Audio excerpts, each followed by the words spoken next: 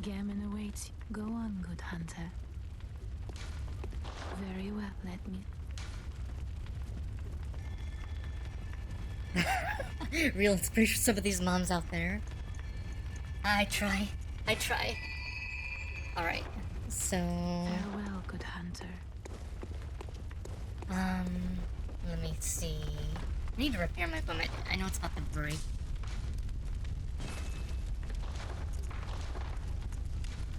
I think we'll leave this on there.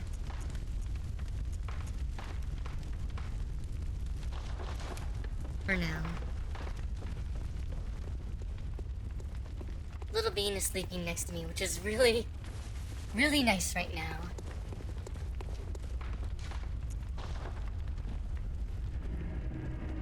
He's stirring every now and then, though. Okay. I said I was gonna need some pepperoni earlier, and I didn't, but I'm going to now. Look.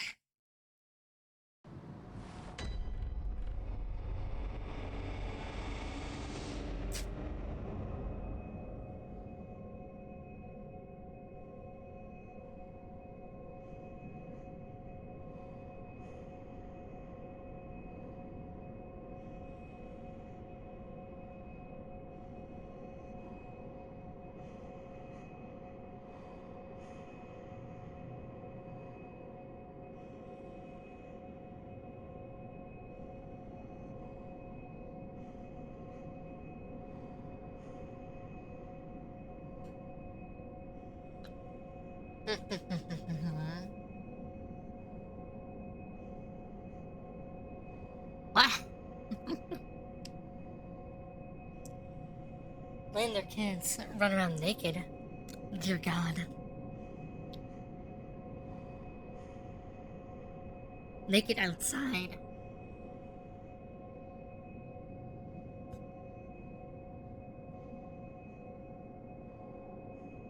How old are these naked children? Like, 2? Or...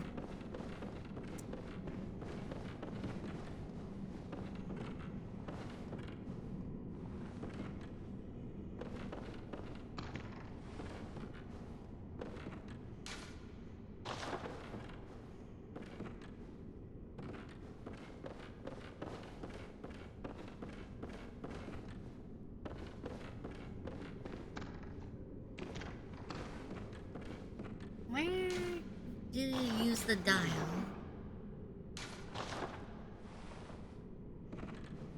I thought it was like right here.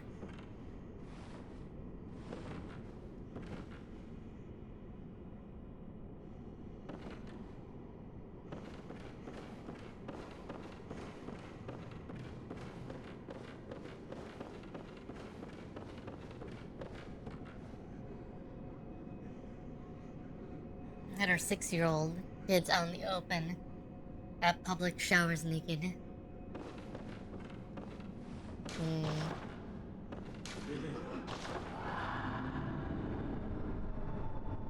Here we go.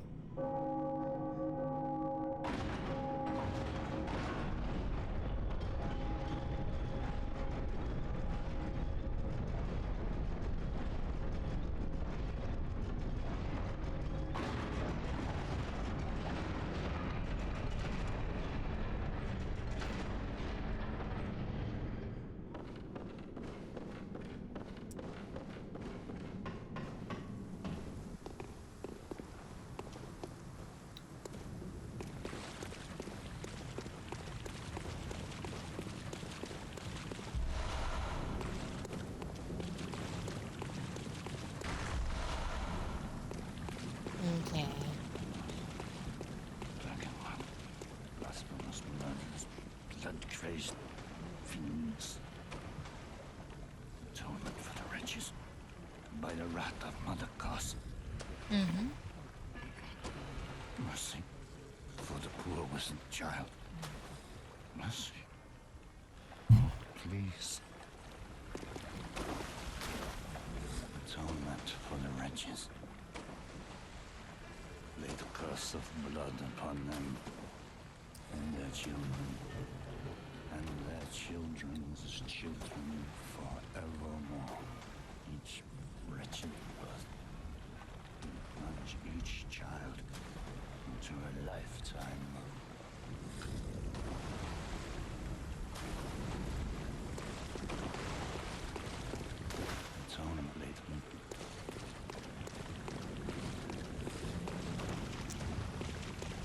is very dark.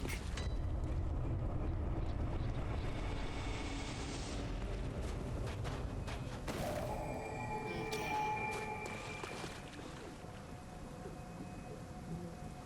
The fishing hamlet, where the hunters came, because something washed up on the shore.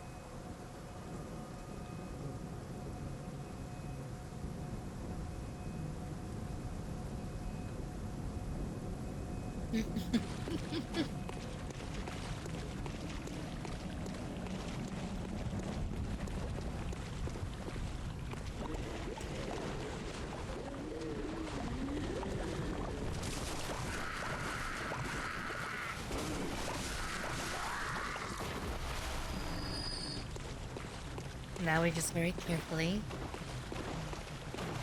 murder the fisherman.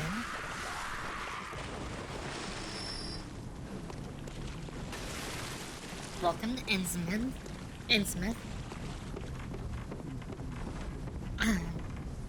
Hope you enjoy your stay.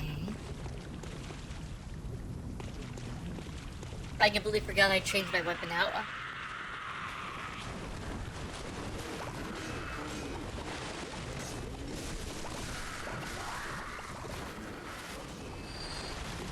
Definitely was not intentional.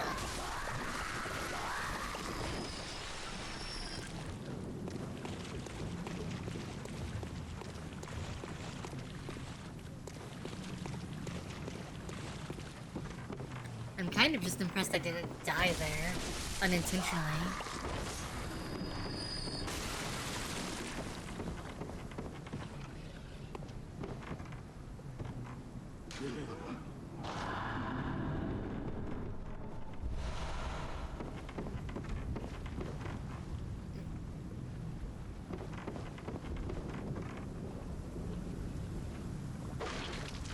The Davy Jones people.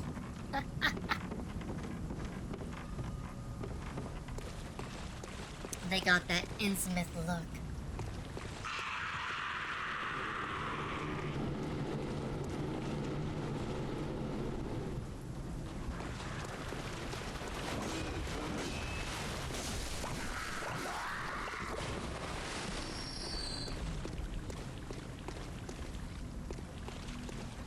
They want the booty.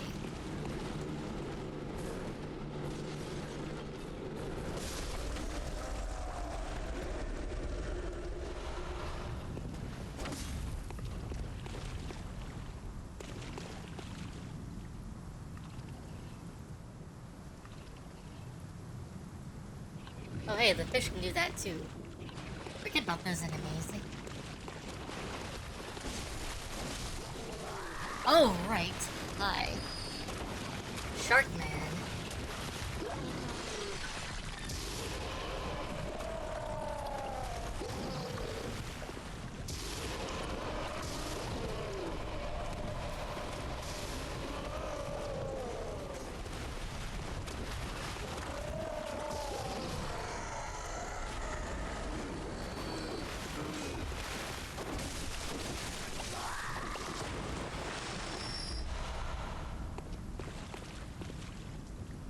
This does imply whether or not the implication intended that this place isn't real. Lovecraft's literature heavily leans the ideas that some entities are powerful enough to... that their consciousness alone is enough to manipulate known reality. Yeah. Well, we also know that this place is likely not real to begin with.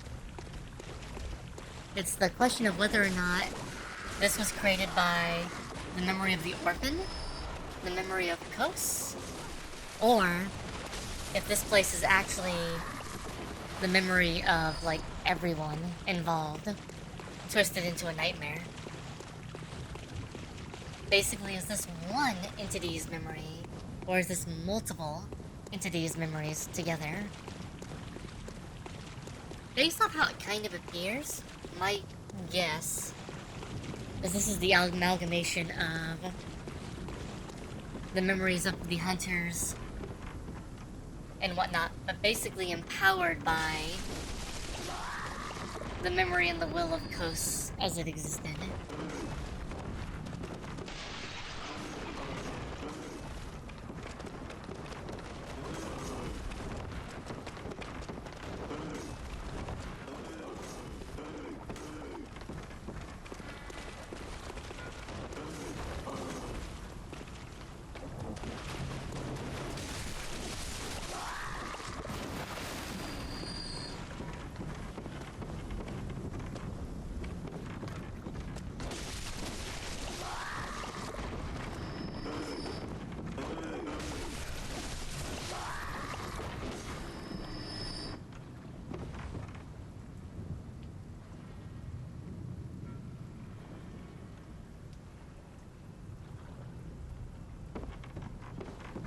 That's also very possible.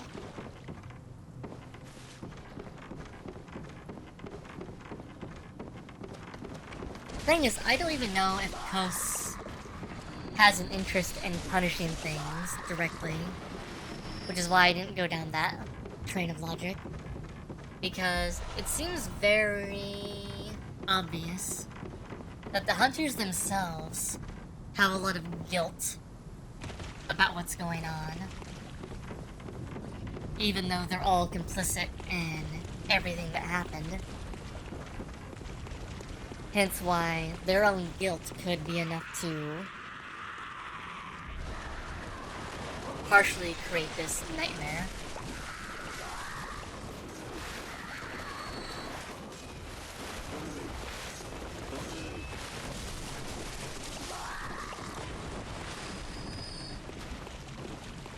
But yeah, I've kind of always viewed it as they kind of created their own nightmare, their own terrible place. The sea creature's mating call. Yeah. And by doing that, they've essentially damned themselves and anyone else who gets too close to the truth and isn't strong enough to overcome the nightmare.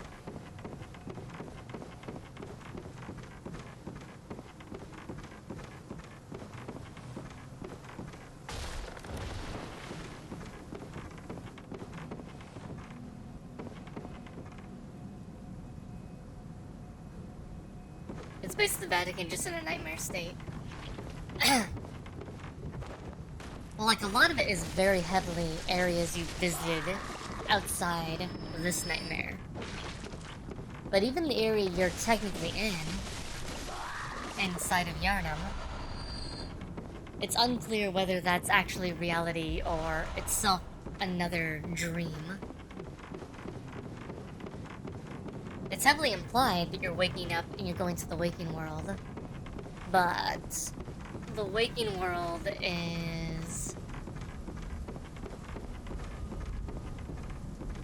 kind of in its own weird nightmare state, and it kind of edges closer and closer to being in a dream / nightmare the longer the night goes on.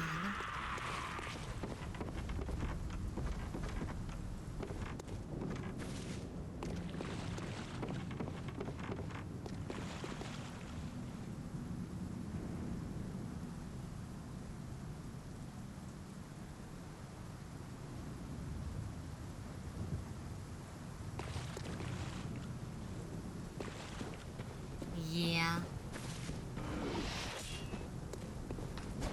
And that makes sense because if entities can't control reality, then ideally, you generate an ability to do the same.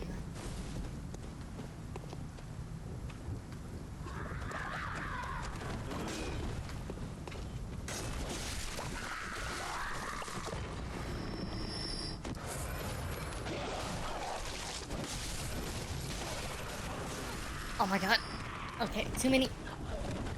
Okay. Turn around.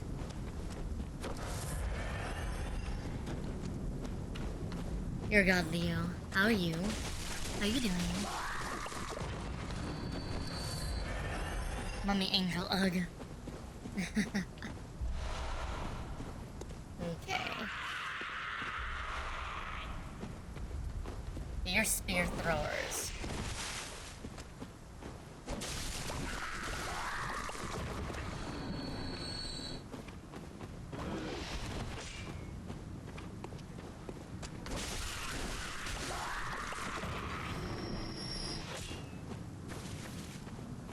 Okay, Shark Boy's not up here.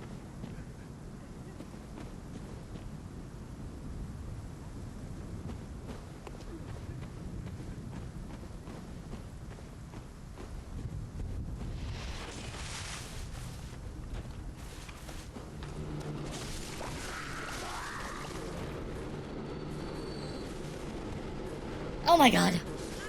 Ah, I hate you.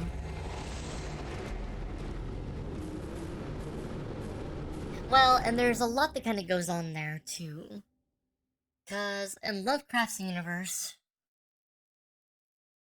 it actually gets a little weird because there's a notion that all of reality kind of exists as a dream of another great old one.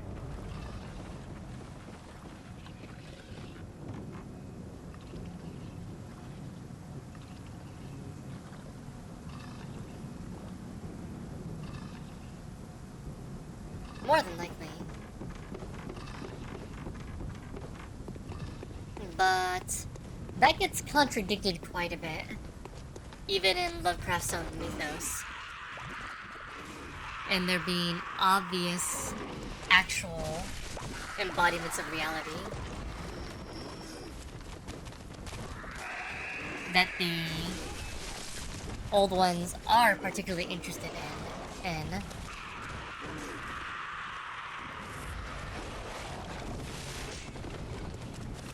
So we have this weird duality that reality as we think about it doesn't quite exist. But there is a reality that is actually important to existence.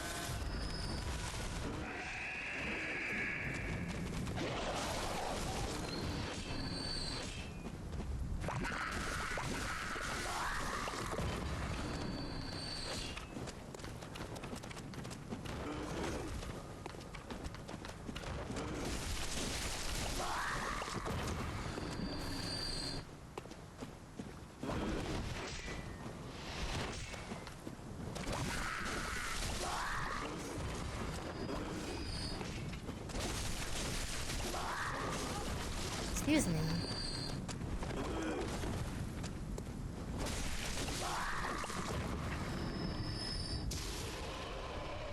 Oh, wrong ability.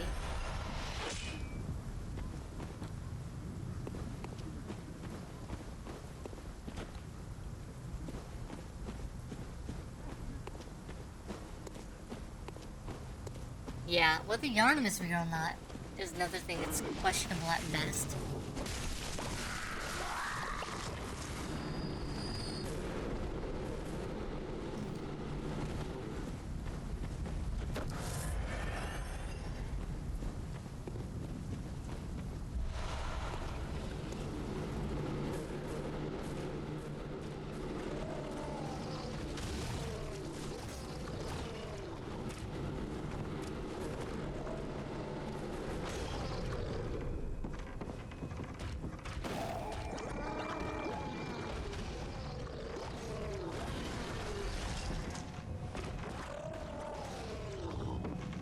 Hi.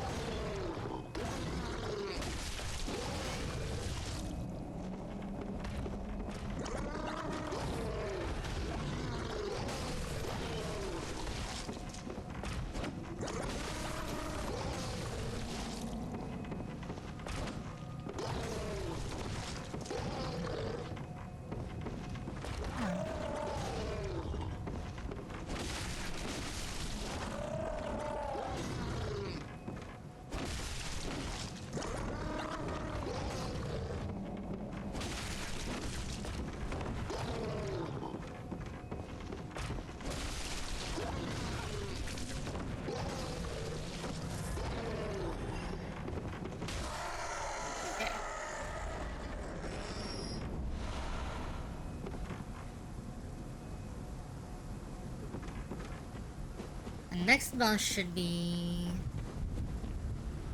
Oh yeah, we're gonna go all the way around there.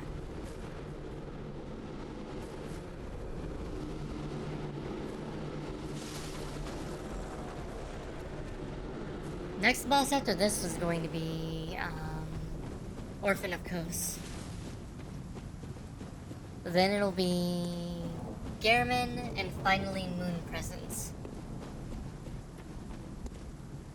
Though, depending on how this goes, we might take a break to do some of the Chalice dungeons and dungeon bosses.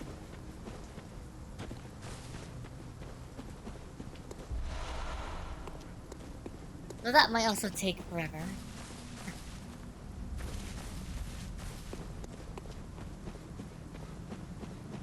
Okay. Nothing else up here.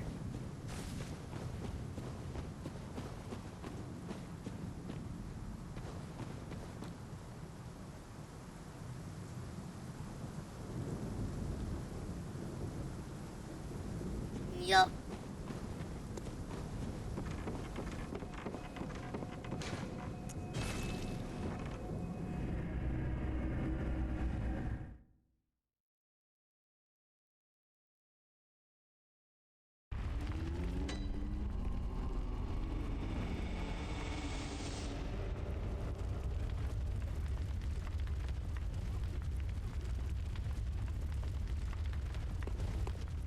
I wouldn't say it's necessarily an illusion. Go on. Very well. Let me stand close. Now shut your eyes.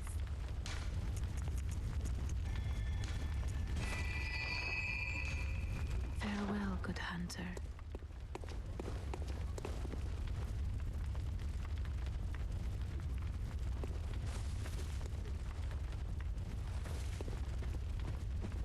At least in the Bloodborne universe, reality is very malleable.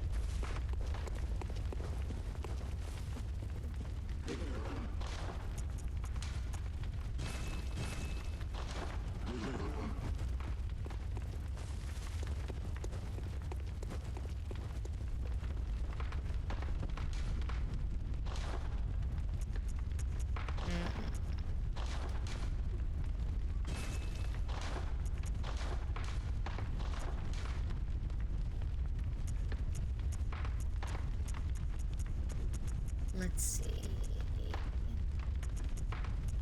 Where's the one that I got earlier? What might only be you.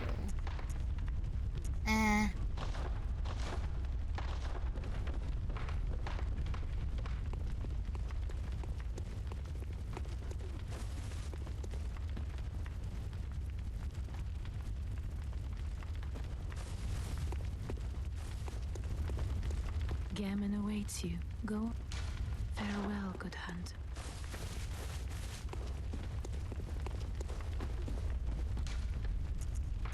Okay. There are some interesting tidbits, especially when you start thinking about the fact the first bit of all knowledge that the hunters and the church discovered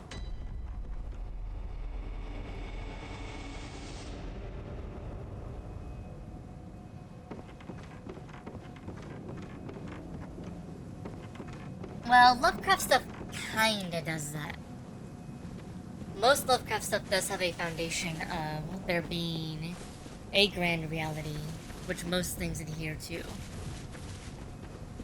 It's a little more structured than that, than being completely open. Bloodborne is definitely more in the end of how much of reality is there, but even Bloodborne doesn't completely deviate from there being a core reality because of just the foundation. I mean, even just looking at the history of what you end up finding.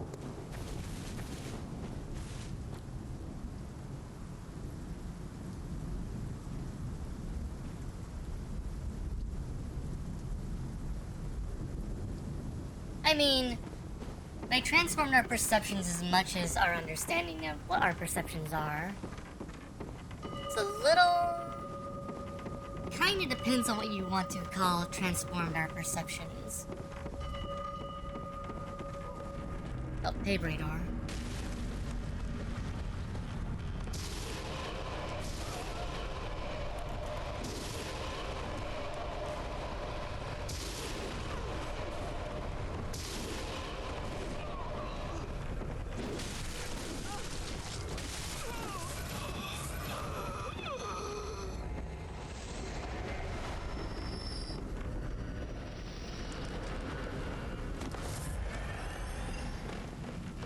It's actually one of the bigger issues.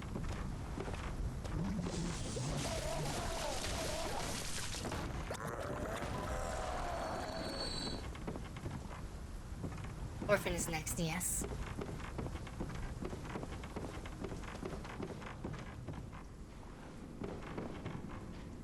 Facing, in general, even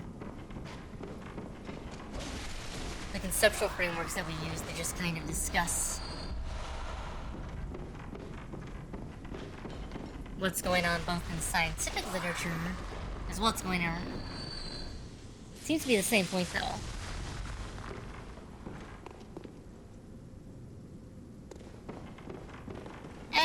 That's not completely true. It is part of reality, but there's a large part of cognitive science which basically points to the further you go down the rabbit hole of disambiguating away from what core reality is, people just become inherently more unstable. Your perception of reality is important, but the issue you run into is that reality as it exists will always override your perception. What is core reality is an interesting one. It's basically whatever exists that overrides your ability to perceive. It's any rules or effects, causal or non-causal, which essentially can act on you whether you want them to or not. Well, that depends on your definition of what you want to call core reality then. You could say it's the physical world, but that means you have to accept that a physical world exists. Or you can accept that it's the experience provider, which is the only thing you can really prove exists outside of yourself.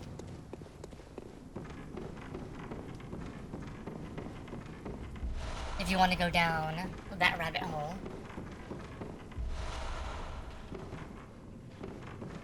Two entities always exist in the world.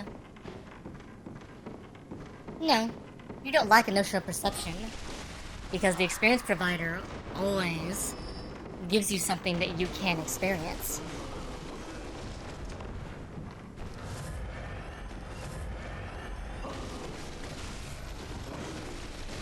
But it's what decides what you experience, not the other way around.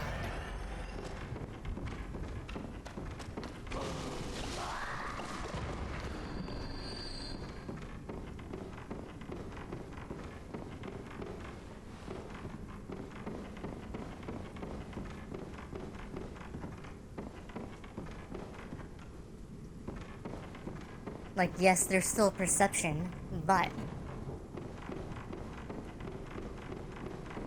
there's always something providing you with things to perceive.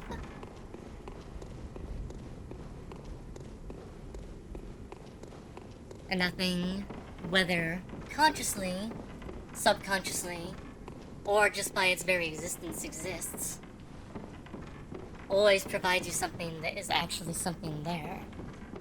Otherwise, you'd have no perception to begin with.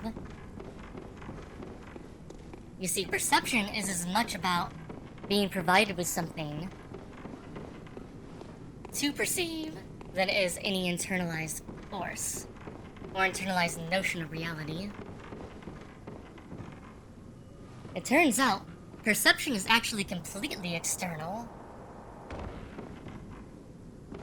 The only thing that's actually internal is how you deal with that perception.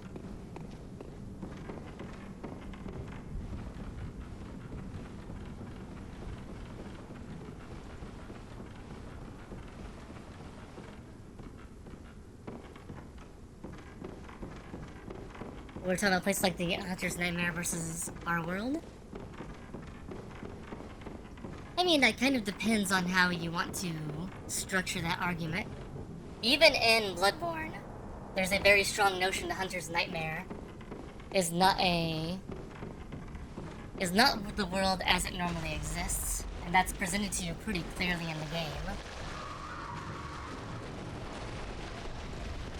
So it's already set up a differentiator. In our world, physical reality, as you might call it, if you want to call it that,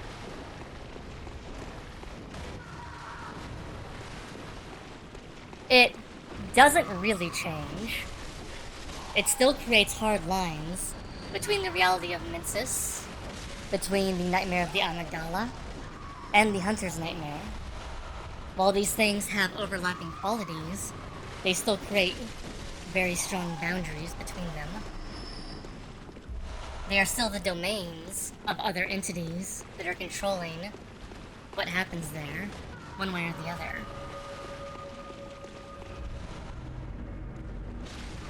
Oh, hi again, Radar.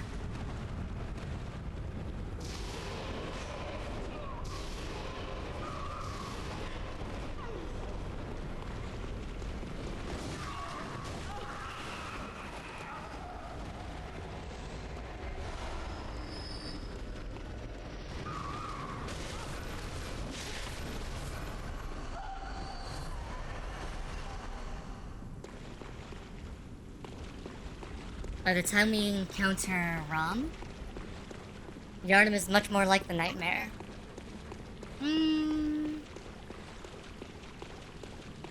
If you have high enough insight, yes. Though even then there's aspects of the game that don't change until after you encounter Ram. That also is under the notion that what's happening in-game is a perception change, and not a literal change by external forces acting on the world. As you get closer. Because it could be either. Oh no, no, no, no, no, no, no, no, no, no, no, no, no, no, no, no, no. No, no, no, not right now.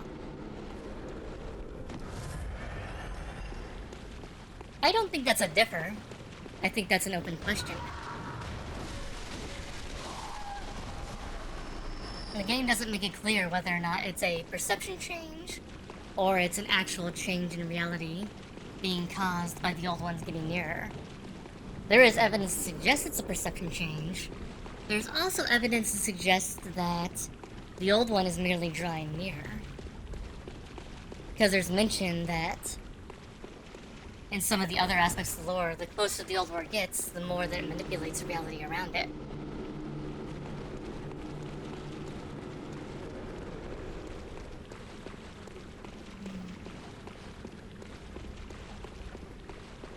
And we know the moon presence is getting closer.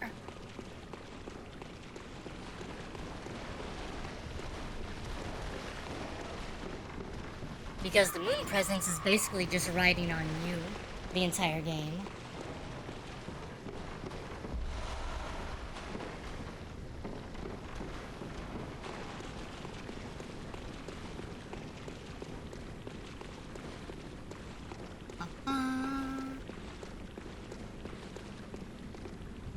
Okay.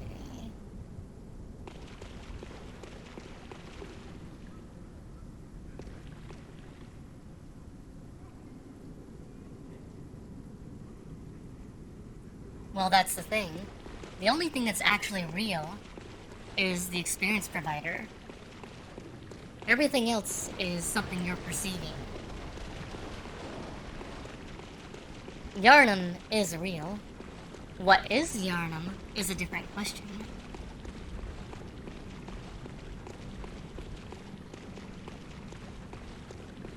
The nightmare is real. What is the nightmare? Again, a different question.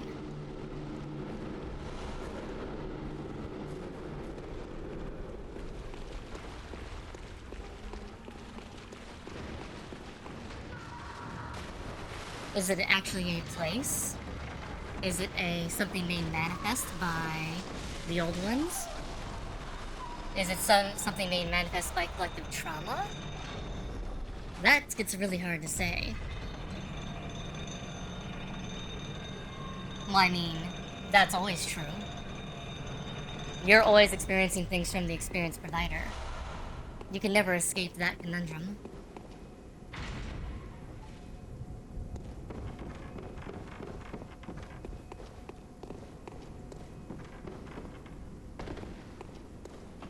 But the one thing you always have to note is that the experience provider always provides you an experience that you can experience.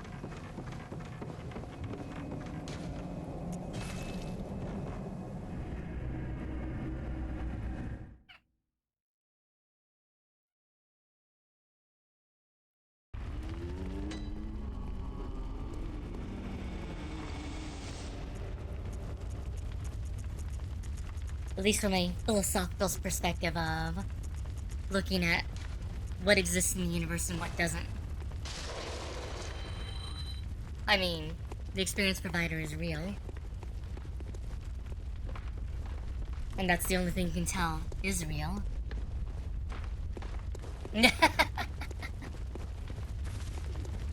Gammon awaits It you is the only thing that at the exists foot of the outside of great you. tree.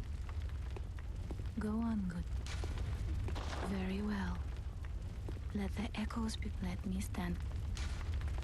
The difference with it being a thing of purely perception is that in a world of pure perception, there's a notion that experience is internal.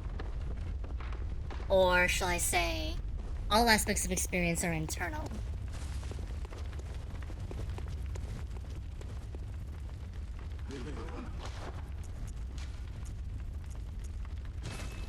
But if something's there providing an experience, then the construction of that experience is well formed.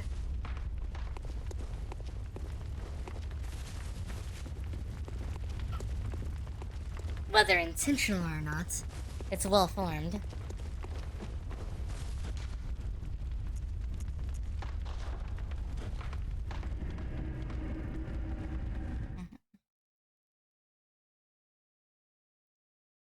Well, this is where we get into a weird thing. If we accept the brain exists, then you have to also accept a physical reality.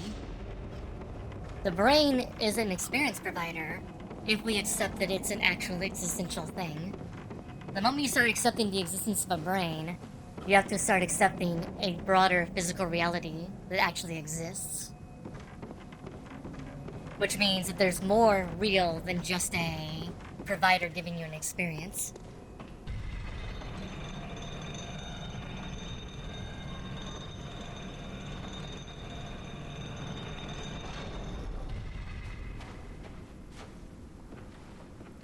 When we're talking about what's real and what's not real, we have to be a little careful, because the moment we start bringing up any aspects of physical reality which actually create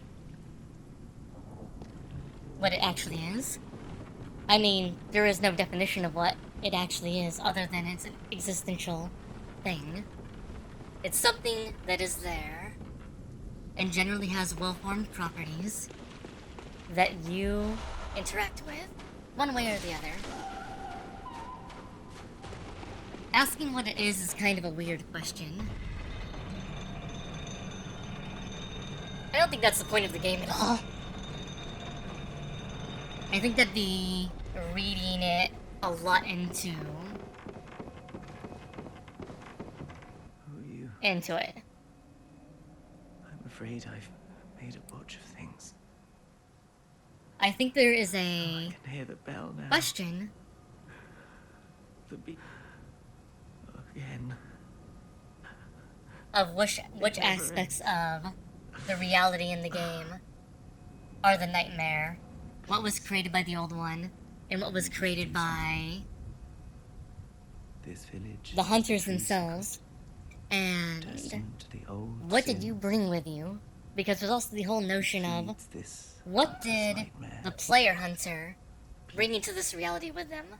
Bring to an end the horror. So our forefathers sinned. It isn't fair.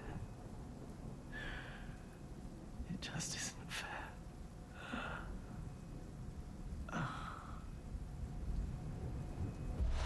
And he's dead. Goodbye, Simon. Okay. Now we can go kill the dude if we want to. But yeah.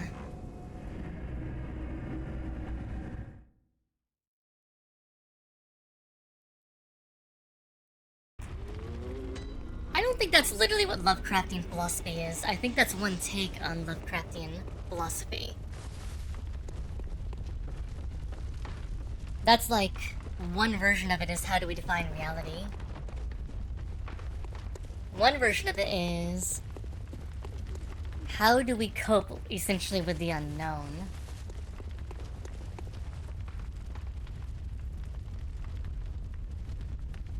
Like, yes, many characters end up coming up against a reality they aren't completely aware of or exactly how to deal with. But that doesn't really necessarily say how do we define reality. That's more of a reality exists beyond what you can perceive. Which is actually covered in most of Lovecraft's works of that not being necessarily what you're perceiving, but there's a reality beyond what you can perceive.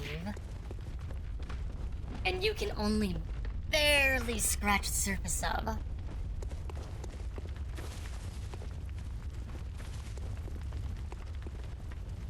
Now you can say that's the definition of reality, but under a scientific notion, the definition of reality is all things, everything that exists, whether you can perceive it or not. Now we can't measure it, because we don't have the tools to measure it, but if you find evidence of a piece of reality that exists outside what's normally measurable, then that is part of reality. It's less of how you define reality, it's more, our definition was incomplete and needs to be bigger.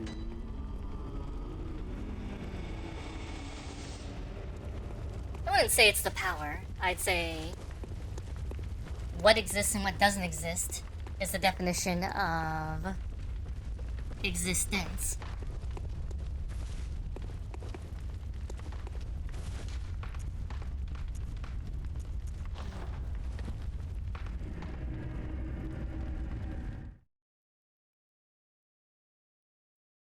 That's not at all the same functional same thing.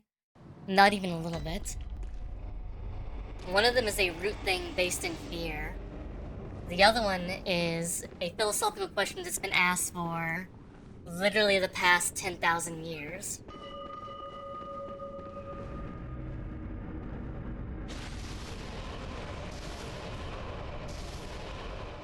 The definition of reality question has been something asked for a long time. It didn't begin with Lovecraft.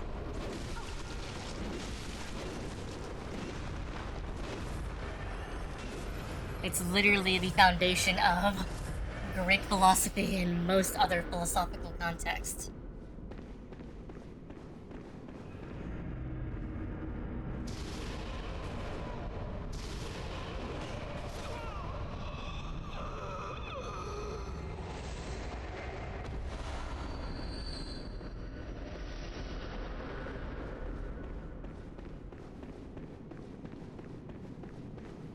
You said that is Lovecraftian philosophy. It's not. It's just the foundation of philosophy in general. Look who's here. Welcome to my quarters. And there is a pretty functional difference between I've the never two. entertained a guest before. Are you going to kill me after all you've done?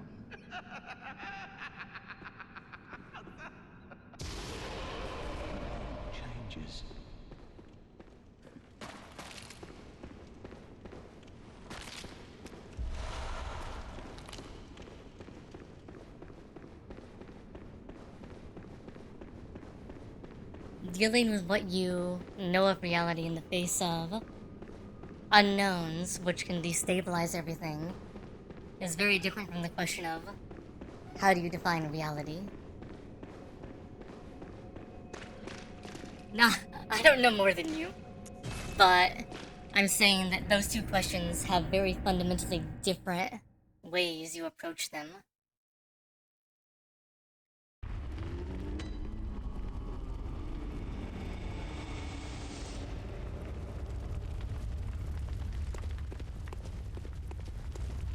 Existential dread and the examination of the unknown is still a fundamentally different question. And the esoteric look at it. Again, I wouldn't say Lovecraft is based off of how you define reality.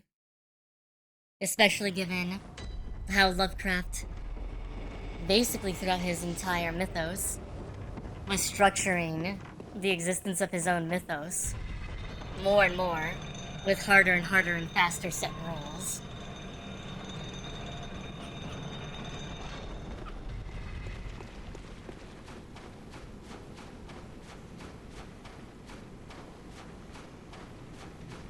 I don't think philosophy exists to answer what we don't understand either.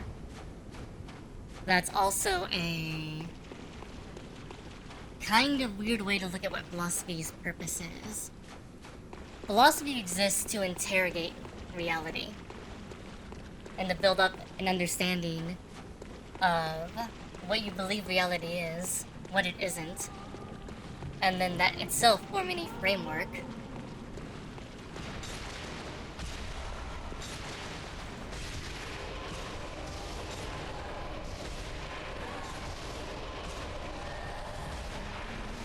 for how you want to deal with other questions that you encounter.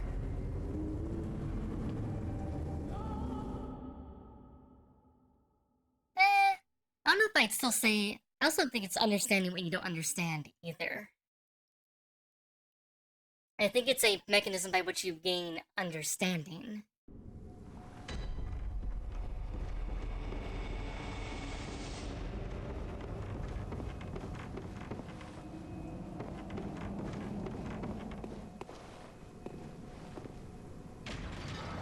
Understanding that you don't understand, or learning to understand what you don't understand currently.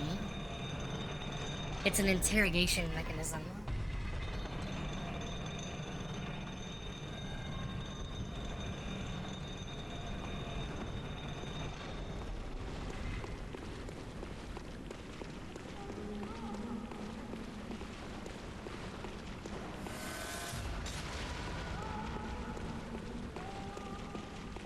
God, that built up frenzy so fast. These winter lanterns suck. Okay. Well.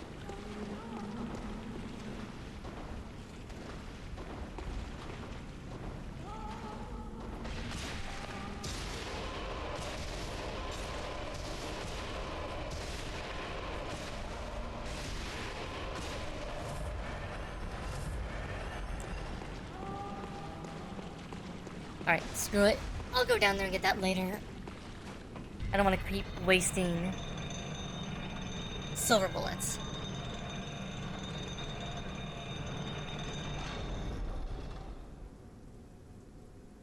That's not at all what I stated.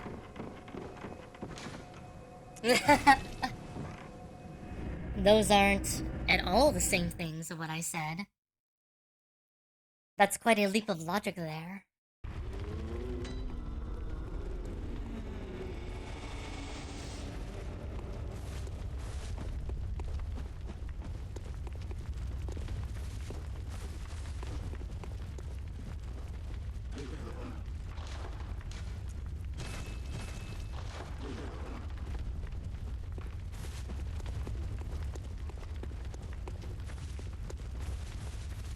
Reminds me of a discussion, actually. I mean, I'm pretty sure that's not what I stated at all. And I'm pretty sure we can go back and bring that up. During Saber stream yesterday, had trouble with the Dragon Barrow Knight Cavalry. That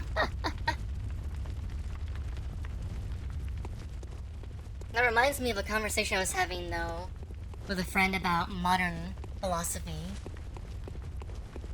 And we started talking about how modern philosophy has this really terrible problem of trying to internalize all notions and discussion of reality, because modern philosophy seeks for this notion of creating control around experiences.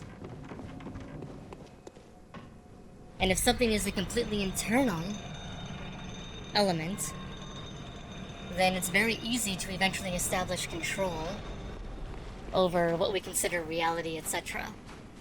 But it then runs into the problem of why are there so many aspects of reality we can't control? And it falls back on this pseudo kind of Buddhist enlightenment perspective of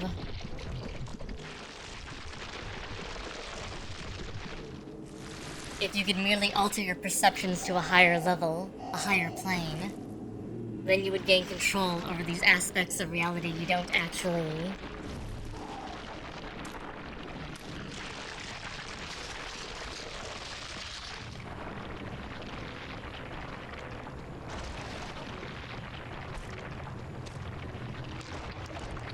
I mean, philosophy is the tool of building understanding. Doing pretty well, Terry Berry. It's essentially the framework we use to try to make sense of a world that exists.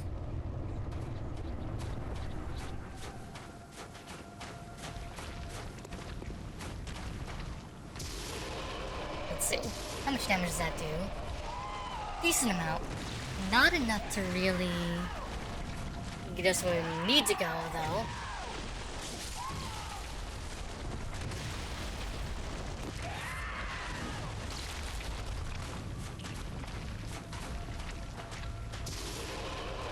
It would take a lot of these to kill him.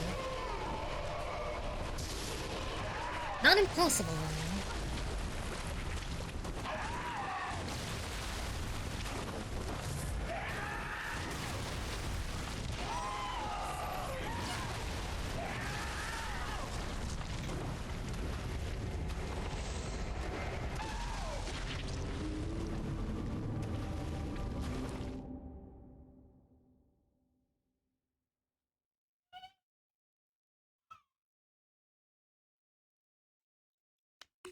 If we look at philosophy as its basis, and what philosophy is, at its absolute root,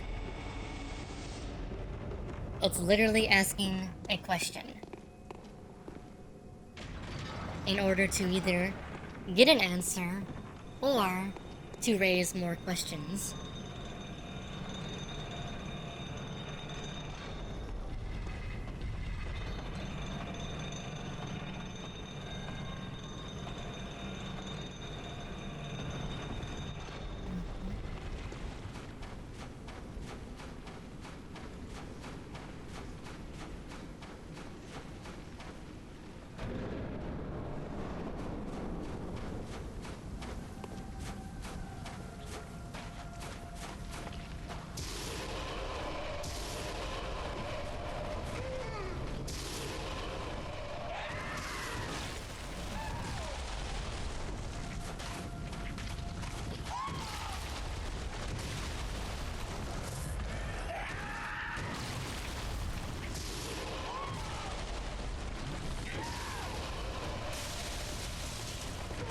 I mean, yeah, fear is part of the experience.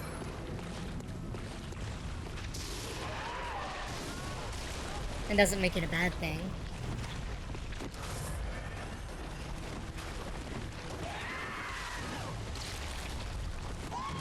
I mean, that's a kind of basic notion of looking at philosophy.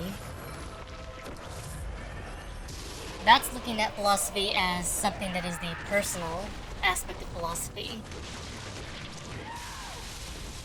Philosophy as it actually is used as a tool is very, very different. Philosophy as a tool is, again, literally the interrogative process.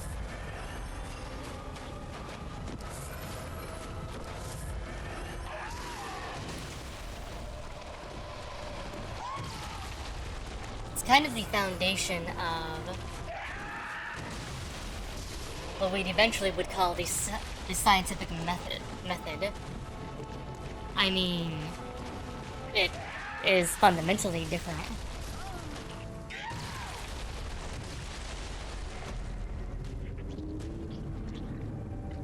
A personal philosophy is a set of rules that you adhere to about a perspective, etc. It's an internalized view of the world. Philosophy as a tool is the process by which you go through interrogating an aspect of the world in order to build a perspective on it. They're kind of two fundamentally different things. A personal philosophy is very different than the philosophical method.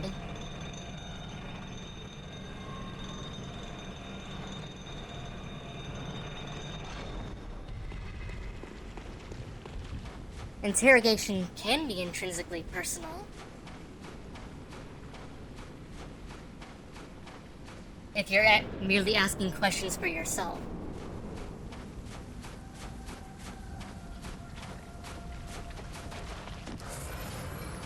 Well, philosophy isn't even really morals. A personal philosophy is a structure for how the world works. It can include a system of ethics, but doesn't have to.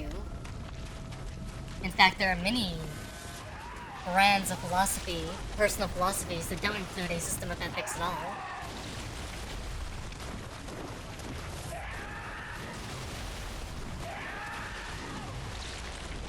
Technically, the scientific method has no system of ethics. It merely is a mechanism of exploring scientific goals, and it's very much based off of the same foundational philosophical methods.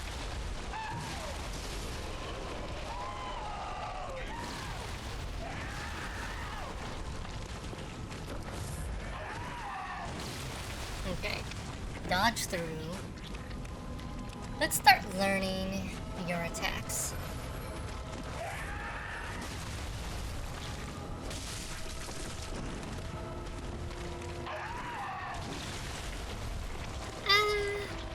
Kind of.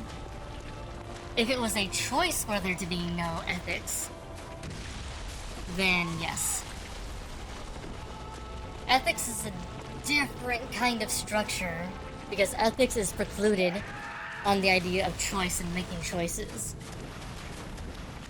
Not having made a choice whether the ethics exists there or not isn't in itself moral, because morals are also then based off of choice. If you choose to preclude it, then yes, it's an ethical and moral system.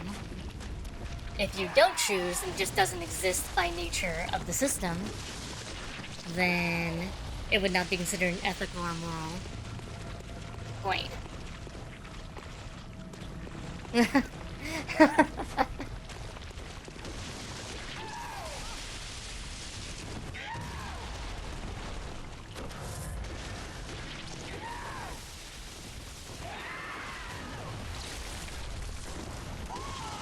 I mean, we get very tied to our definitions of things, so that's not necessarily uncommon. It's one of those really weird things. I mean, you talk about the fact that there are systems of thought that have no ethical standard. And then people try to infer an ethical standard upon them. Which is like, well, you can, but you're going to be basically bringing in your own ethical belief into it. and how you judge the process, etc. I mean, telepathy is just gonna make things worse. It wouldn't make things better. Trust me on that one.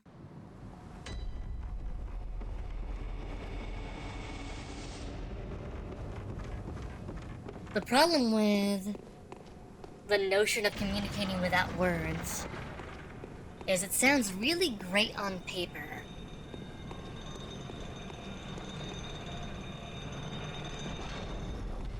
Or shall I say without structure?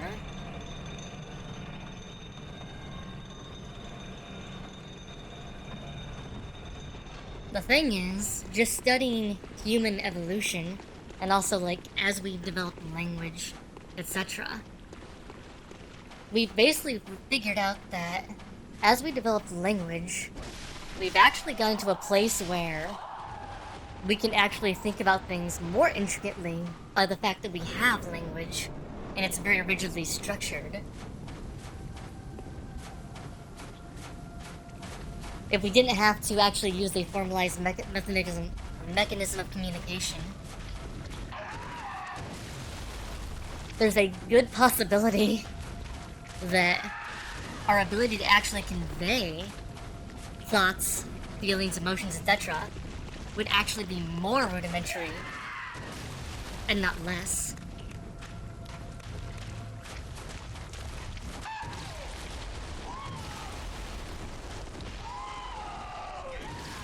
I mean, what is the ethical standard of the scientific method? Can you define it?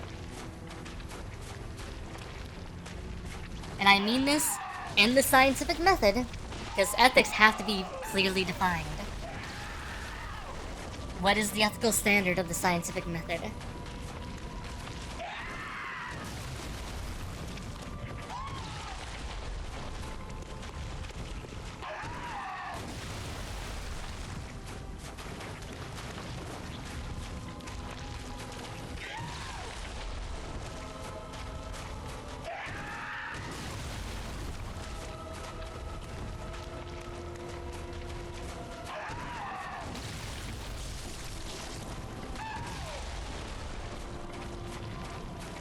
Because they've been trying to make one since we came up with the notion of the scientific method.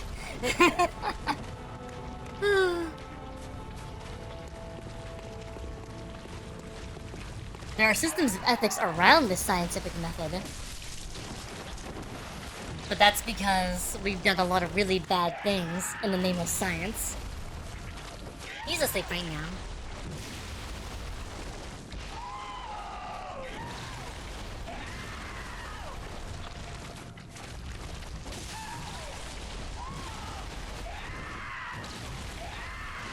Yeah, he was really cranky earlier.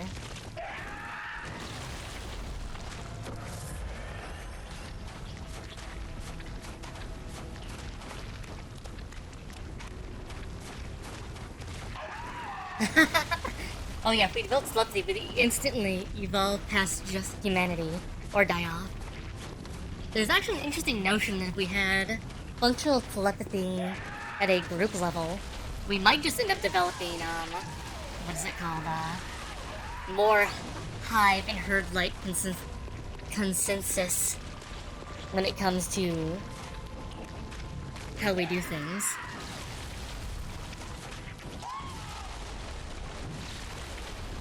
I mean, don't make shit up isn't actually part of the scientific method. The scientific method says create a hypothesis, research it, and then provide evidence. That's not fundamentally an ethical thing. There isn't a part of the method that says don't make shit up. The don't make shit up stuff is something, it's an ethical part that's added afterwards. And it's a part that a lot of people still do.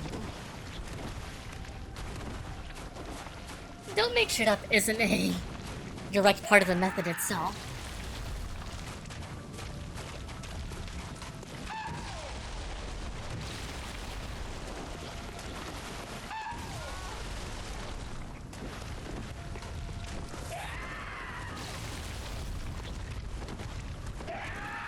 honesty is supposed to be part of the process. But, well, actually, we should talk about it this way, because inferring honesty in the scientific method also is not really accurate either. Because it's literally saying, make a hypothesis, collect data on it. Does the data support the hypothesis? Yes or no? That's not really honesty. That's merely, does an observation match a question? Whether or not you're honest in your findings is completely different. The method does not include that as a requirement. The method merely says, collect data, doesn't match the hypothesis.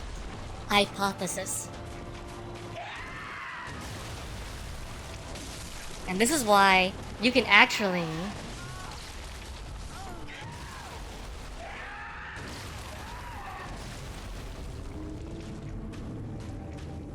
except there are plenty of very legitimate ways to collect bad data that are still perfectly scientific in nature. If the observation is deliberately misinformed, except there's thousands, tens of thousands of ways for it not to be deliberately misinformed. And there's tens of thousands of ways for it to be unintentionally misinformed.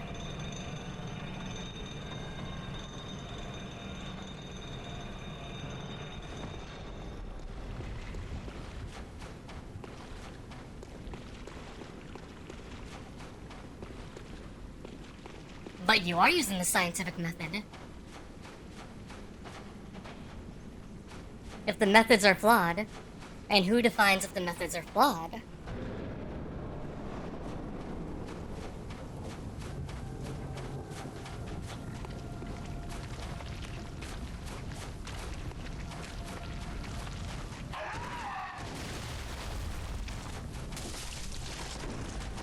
Okay, later, Hazari.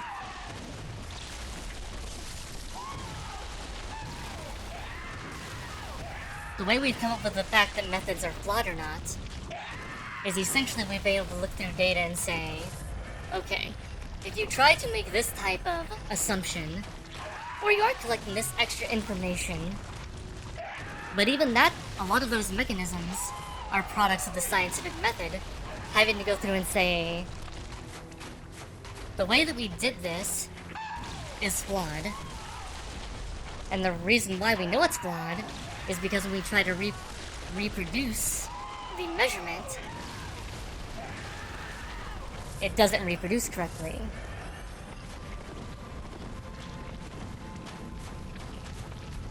Well, right, but that's the thing. That doesn't mean it's honest. That means, again, it's based off of observation, and do the observations match the question? That's not honesty. That's literally the system is found based on things stacking up. This works or this doesn't work.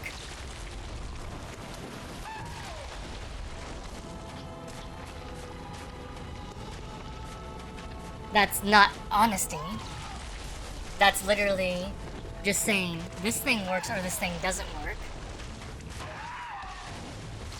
Honesty is whether you are deliberately lying or being honest with a question. If you're deliberately misinforming someone, sure, I guess.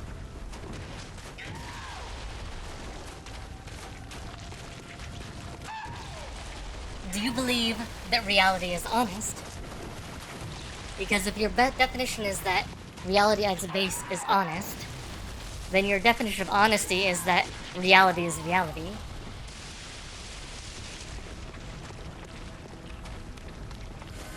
Reality is neither honest nor dishonest, it merely is.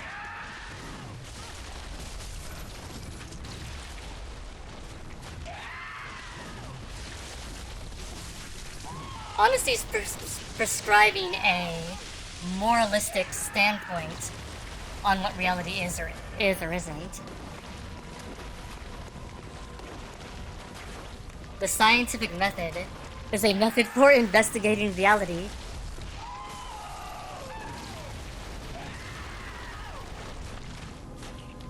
It's a philosophical method for interrogating what we believe or don't believe exists. And it has no system of ethics directly.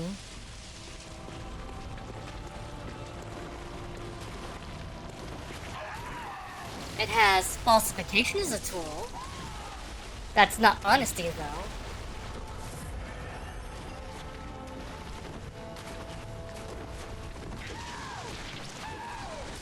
Whether something's falsifiable or not is not honesty. That's whether data can be collected to say the observation can be met or not met.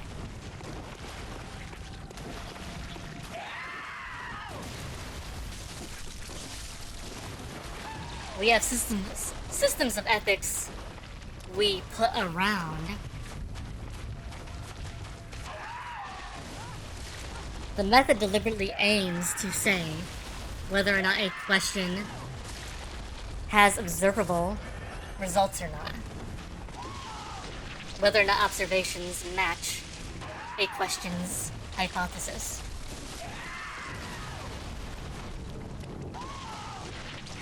Falsifiability is inherently built into it because you need a way to actually reproduce. The reproductive aspect of the scientific method is kind of core to that.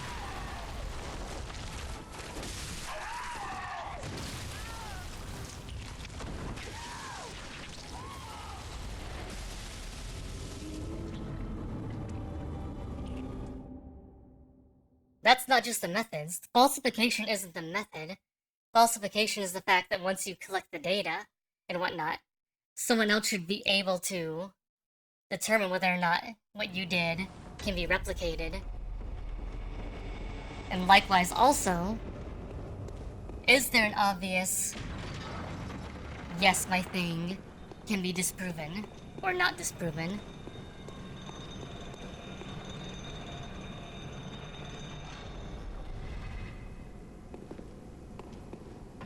It's not just the methods can be flawed.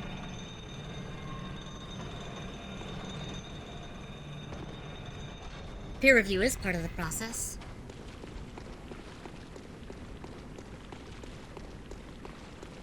And peer review also looks at, 1, is your hypothesis falsifiable? Is there a way you can actually show your hypothesis is something that doesn't exist if there's no evidence to support it? And then likewise,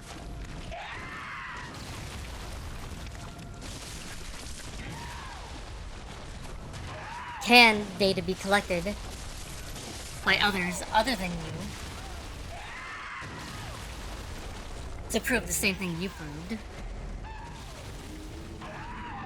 Well, more like prove, but more weight that what your observations were do match reality.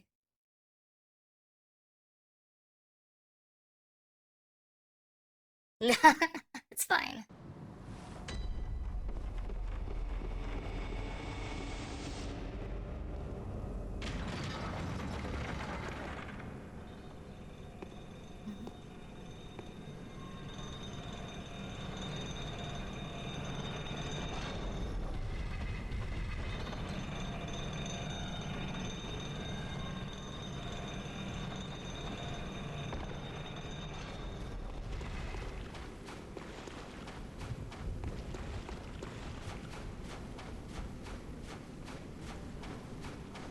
But my point is that the method itself doesn't have honesty or dishonesty put into it.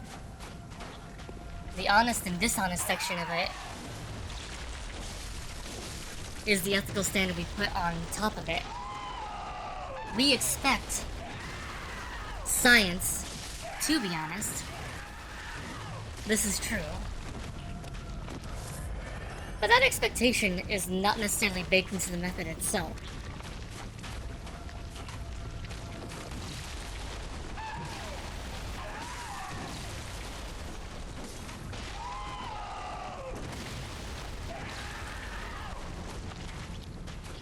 I mean...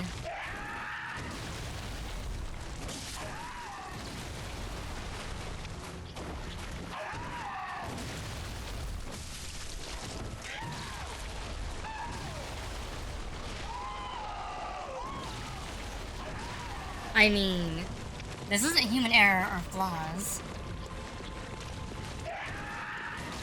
The system works with or without honesty. A machine could literally do the process. Honesty exists or not exists in the process, mostly based off of the fact that we humans are what are doing the work. Yes, which means deliberately trying to mislead you exists outside the process. That is someone acting outside of it, and we have a externalized ethical framework that says, if you try to mislead us using the process, you should be punished. But the process itself doesn't have honesty in it to begin with. The process, you could almost say, assumes honesty, I guess. But that's also one of the reasons why the process fails when people do hack it.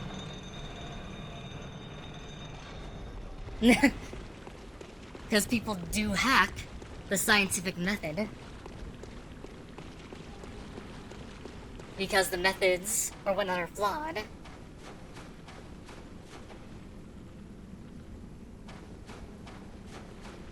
Without honesty, there's no reason for the method. Gathering data is not an act of honesty. Gathering data is an act of verifying. That's not honesty.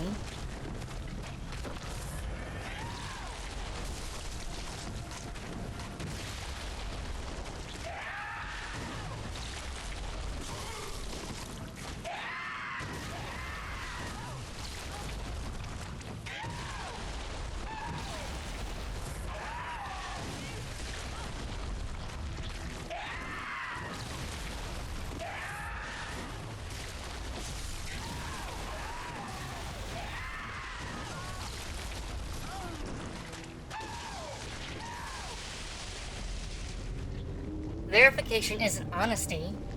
Verification is proving a Boolean flag, true or false.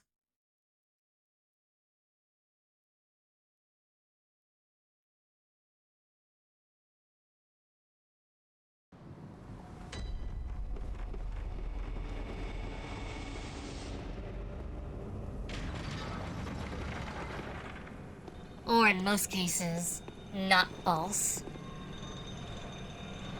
You can be dishonest when verifying, yes.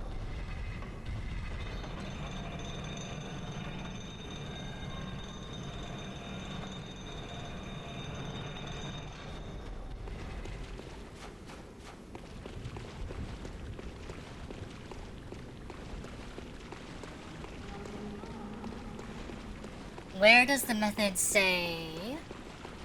Where in the scientific method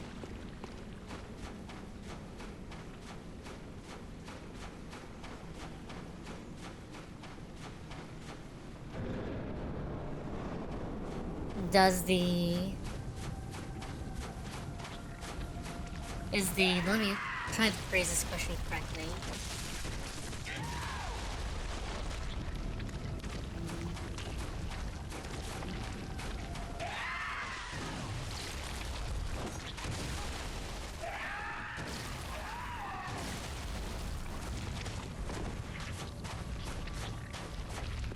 I mean, the method can't require the data as ironclad.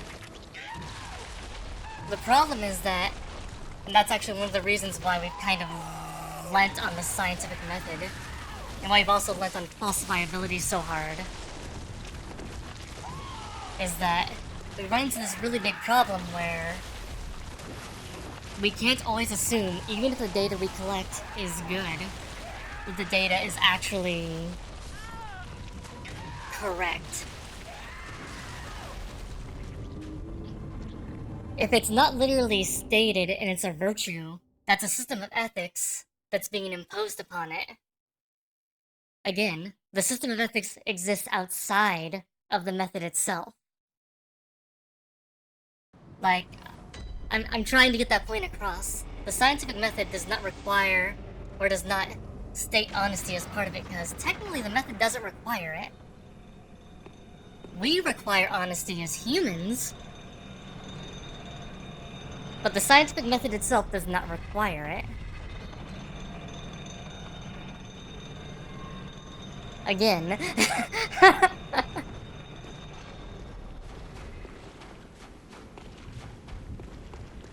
In fact, again, you could have a machine do the scientific method with no human involvement.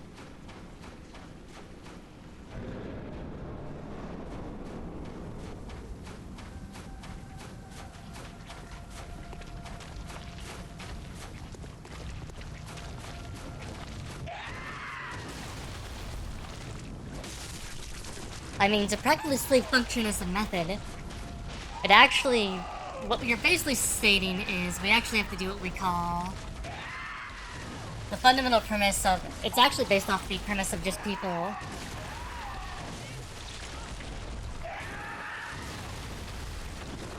do we trust each other or not?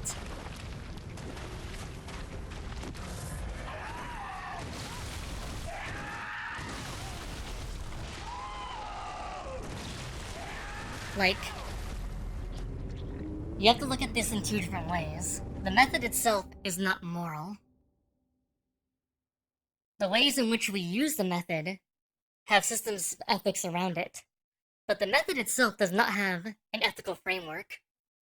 The system itself is not ethical, is what I'm trying to get at.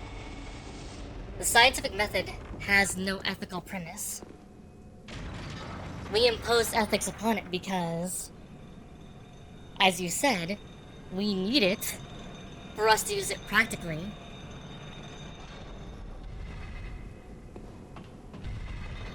But the method itself is not an ethical framework. It does not have ethics as part of it. And in fact, plenty of people have used the scientific method in very unethical ways.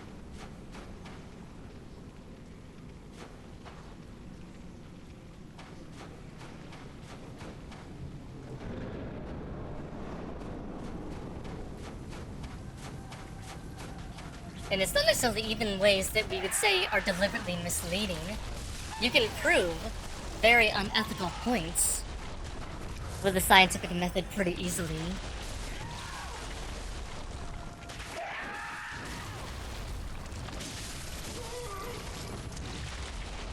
The scientific method imposes no system of ethics. It's the opposite direction. We impose a system of ethics upon the scientific method.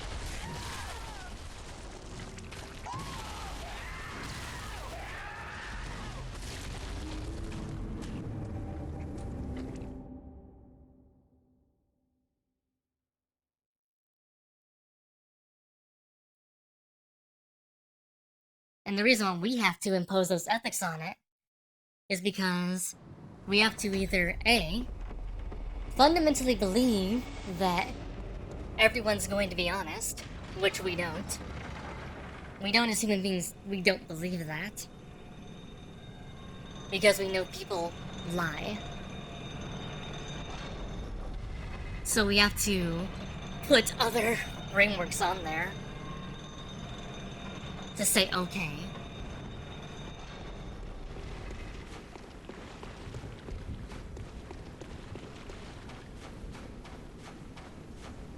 I need to get to where I have his first phase down well enough.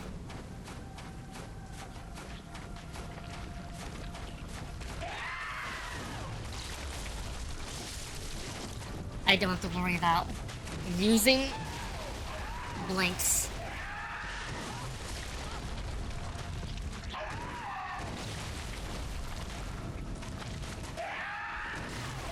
Without honesty as a aspect of the method, how would it work?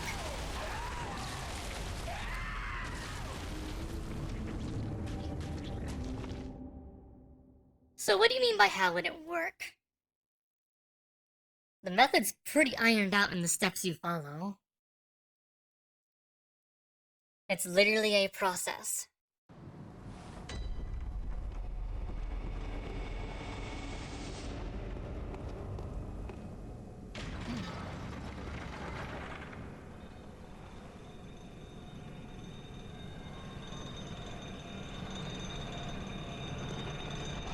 And it's literally a process that a computer can perform.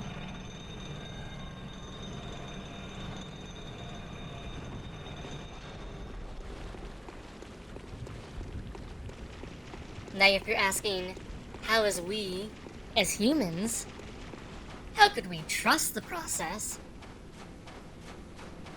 Then, well, that's essentially how we ended up with peer review.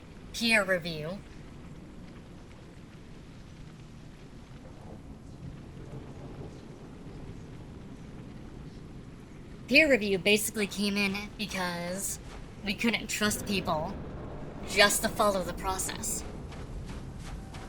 So then we added peer review to the process as an ethical standard, in a way of also double-checking our ideas.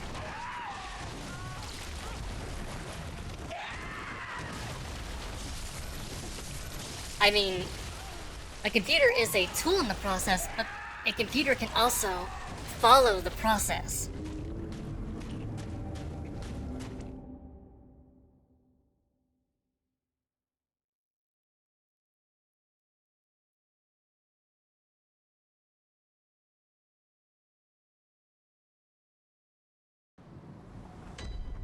We use the computer to help us in the process because it makes a lot of things easier.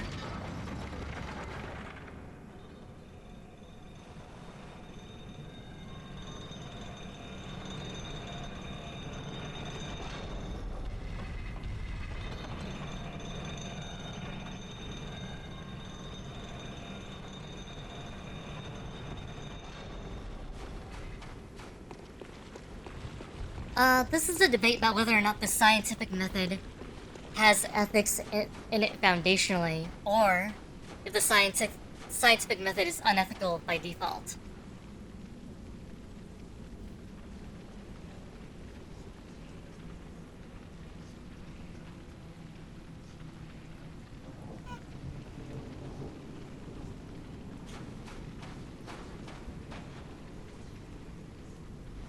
It's like asking, would you trust the thermometer?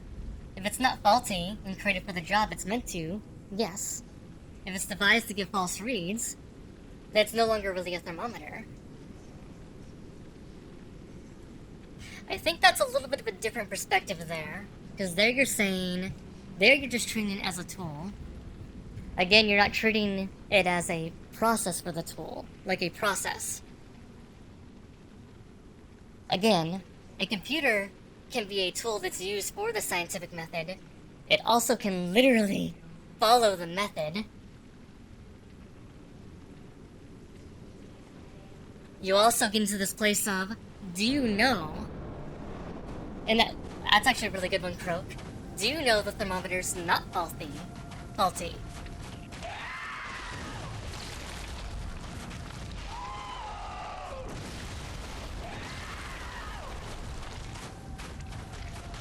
Do you know that it was designed to be dishonest? It's actually a really interesting one because it's basically the circular nature of the scientific method itself. And how it has to constantly re-verify itself because the mechanism itself could be flawed. So then you have to reanalyze yourself and be like, is this still true? Did what we find Is what we found actually true?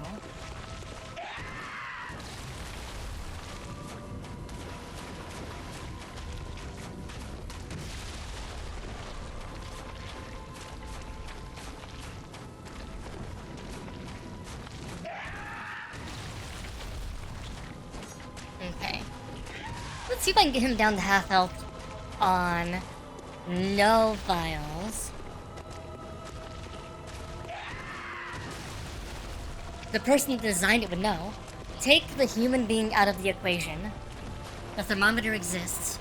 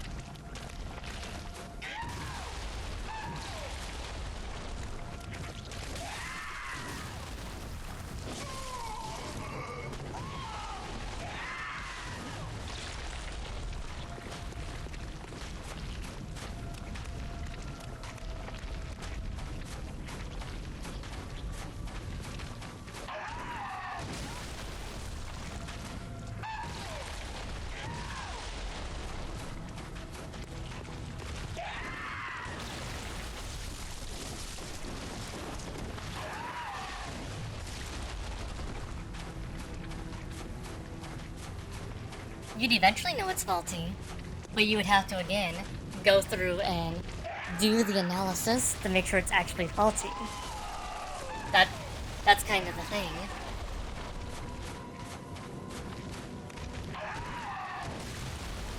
And it giving you false reads isn't dishonest, especially if it was just faulty.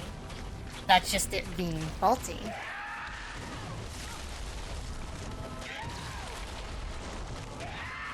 And you trying to show if it's faulty or not isn't inherently a dishonest or honest act. It's merely verifying. Is it giving you the same read as all the other thermometers in the world?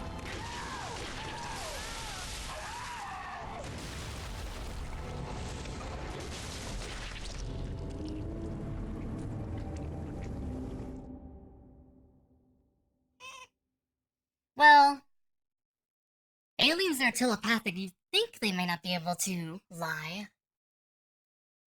That's actually an interesting question, because if we look at the ability for... Let's talk about groupthink.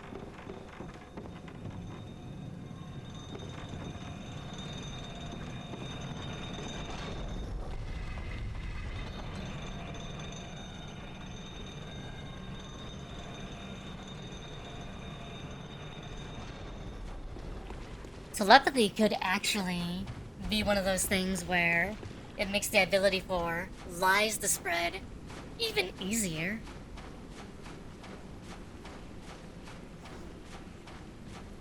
I mean, a tool can be flawed from its inception without even knowing that it's flawed.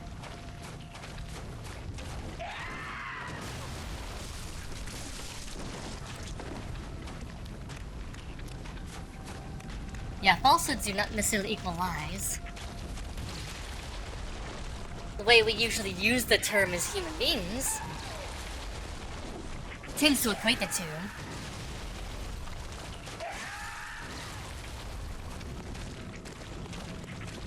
But a falsehood isn't inherently a lie. I'll probably get some more Lyles in a little bit. I want to kind of try to get him to phase 2 without extra vials.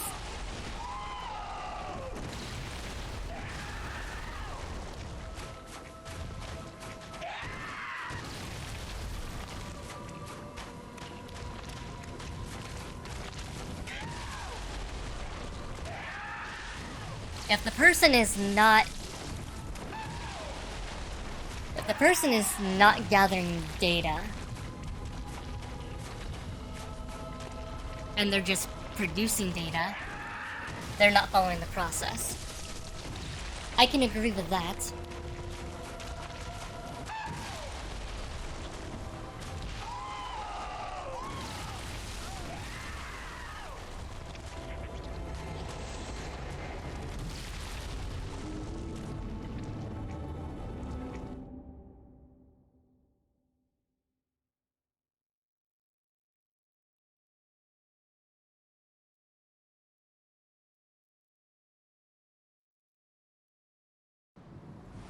We have to extract what's needed, yes.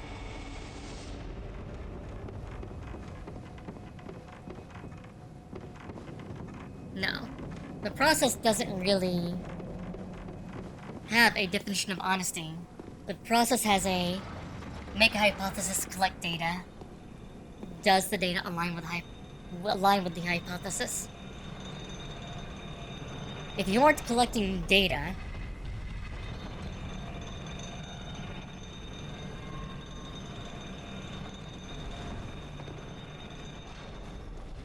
I don't think that's inherently honesty.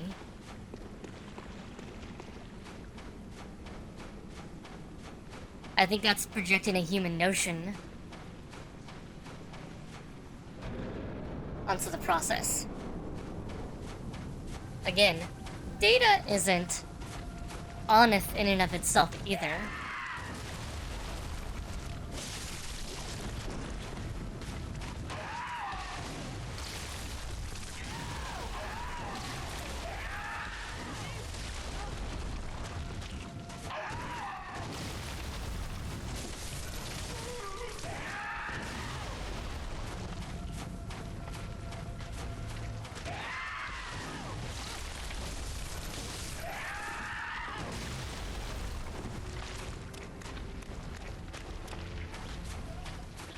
It's doing something without the intent to mislead.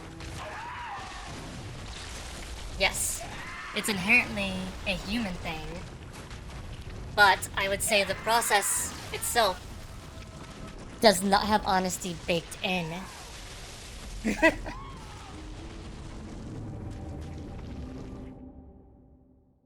I mean, I think you would be really hard questioned to determine whether or not we invented the concept of honesty or not. If honesty exists without human beings or an intelligent creature to say it exists, then we're basically saying that honesty is the notion of true and false. In which case then, yes, I would agree. Honesty is part of the process. But that uses such a broad definition of honesty.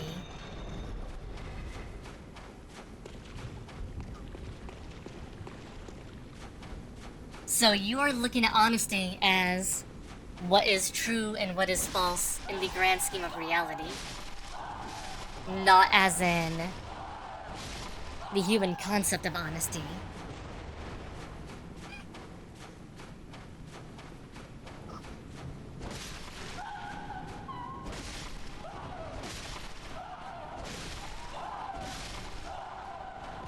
Because, yeah, I would consider that the concept of truth and falsehood, existence and non-existence, existence.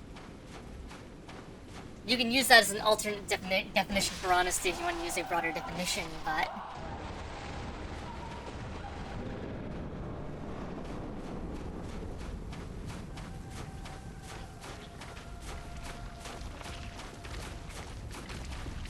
the intent to make a falsehood, to be honest or dishonest, I guess, is a little bit different.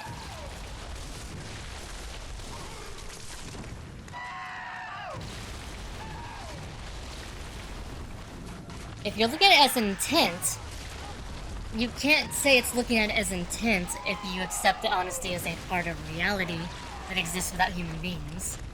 Because reality exists without intent.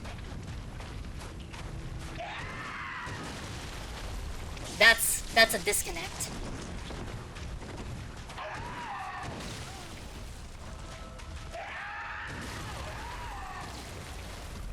I think you actually are looking at it with both those perspectives, and you're kind of marrying them in your own head. You're marrying the unintentional, like the truth of reality, with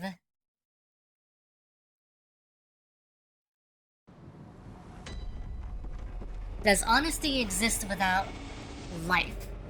Without a living being that can intend to lie? Let's be a little more basic.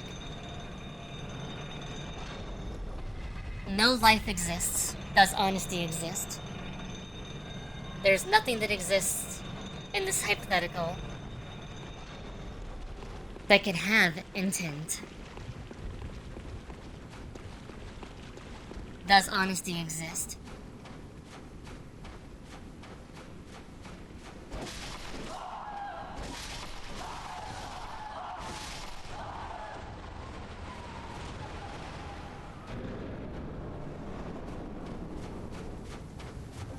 Welcome back, Terryberry.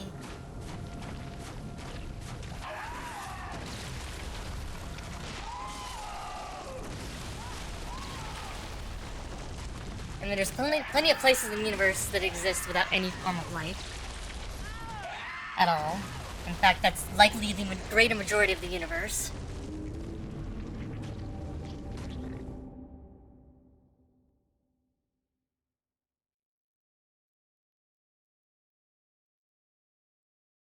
But assuming a universe where there is no living organism that can have intent,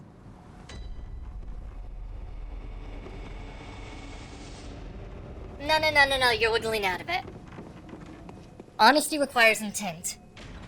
If there's nothing there to have intent, then how can honesty exist? You're trying to have your cake and eat it too.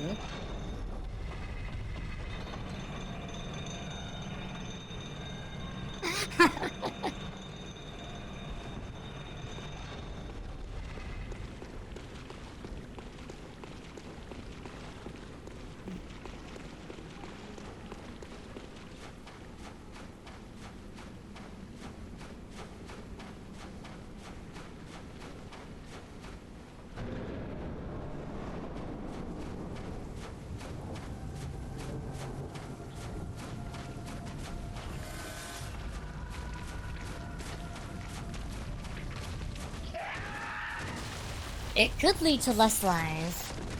The reason why it could lead to more lies is because, and it kind of depends on how telepathy is structured.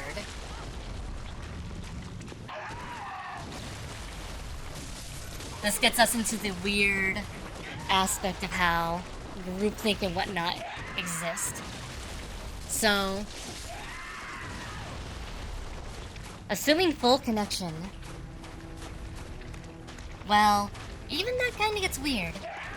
Because can at any independent point in a fully connected, let's assume you can communicate at the speed of light, fully telepathic, and you can communicate at the speed of light. I didn't say nothing exists. I said nothing with intent. Nothing that can have intent.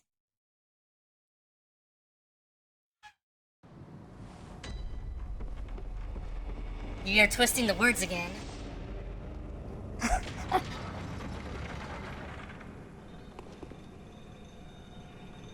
You're jumping that nothing living that can have intent means that nothing exists. I never said that. I said nothing that can have intent.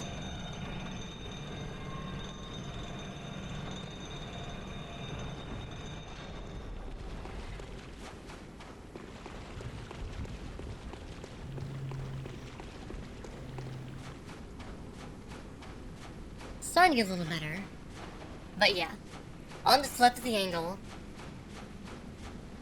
the question becomes, 1, is your method of communication structured enough that people aren't just feeling and thinking the things that you're putting into them, and then amassing that into the hive telepathy? And 2, are there entities around that can verify what you're experiencing, your point of view, etc.? I mean, it can be two-way communication, but look at like a network. Intent is the willful act to do something. That is intent.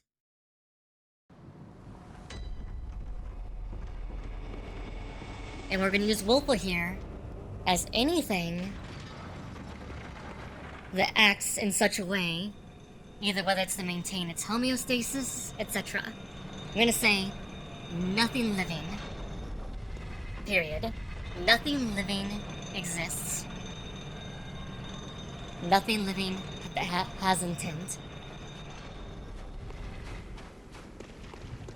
You're playing definition games here. You're trying to wiggle out of it because honesty doesn't exist without something to lie to. You have to have something to lie to likewise have honesty.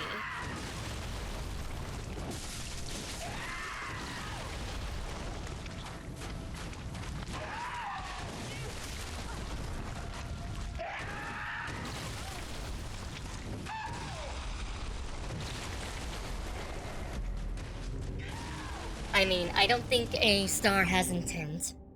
I also don't think a rock has intent. I think you have to be living to have intent.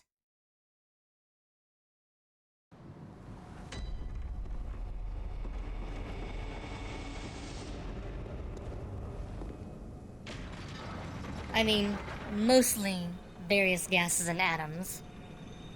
If we think that atoms have intent, then we get into a very odd universe.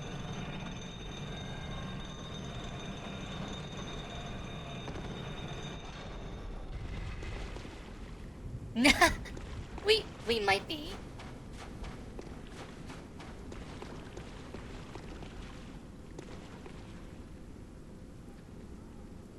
That's not intent, Noah.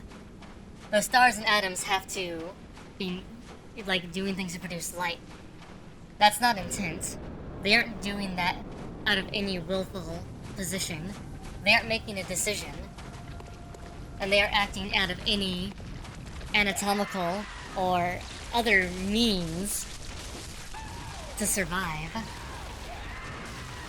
Like, they're literally just progressing based off of physical interactions at the subatomic, like on the subatomic level. If we consider that intentional, then we get into this weird space where it's kind of like, well, then we have to look at reality in a very different way. There we're basically arguing like this deterministic view. Or we have to look at this like, not even deterministic, it's like this weird decisionary paradigm. You live at the subatomic level, Saber Sensei.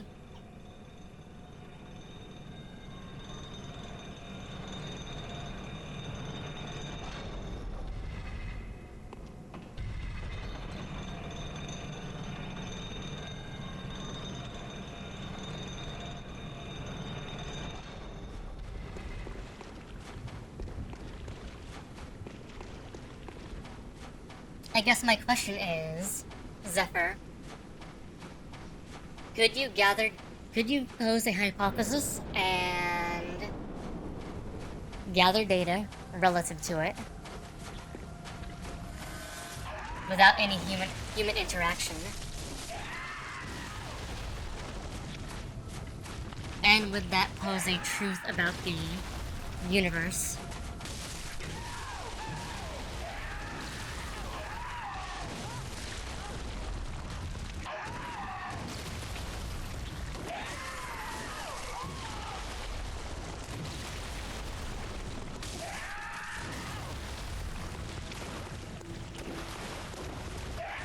That's the thing, like, it can work without honesty.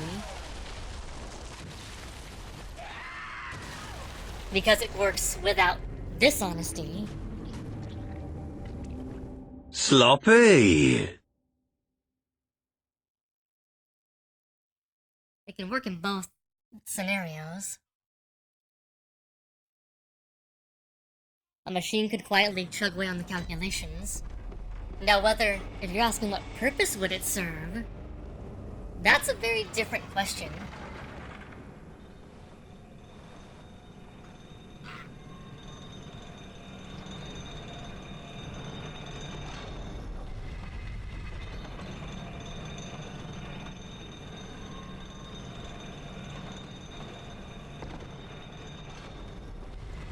You wanna live in Saber's world?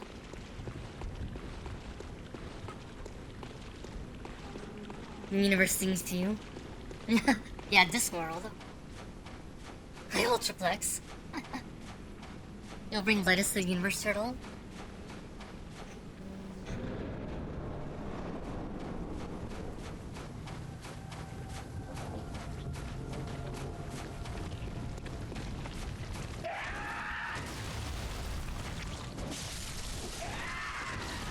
I just want to get to where I got his first phase down. Mostly without trying too much.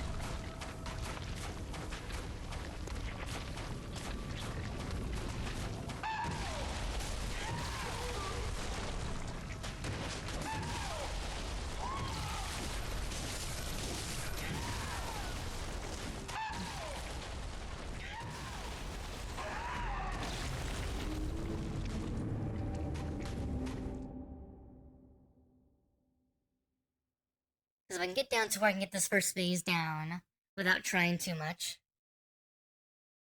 then once I go get my health vials, this will be a lot easier.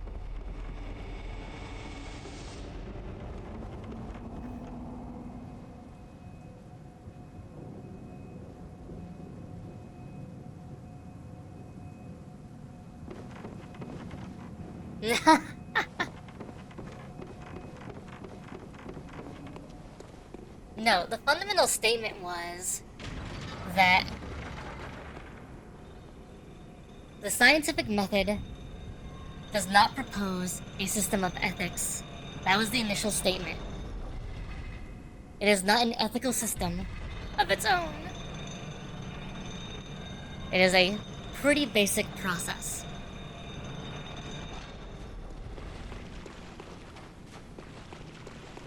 It does not impose a system of ethics, was the initial statement way back.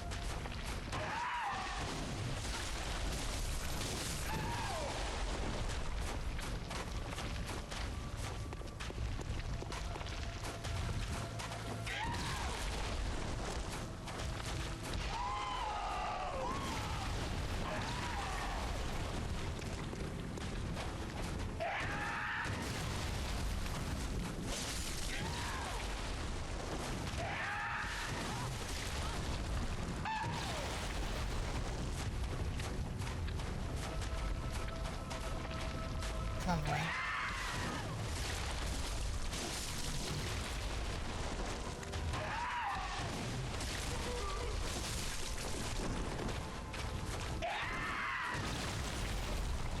Yeah, we're just going at circles.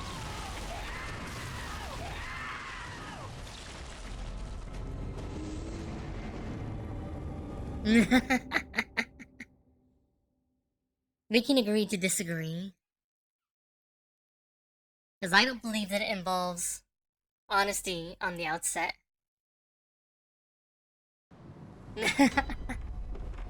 My fundamental belief is the system is not necessarily an honest system, it's merely a system.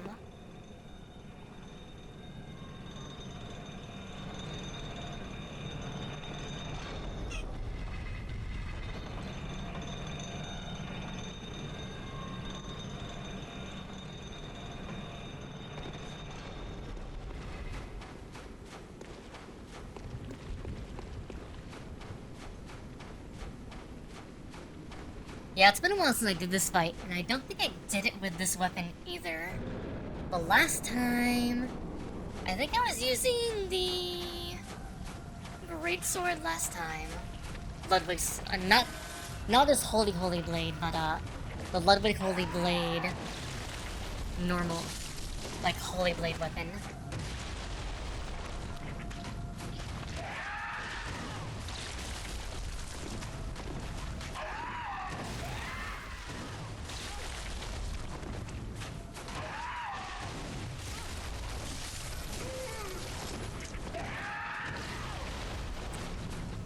Beast Claws could be fun because you can also get a lot of attacks off really fast.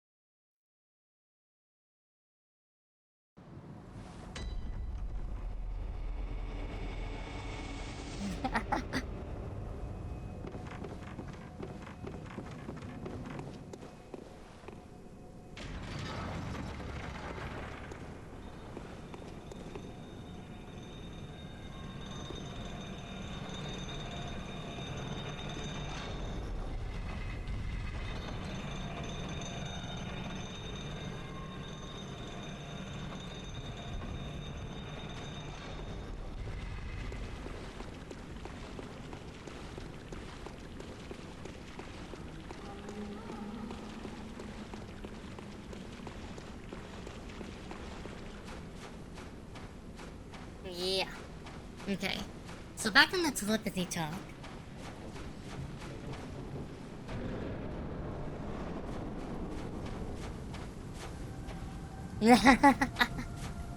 Back in telepathy talk, it's interesting because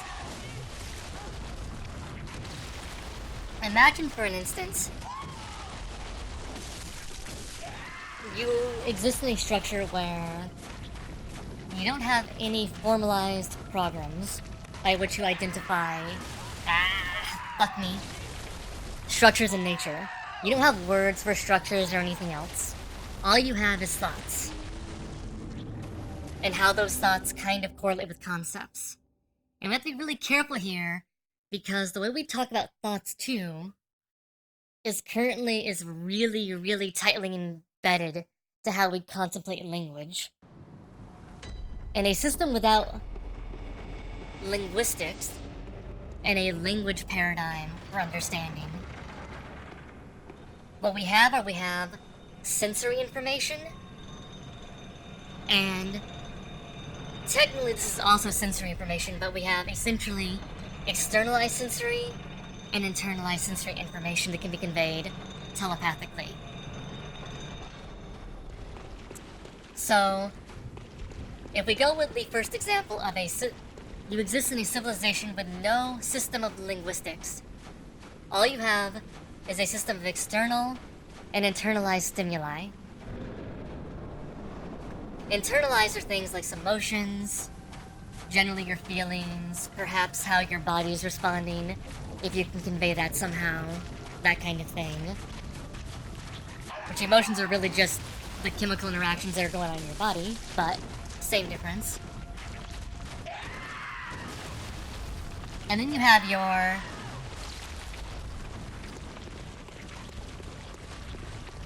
that's definitely one way that can happen. The other possibility is, depending on how these get conveyed, we know at least in humans, our emotions are contagious. We can make other people sad if we're sad and we're around them. Just by us being sad, people can feel sad.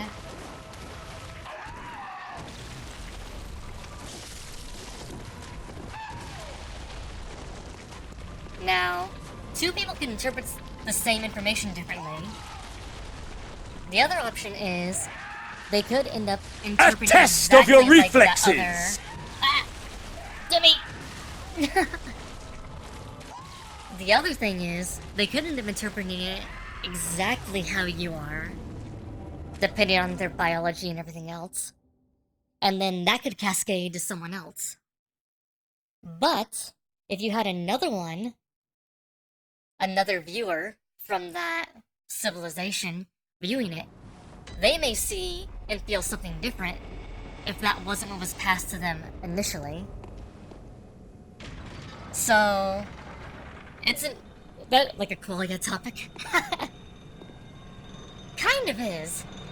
But yeah, there's this whole entire notion of they don't have any structure with which to interrogate reality at all, and they're merely going based off the sensory information internalized and externalized.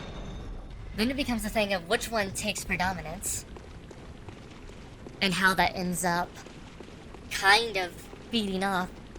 In which case, one person's emotions could completely cascade and, you know, override what the collective would normally think. When we start introducing linguistics, it gets a little easier for others to question what you're viewing as reality, but that doesn't necessarily preclude them from being lied to. For instance, all you need is people that aren't even lying necessarily. They have flawed perceptions of reality, and they start seeing reality the same way, and their reality cascade ends up taking predominance within the giant network that is the telepathic whole.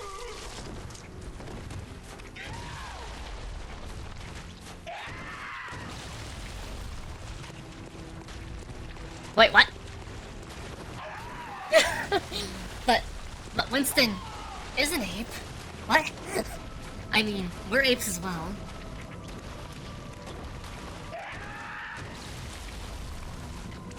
We want to be very pedantic. We're apes. Human beings are apes.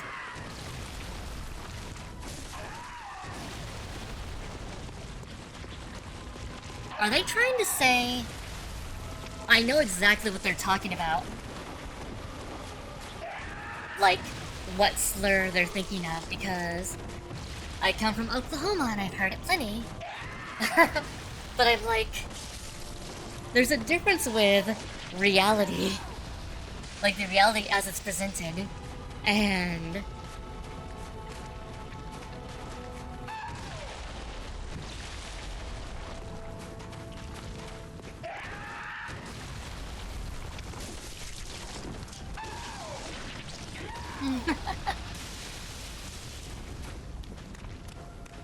Yeah, the bigger problem you have with... And you get the same thing even without telepathy, is you have the possibility for essentially localized belief in an altered reality that cascades. And if the greater whole reaches a consensus based off of so many people, a certain number of people, having a point of view on reality, then it becomes this kind of thing where the lie, or the... we'll say a falsehood because it doesn't necessarily have to be a lie, could become the predominant view of something to the greater telepathic collective. That's actually something we see... Reminds me of a conversation actually I was having with a friend. It's something we actually see right now a lot with, like, social media, is a lie, and especially the emotional appeal around the lie, becomes so strong and ingrained very early as it spreads, that by the time the outer neurons, as you will, can interrogate the lie, it's basically become reality, even though it's a lie. And it slowly has to be walked back as more information comes out. There should be like 6. As more information comes out and be like, actually that's wrong. Actually that's wrong. Actually that's wrong. I keep dodging the wrong way. I need to dodge the other way.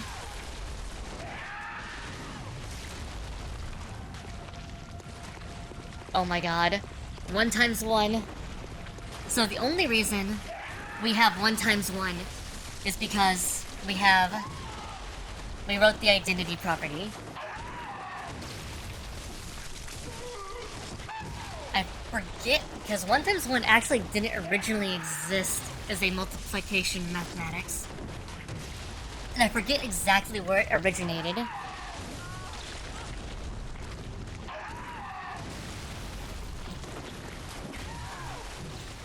Like, 1 times 1 basically exists, if I remember right, because of algebra. Because in order to be able to... Basically, as we built our system of mathematics, we had to come up with a representation for every number that can technically exist, various different equation forms, etc. And this comes in the forms of multiples. You know you can kill the winter lanterns right to the boss arena for some extremely chunky blood gems. I know, but I hate them. Like, 1 times 1 basically came out, I was like, well, what would happen if you took 1 times 5? It would be 5. And it basically emerges a process to be like, it's the identity of anything. You can multiply something by 1 infinite numbers of times, and it stays 1.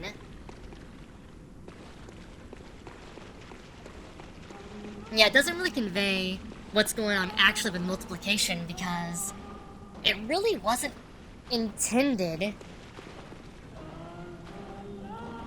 It really wasn't intended to be used what I would call like as the way that we kind of teach it.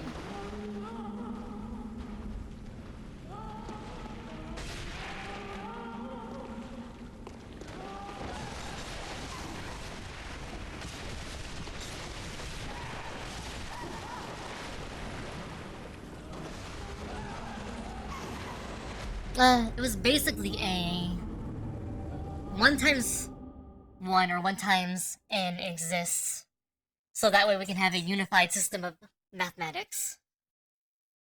It essentially is there to be like, hey, it's a placeholder that can exist in front of any number. Technically, in front of any number, there's infinite 1 times 1s in front of everything, as far as the eye can see.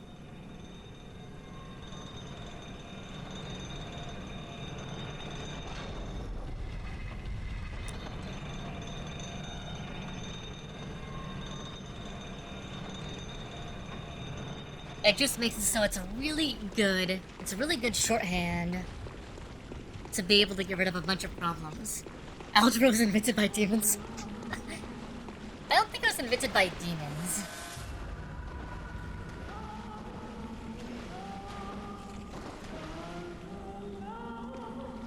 It definitely has one of those big shortcut things to it, though.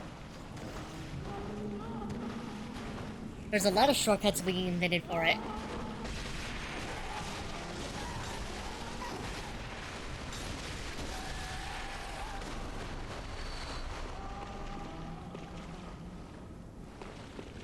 Because those shortcuts were better than the alternative. Essentially. I mean, A can equal B, if we're using them as placeholders.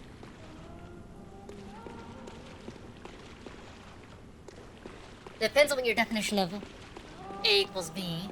In this situation, A and B are just placeholders. But if we're talking about them as actually 2 different distinct numbers, they can't be equal, no.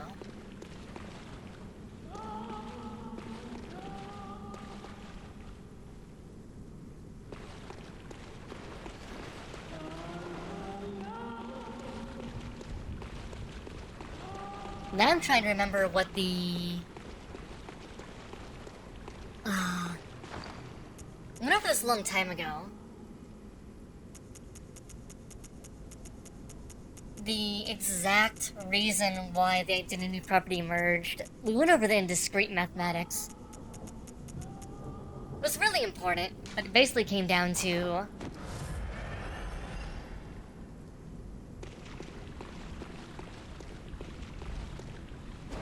It essentially still just came down to... we needed something to exist.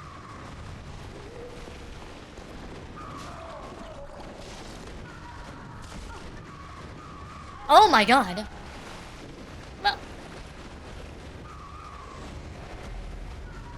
I mean, 1 multiplied 1 adheres to multiply in algebra, because we said it does. We decided that 1 is an identity of everything, 1 multiplied by anything is that thing.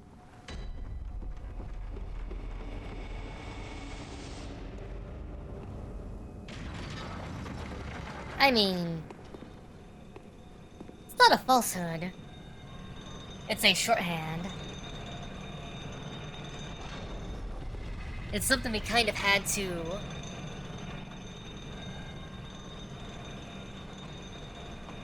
come up with in order to make the rest of the equation dynamics.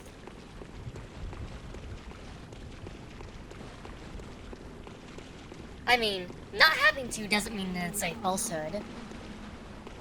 A falsehood is something that isn't true. We ended up having to do it, though, to make the system of mathematics more unified.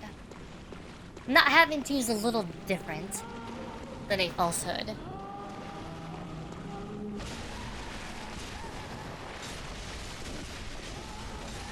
It makes a lot of the rest of math much more difficult to not have 1 times x, where x can be any number, be 1.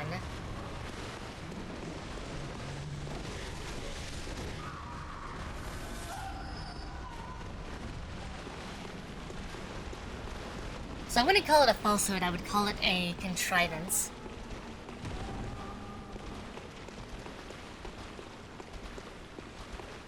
It's something that we decided makes it a little bit easier when we try to unify the rest of mathematics together. Technically, our system of math, even with that and a few other things that we did, isn't technically, what is the word? Oh, I gotta go look this up later. Oh god, that one. Please don't. Please don't, Noah.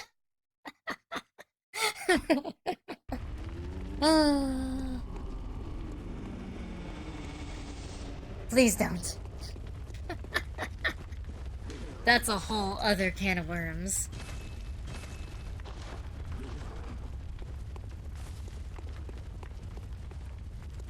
He came up with the patent theory. I want to know what level of insanity that man is engaging in. Like, what has happened to his brain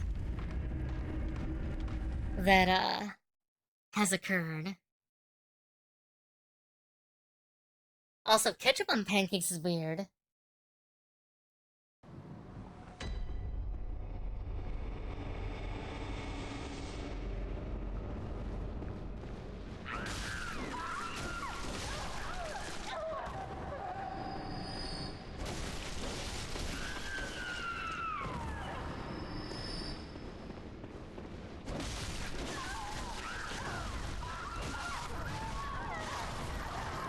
It was Heinz.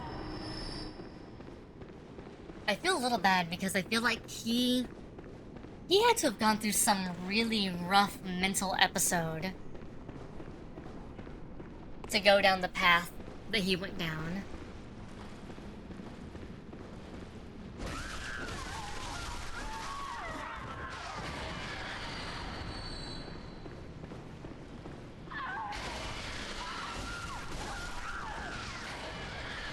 I forget, did he end up going to the jail for a little bit, or did he just have the mental breakdown?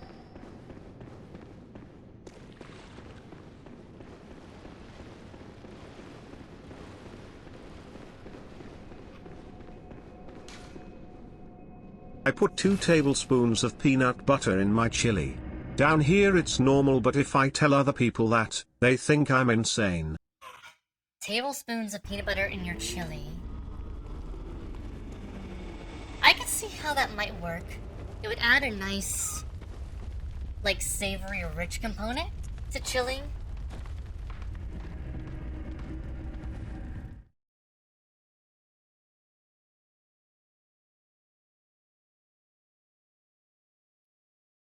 I'm pretty sure Saber and Daddy Spoon are from the same place.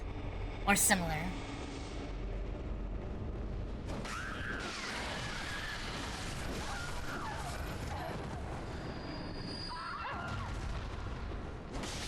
I mean, I could kind of see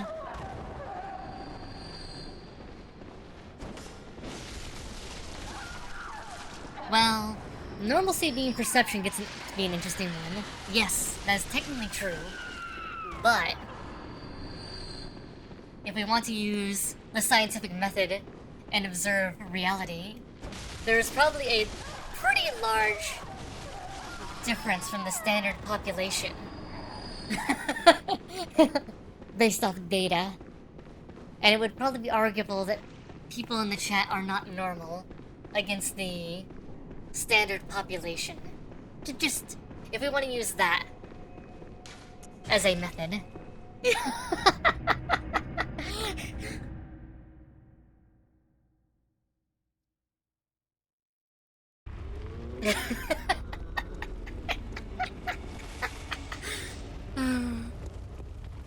Except for me, because you can't time me out. I'm here forever. Listen here, you cuties. If you wanna try it, try dipping a peanut butter sandwich in chili. You will never go back. Now that sounds like a bit much to me. A little bit much.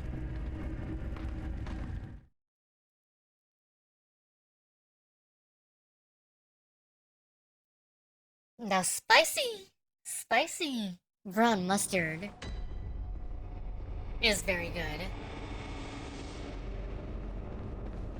Peanut butter and ramen, what is wrong with you people? Well, I guess that's not very much different than noodles and peanut sauce, now that I really think about it.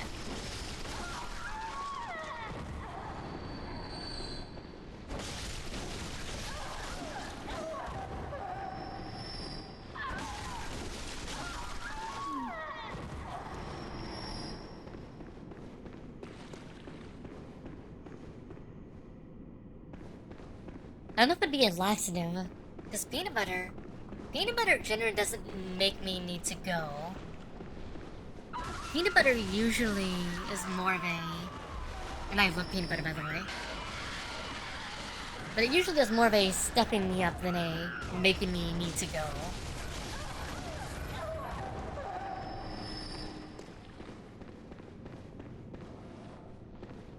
It used to make you break out.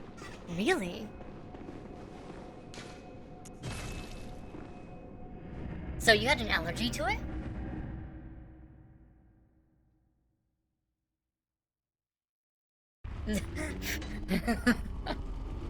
I mean...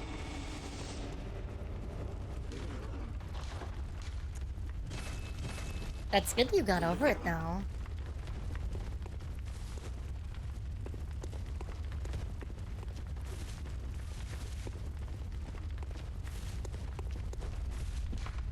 I mean, if my brother's anything to go by, peanut butter was on everything. Wait, no. It's still concrete. Just mafia concrete. Also, thank you for the argument, Zephyr. It's nice being able to argue with someone and go around and around for a while. I normally don't get the chance to, so...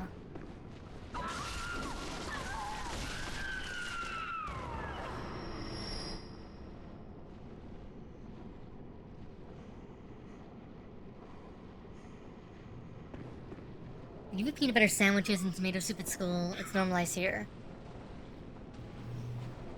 Peanut butter's used syringe to make you sick towards the end of boot camp? Wait, what? They put peanut butter in a horse syringe and then use it to make you sick? I never heard that one. That's weird.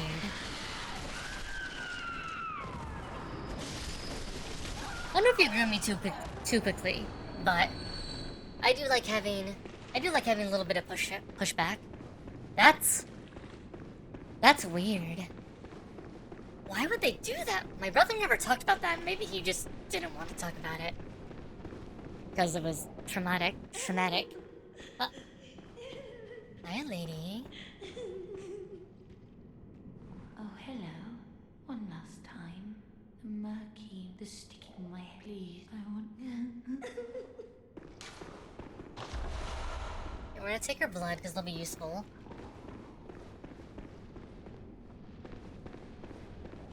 That's really weird.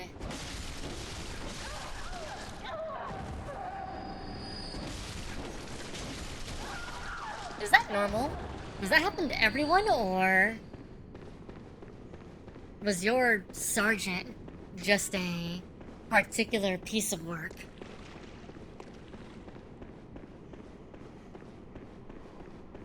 Yeah, I know where Georgia is. I'm from the PNW. Well, I live in the PNW. I'm from Oklahoma. Really? Why do they use it to make you sick? Is it like a... just seeing you get over it?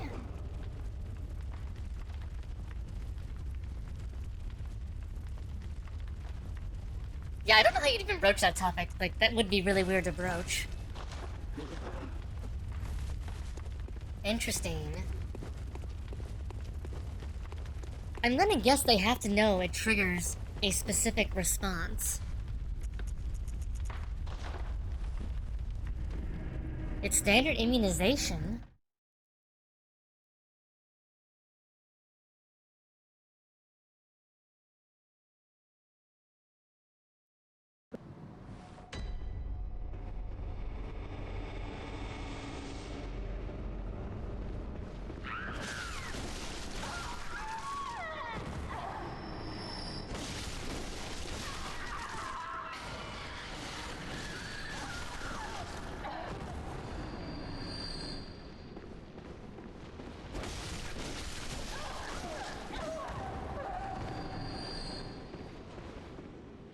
Oh, that's the broad...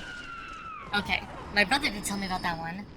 That's the one that basically has, like, they basically put all your immunizations at once into a single shot.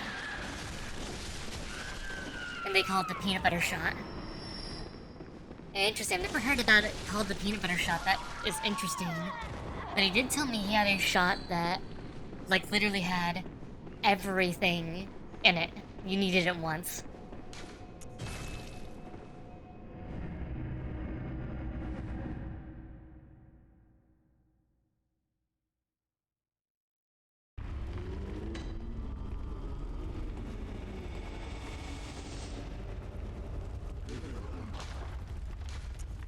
I'm just getting enough blood vials that I'll have, like, maybe, like, 15, 20 good runs.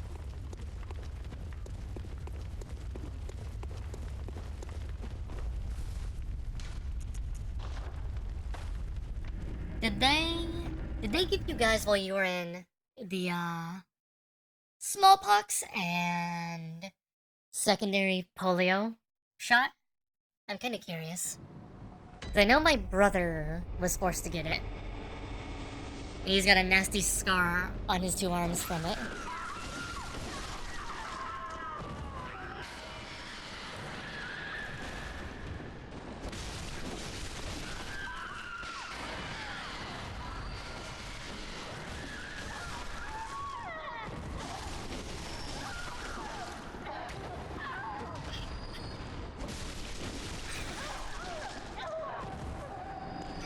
Or you're in the core.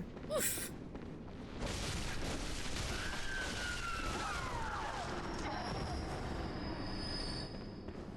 I mean, that was about as long as my brother was in. Then he left.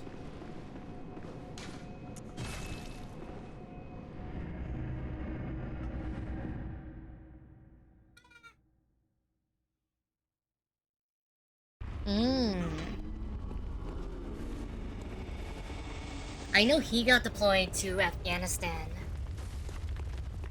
So. And he was primarily on security detail. Being a, minesweeper, essentially. He basically looked for mines, IEDs, and that kind of things.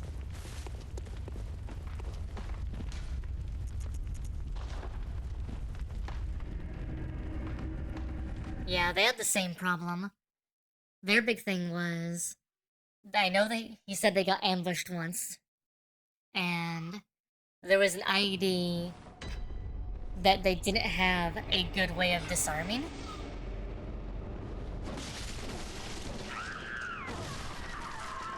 And when it went off, it ended up catching a couple people.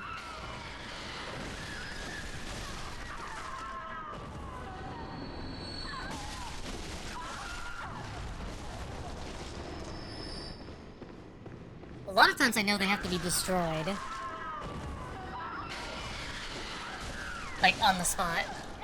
I think the problem was they were under fire, but they also needed to get rid of the ID, so... Remember, I think it was his person in charge made a call to destroy it as a just-in-case, because if the thing exploded unintentionally while they were under fire, there was a good chance a lot of people were going to get hurt. While as long as they were controlling the explosion, it was much less likely as many people would get hurt. So it was like a judgment call thing, from what I remember from the story. But it still ended up getting a couple of my brother's friends hurt, if I remember right.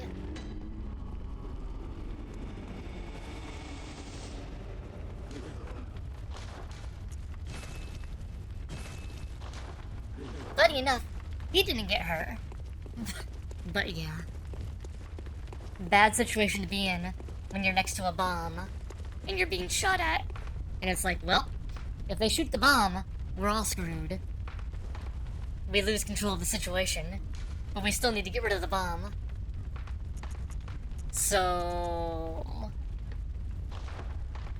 let's hope this isn't the stupidest thing to do.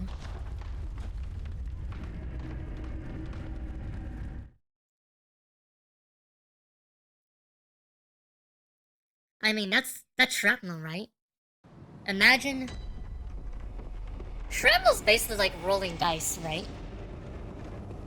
It explodes, but it's not necessarily a uniform pattern every time, especially if it's like an improvised explosive.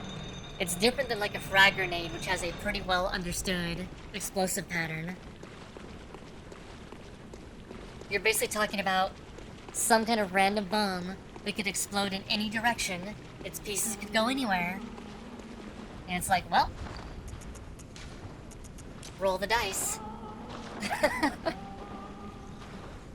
Does it land on you today? Obviously, if you had a physics person there, and you could spend, you know, hours or days analyzing it, you could probably come up with, this is how it's going to explode, and how it's going to affect things when it explodes. Damn it. But other than that, you're just making a guess. Wait, did you actually not kill me after that? God damn it. Without that though, you're just making an educated guess that, well, it looks like it's set up this way. I'm pretty sure the shrapnel will go kinda like this, based off what it's made out of and how the bomb is set up. Let's hope it doesn't hit me. Or anyone else. And let's hope that if it does explode weird, the pieces don't ricochet weird, and they just deform or get stuck wherever they hit. And this is why, even when you're not dealing with explosives, you're just dealing with, like, sawing metal at home, you should always wear full eye protective glasses completely around your eyes. And why you should wear a breathing mask. Because that stuff goes everywhere. And even if you think you see where it's going, often enough, it'll deflect all kinds of other places. So it's just better not to. Better to be safe than sorry.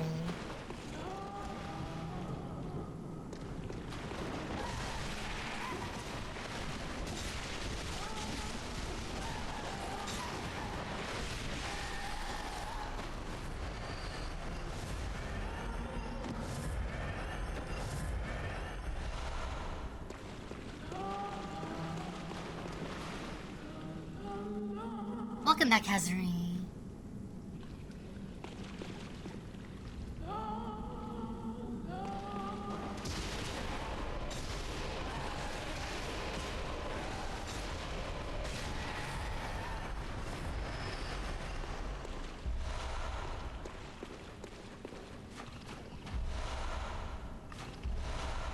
Okay. Let's go buy some replacement healing and bullets. And go give Kosei 30th try or something.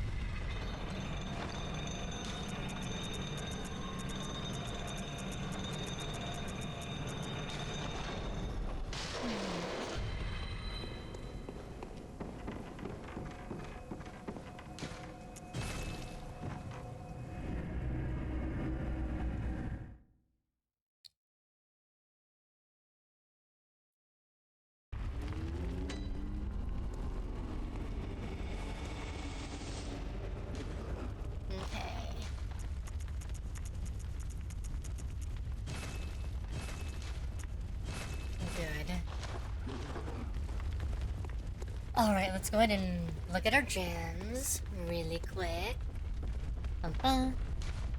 Actually, what is Orphan of Coast weak to before I do this? I don't remember if it's better to use bolt, fire, or whatnot. We'll figure it out, but...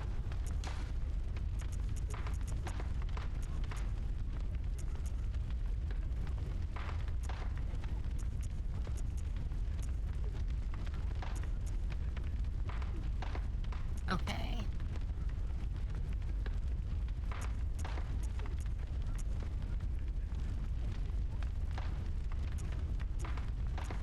I don't want to attack versus kin down.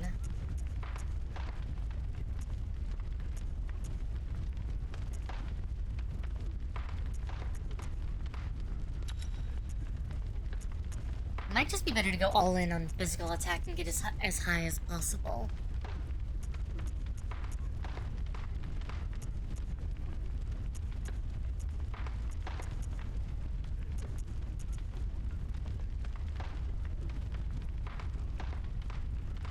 Fire. That would make sense. Can I...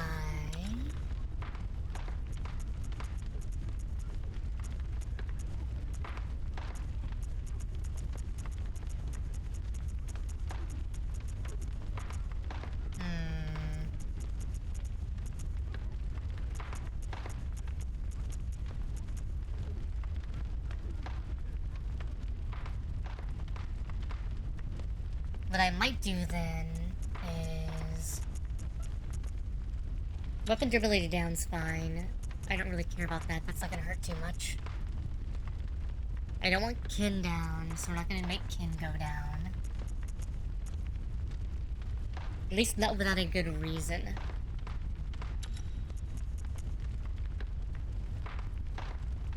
This might be worth it.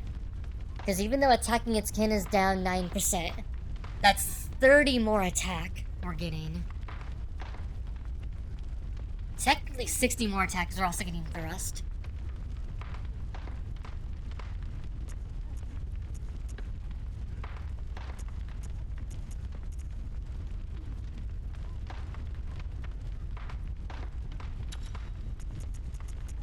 And then... How much durability do you have? Oh, that's fine.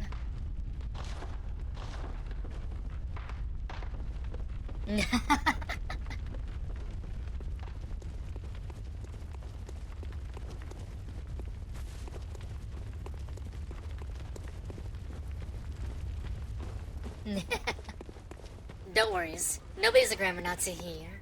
I used to be both a spelling and a grammar Nazi. I was bad.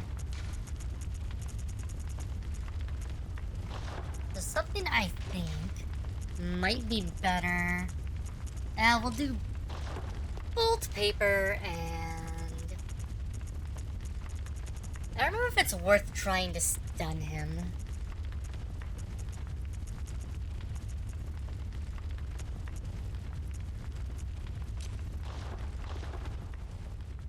We'll try this. We'll try this at first. We have a lot of healing, we have a lot of bullets.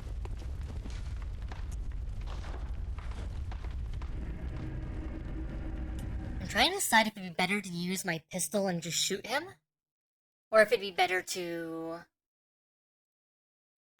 use my Executioner's gauntlet style. And I don't really have a good thought.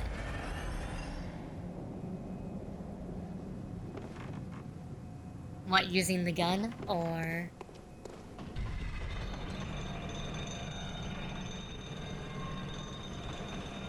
He's not kin, really? Oh, I guess that makes sense. Old ones don't count.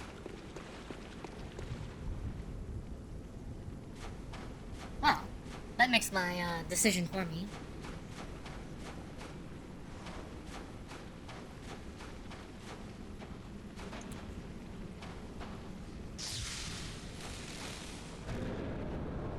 Okay.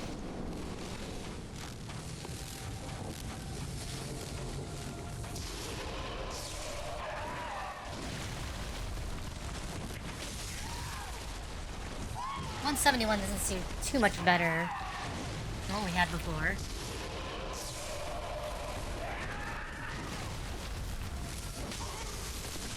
Okay, that's a lot better.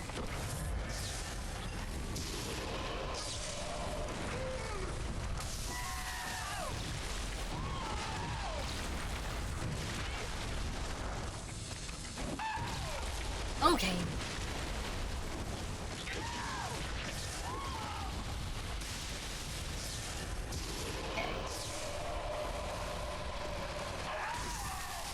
Oh, I dodged the wrong way into that.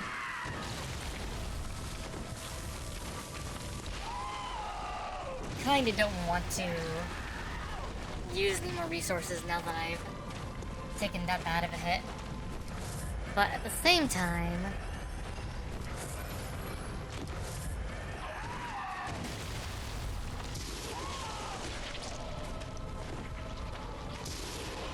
we'll just go mage build. Let's see how it works.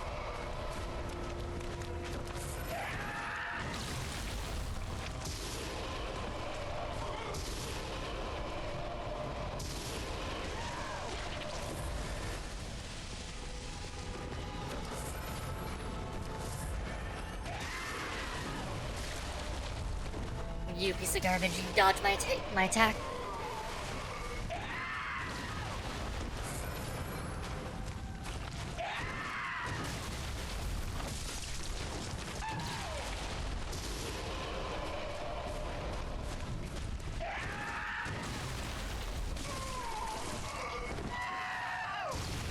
Okay. We're almost to phase 2.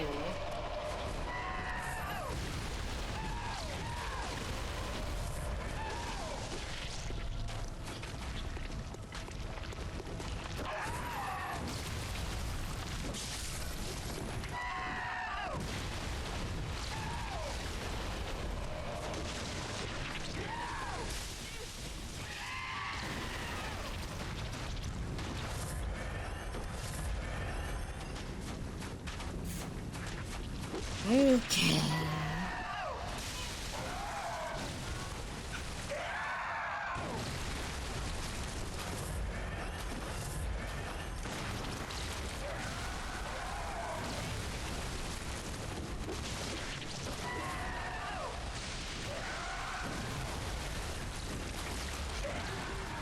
Oh, darn it. Okay.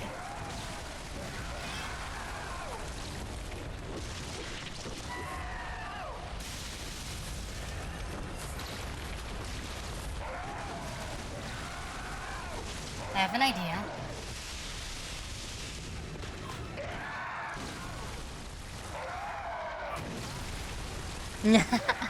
And I died. That's okay. Alright. Let's try countering him first phase and saving magic for second phase.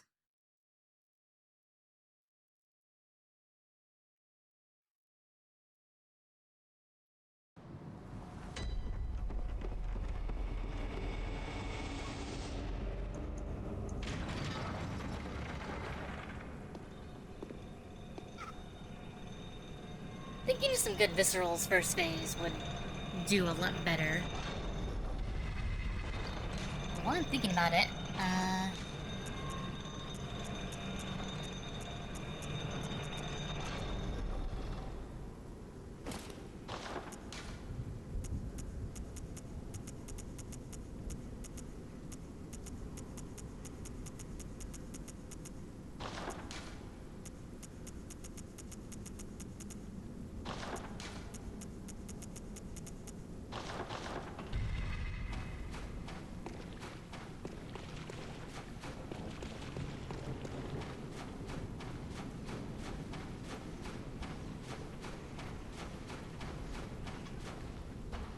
Alright. Oh, I should have done this first. I'm dumb. Okay. Alright. Let's see if we can get a good... Nope.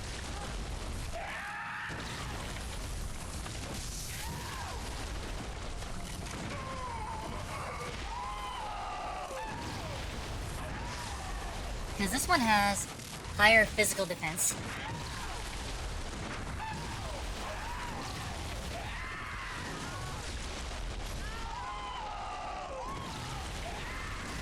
And a lot of his damage is physical, so... trying to think. Gotta think which of his attacks in this phase are counterable. Or if it just happens to have really high, like, defense. At least in this phase. He seemed a lot more staggerable in his second phase.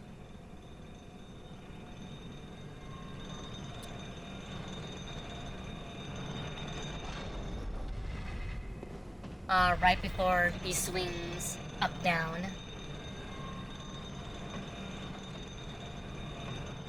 Oh, that's gonna make the timing off hard. That's okay.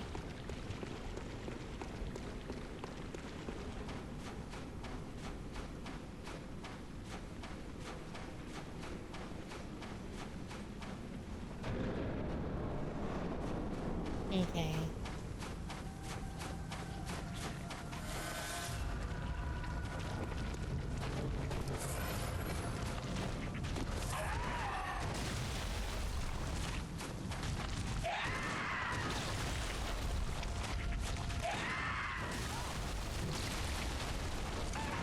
Okay, yeah.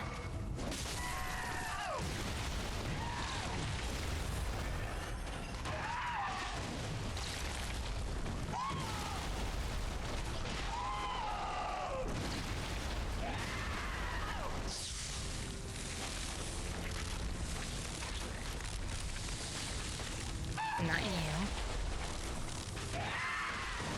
There we go.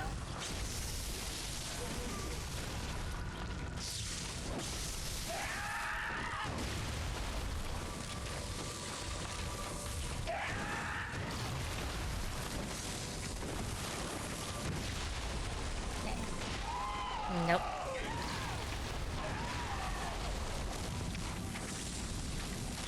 Come towards me. It's a lot easier for me to read when you come towards me.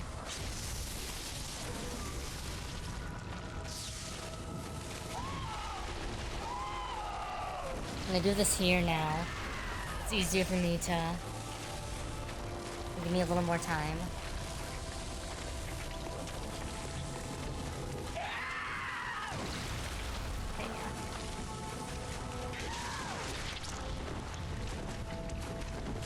That did interrupt him.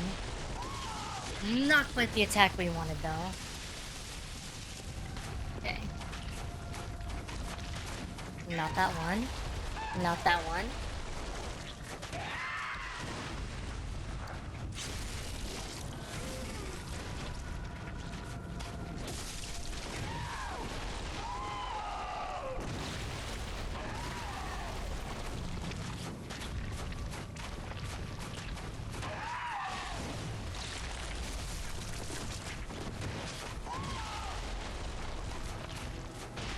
Nope.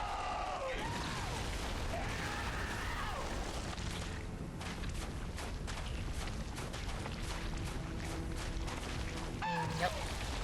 Nope.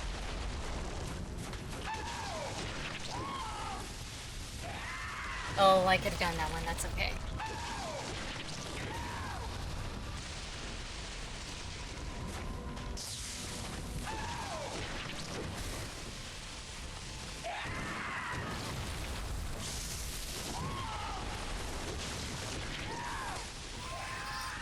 Oh.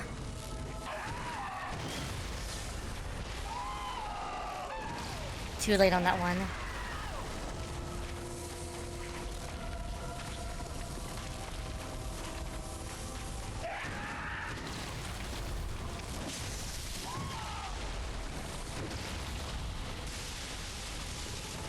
charge me.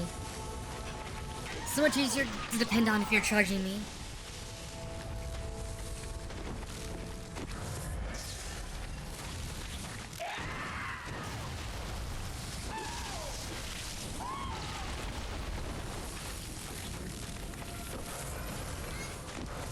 Hey, Babu.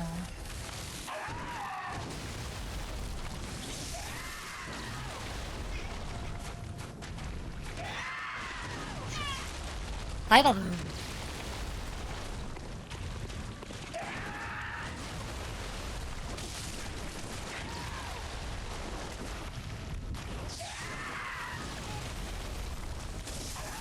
Oh, a little bit too close.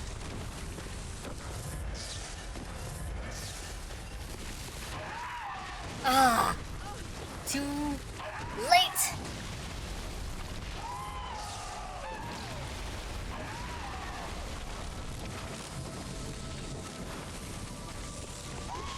Until watch what he's gonna do too. By just the angle of his body. Come on.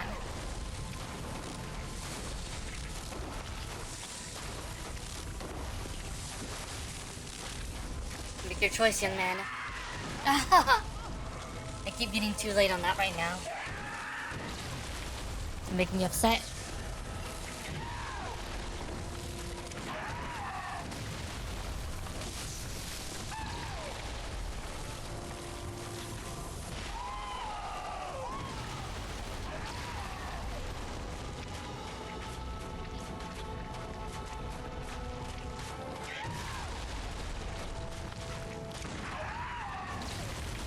Oh no.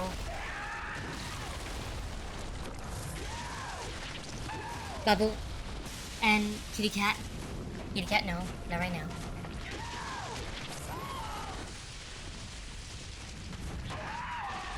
God. Damn it.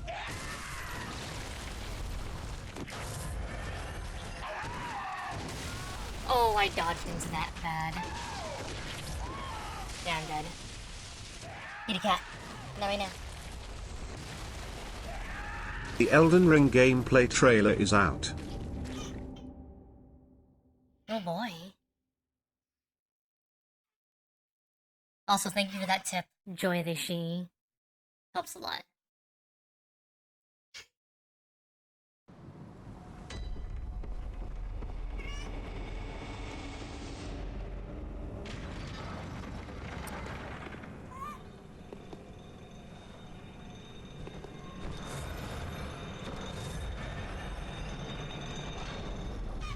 I'm not Babu. You're fine. Okay.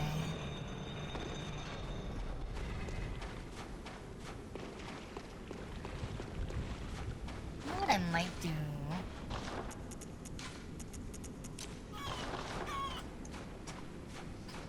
This might be a little lame, but this is why we don't use our consumables until near the end anyway. Come on.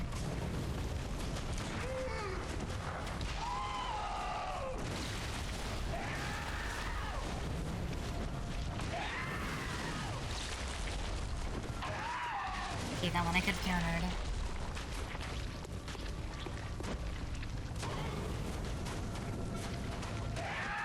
Oh! That jump. Oh, Babu. You waking up?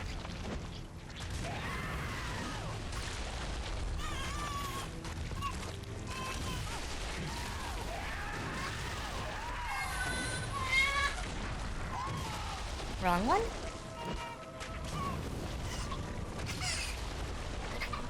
Babu. 1 second.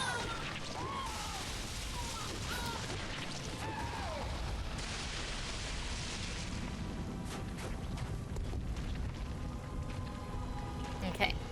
Last Molotov.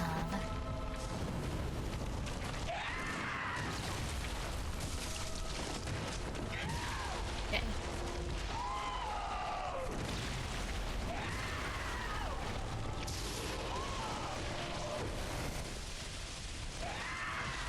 That's the one you can do, Oscar.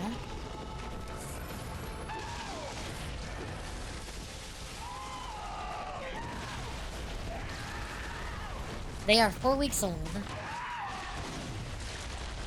It is an actual child, yes.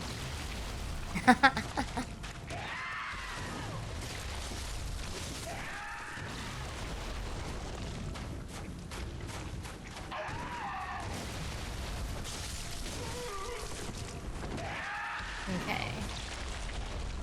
Let's see, let's see.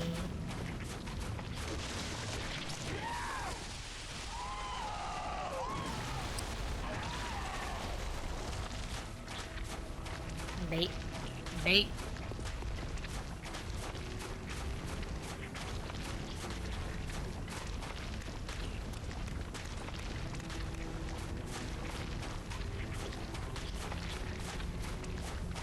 Coming or not? What's your choice? Come on. Make a decision. Okay. Not the one I wanted, but that's okay. Oh. That was the right attack. Oscar. He does this. Oftentimes after he does that, he'll do the underhanded one.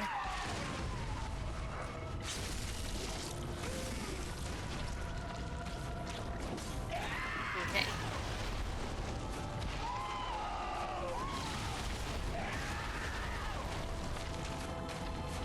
You coming?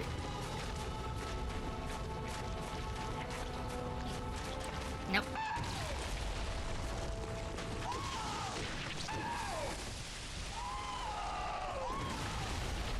Okay.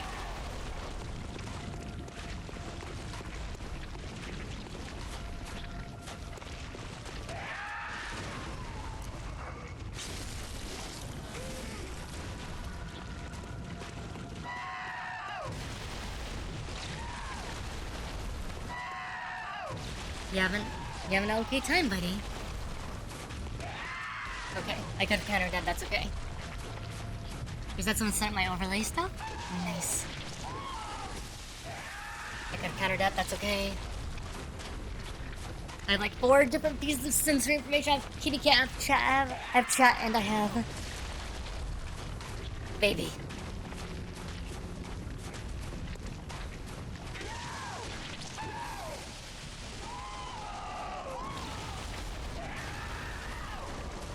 Nice.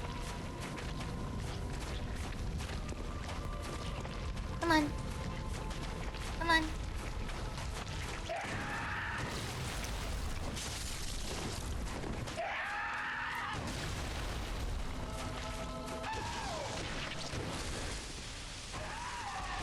Okay, I could have countered that, but I was gonna do it way too late. So I'd be dead on that one.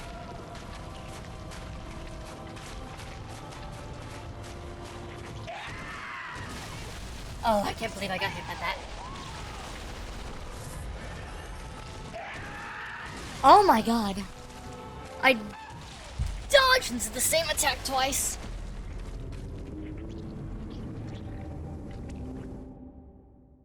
But yeah. 4 weeks old. 4 weeks old. Come here. There you go. Don't wiggle around in my lap so much. It's very distracting. He's like, but I want attention. Actually, he mostly just wants the rest of his bottle. But, you know.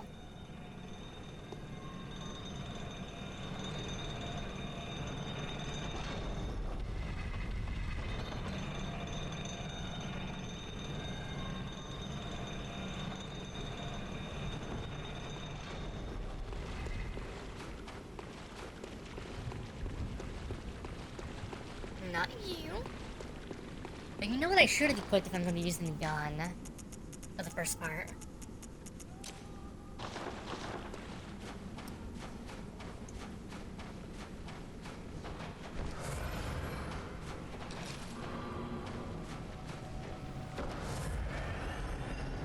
I'm using my bone marrow ash. Ugh. Okay.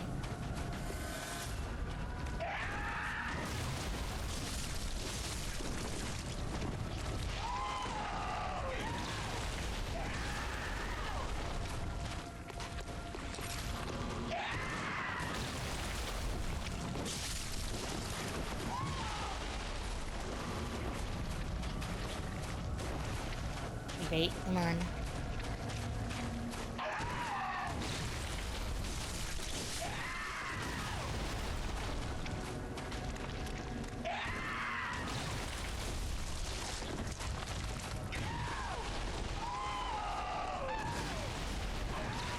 Come on. Oh! I almost shot there. I was like, yes, do it. And I was like, wait. He's a little too close.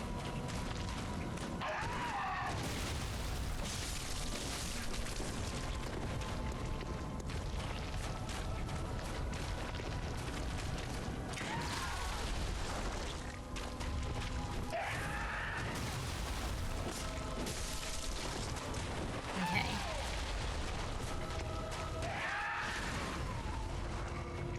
There we go.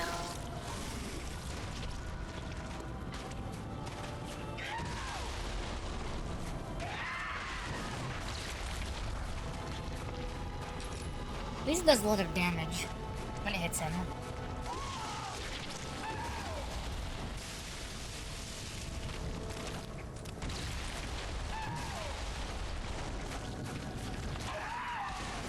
Oh, come on. That actually hit him, and it didn't trigger him.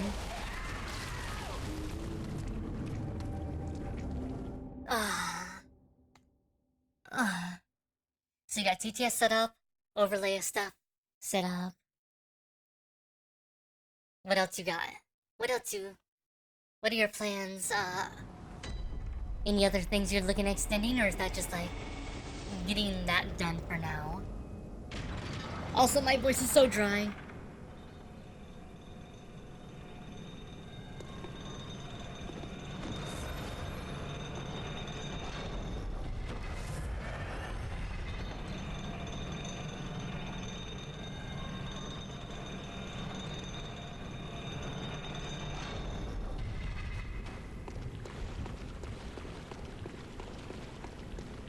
Eating?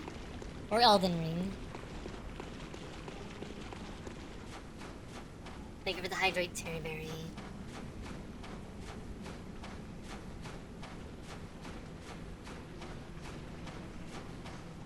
I mean, game companies do so many trailers for when it comes to like everything.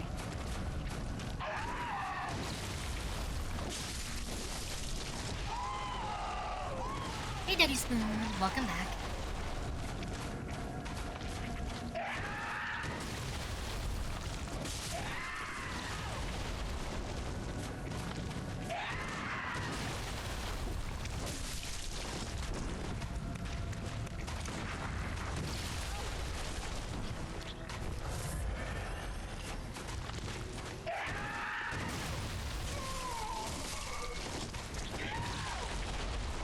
I'm usually surprised when there aren't like 5,000 trailers or something.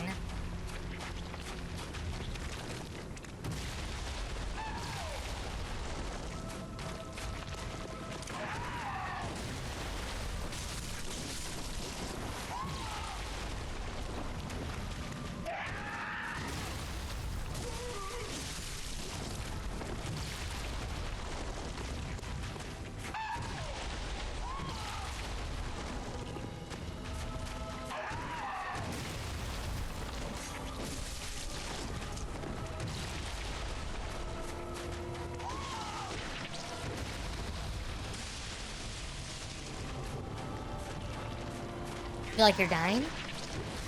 Me too. Slowly every day.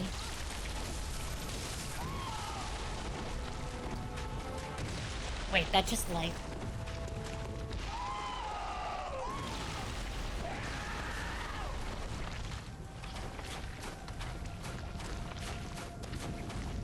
Come on. Come on.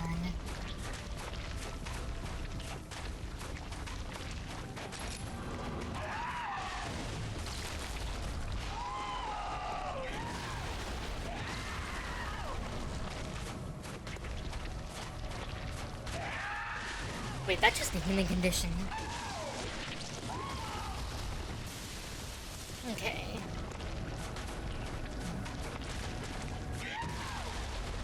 This Bubble asleep. Bubble is calm. Not asleep. He's drinking some bottle right now. Right now. In my lappy.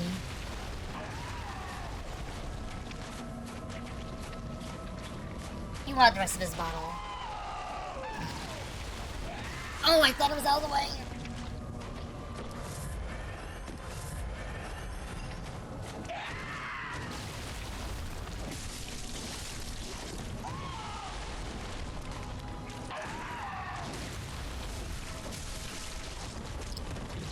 Come on.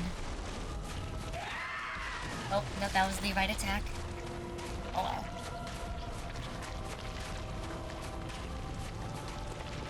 Come on. Come on.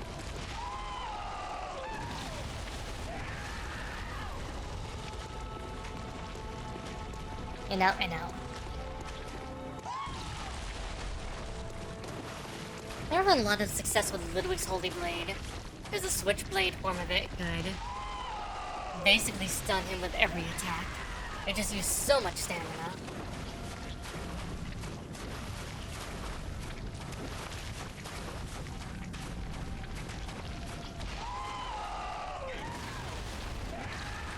Okay.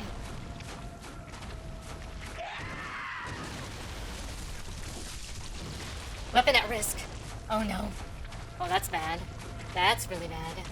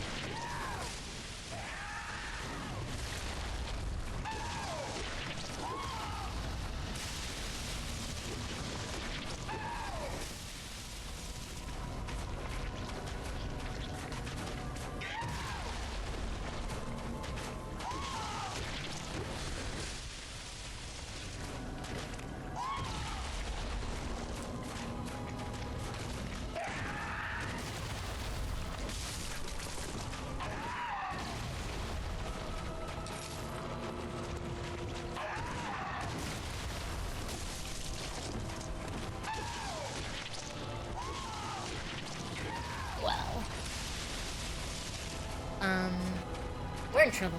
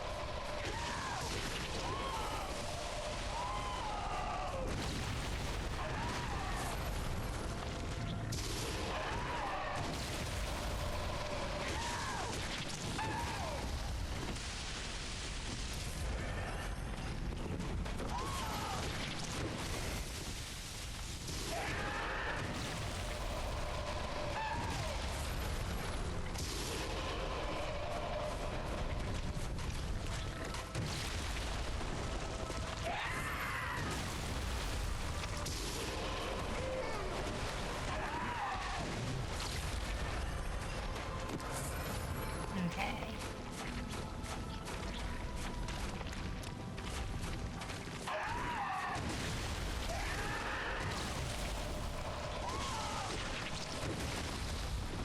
Nope, I deserve that one.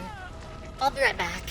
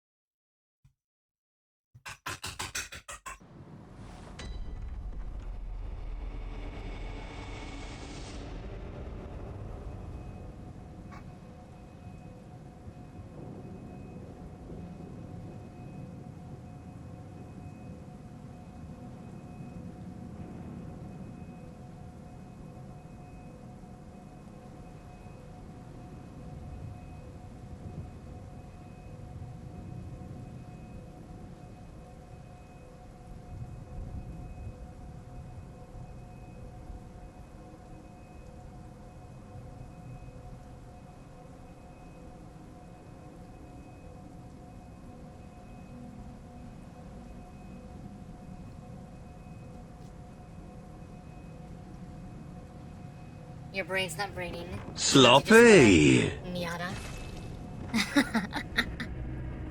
I'm gonna go get some souls so I can repair my weapon. I think I'm also gonna upgrade my gun. It's probably a good idea.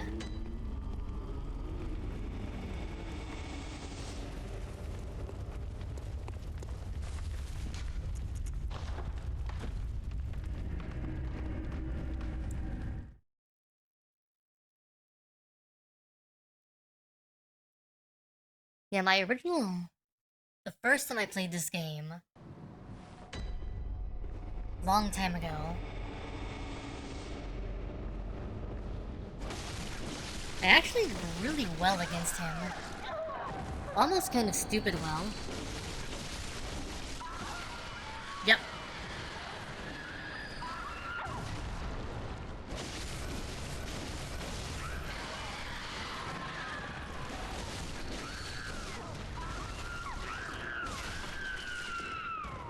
You have to repair weapons in this game. But, the first time I fought him, when the DLC for this first launched a long time ago, I actually did it first try. I was using the Kirk hammer, and it was pretty awesome. And then, like, the next, like, 5 times I've played the game, it's usually been a pain.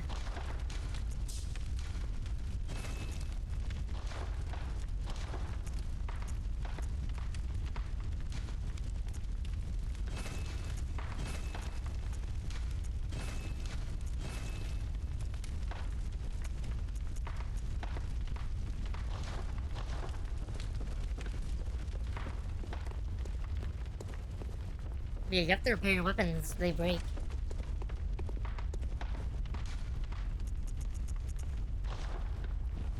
Let me get the sound fixed again. Because, of course, I have to desync. Because why not? You don't want to play Bloodborne anymore?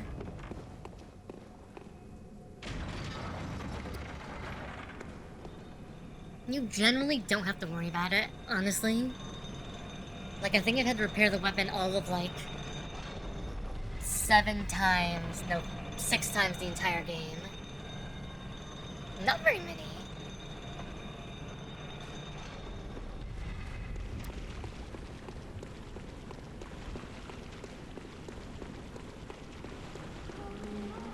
I think we've been on Orphan for, longer than I was on Millennia.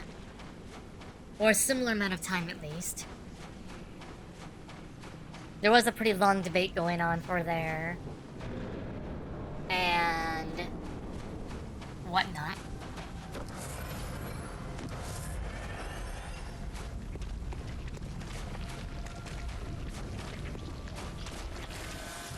Hey, nope. Okay, that didn't work that time.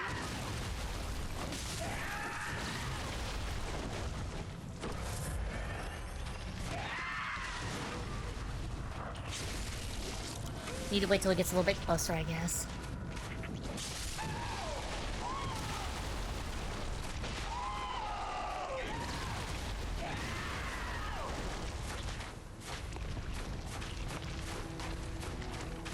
Come on.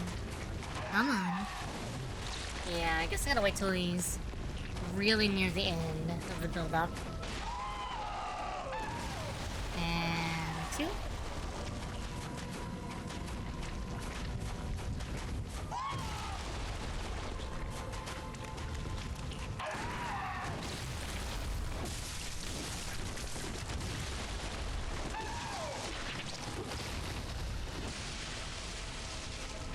You know really quickly when your weapon's getting weak, though. Because it does like half damage. Then eventually it just becomes a punch. Okay. Come on.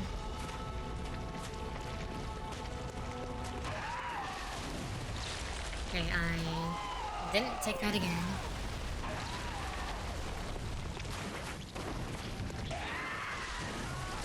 Damn it.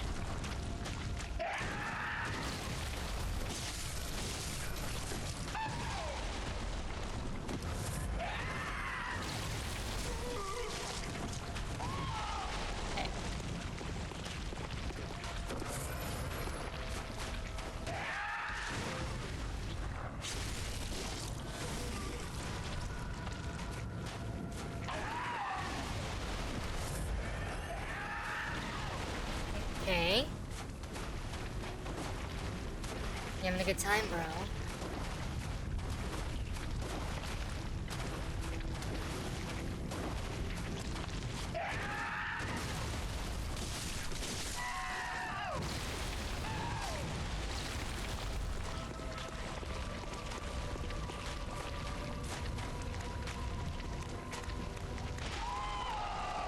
Nope.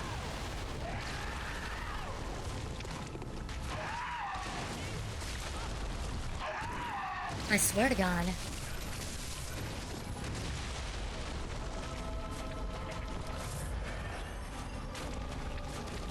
That seemed like I was on time. Ah.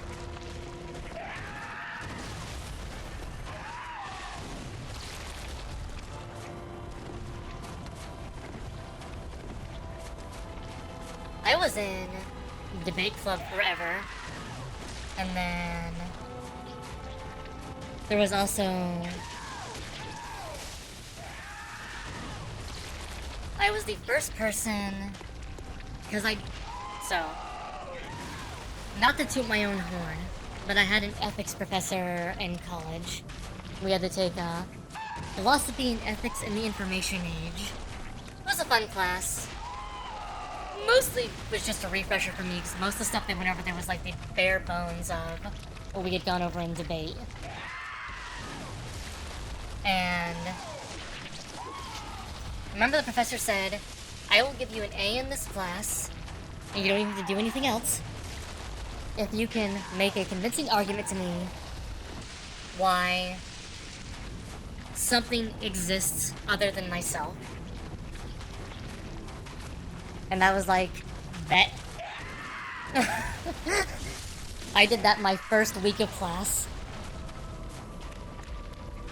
And, my professor sat there and said, well, okay, you don't have to come to class.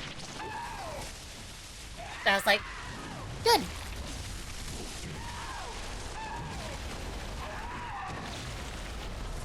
Said apparently nobody had done that in his 15 years of debate. Like, stuff. A test of your reflexes! I was like, well... I mean, now all I have to do is...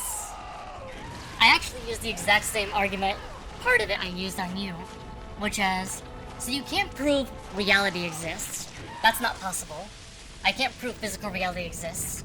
That's absolutely beyond the pale. I don't remember the exact thing, but he did allow me to use one caveat, which is, I think, therefore I am. So, what I did then, who was it? I'm trying to remember which one I dug into, from a philosopher's standpoint. You start with, I think, therefore I am, so you know you exist. You can prove you exist from an experiential context.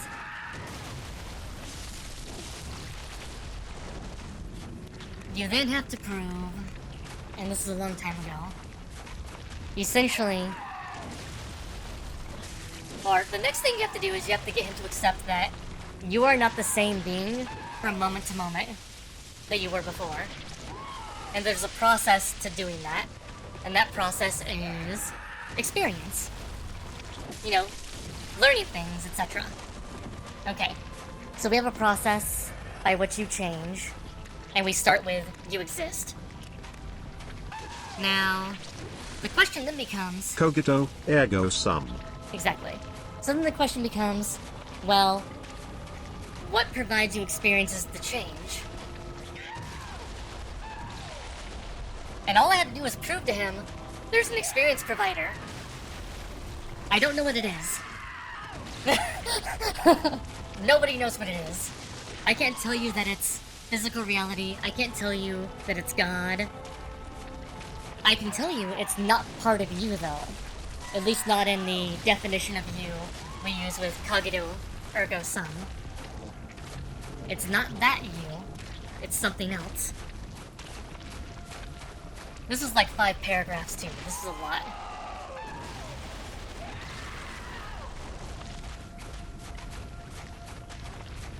But the fundamentals are, you exist, The you that is right now is not the you that is later. You are not the same throughout time. And we are proving whether time exists or not. Time can be a... Time, in its presence, can be a complete illusion. A facsimile of reality. But something provides, and that time could be also something that just exists, that you make up as part of your perception. We can make the argument that the things that you experience you're providing to yourself, but that would then mean that there's a part of you that you don't know about, which is actually not in line with the whole line from Cogito Ergo Sum, either.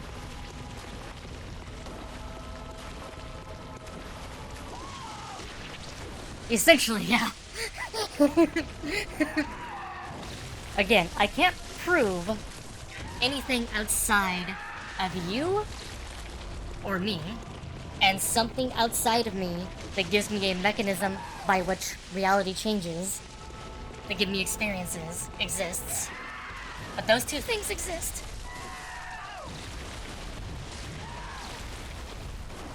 Proving physical reality exists is a whole other can of worms that we've been struggling with in the past. Well, ever since we probably were able to think formally.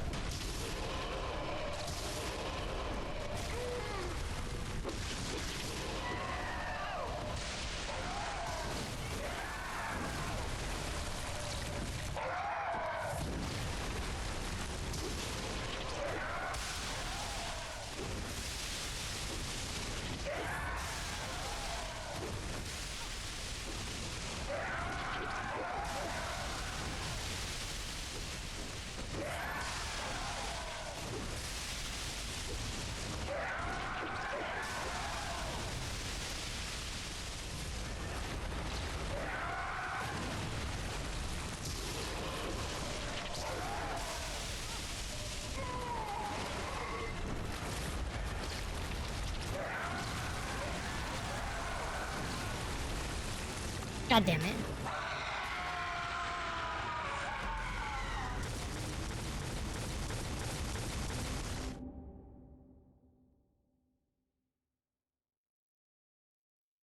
Okay. I actually wasn't expecting to push him there. I wasn't even paying attention to how much health he had. Okay.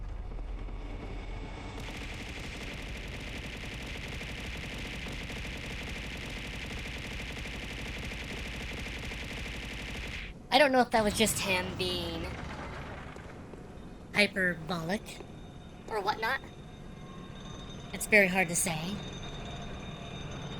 But it is kind of surprising how many debates get lost in the sauce.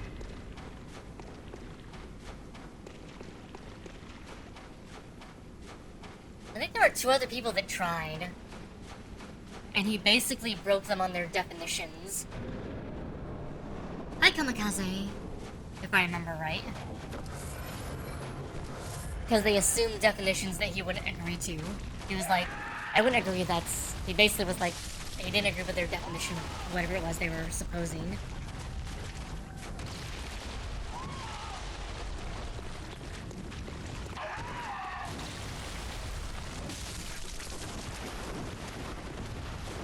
It might also just be a product of having taught at a technical school and not like a liberal arts school or a place where people focus on debate and philosophy. I don't even think we had a philosophy like major or whatnot in our school at all.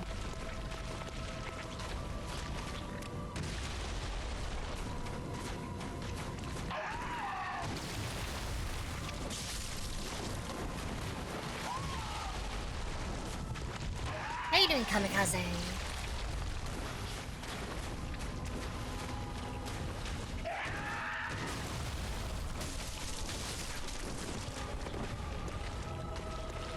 Yeah, I didn't view that as the super big thing, because to me it just seemed self-evident.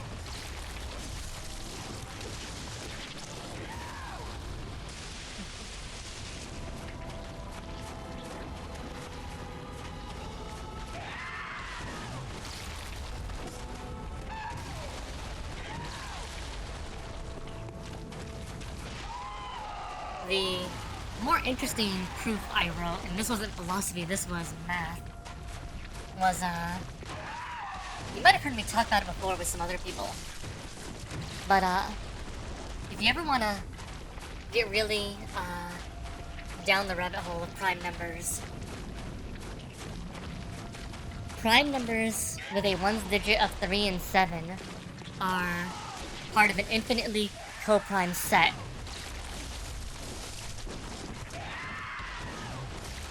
In fact, you can define the primality of numbers with a ones digit of 3 or 7 based on whether or not they have a 3 or 7 prime factor in them, because they always will. A non-prime number with a ones digit of 3 or 7 will always have a prime factor that's either a ones digit of 3 or 7. It is guaranteed.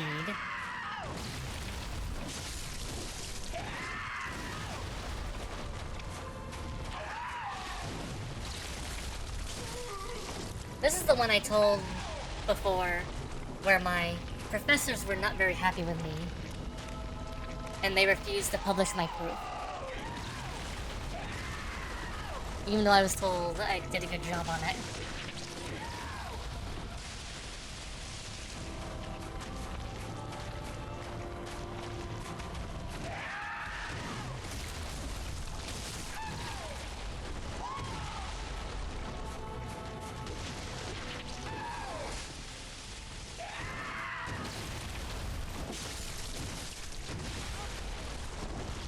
That was also me being out of work for a class, because I promised to help a professor research things on Goldbox conjecture in exchange for moving my grade up from a C to an A.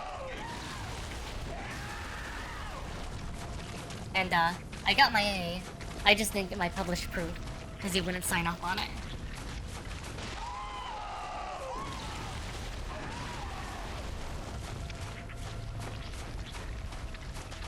Mathematics and, well, discrete mathematics and philosophy have a surprisingly large number of things in common.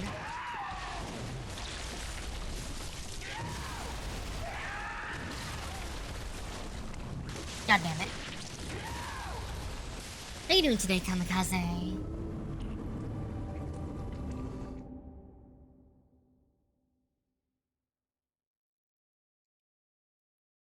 A lot of it comes down to what axioms you consider true in mathematics. And in different versions of mathematics.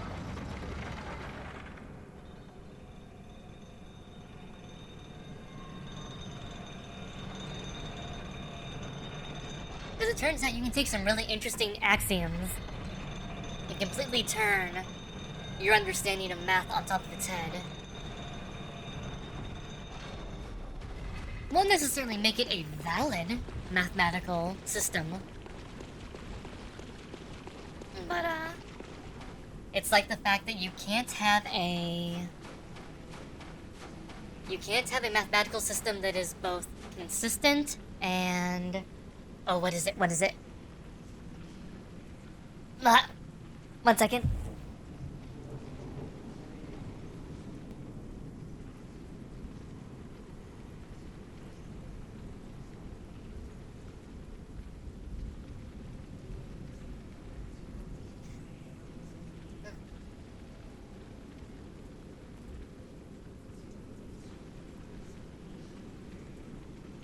I don't want to have my phone. What is it? I don't remember what it is.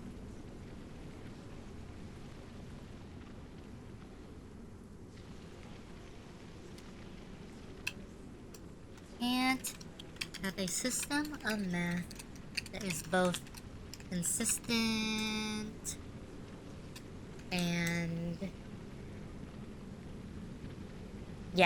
they cannot be both complete and consistent, which we've proven, by the way. A complete system of mathematics, as in able to describe mathematical phenomena and all potential interactions, can by its definition not be consistent. And a consistent system of mathematics, by its definition, cannot describe all mathematical phenomena.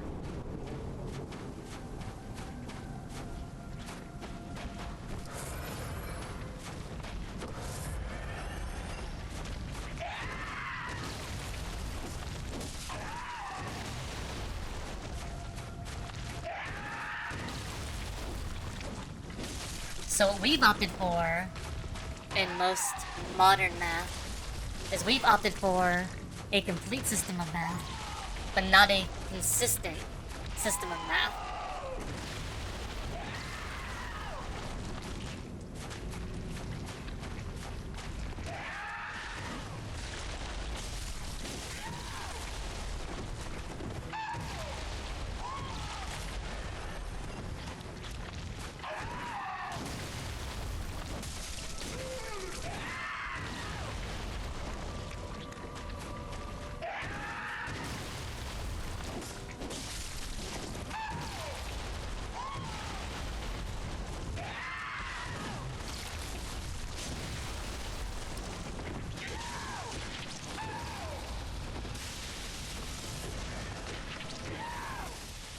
I think I remember my language professor, and here when I talk about language, I'm talking about natural language, not like English or whatnot.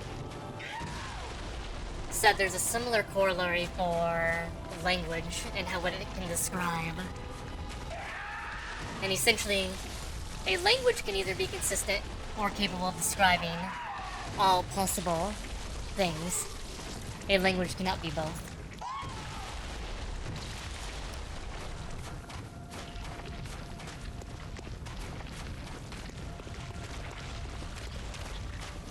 That's a good question. I don't know if I can start him with a heavy attack. Maybe.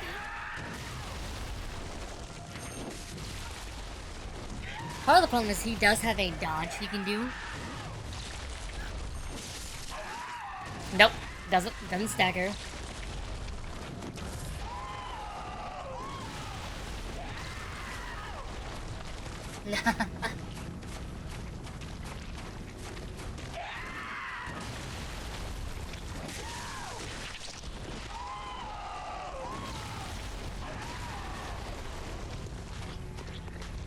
There's a proof by counterexample for both of them.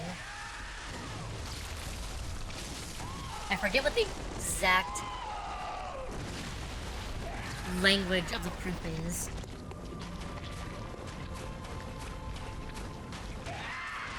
I can stagger this attack. I'm just really bad about doing it consistently.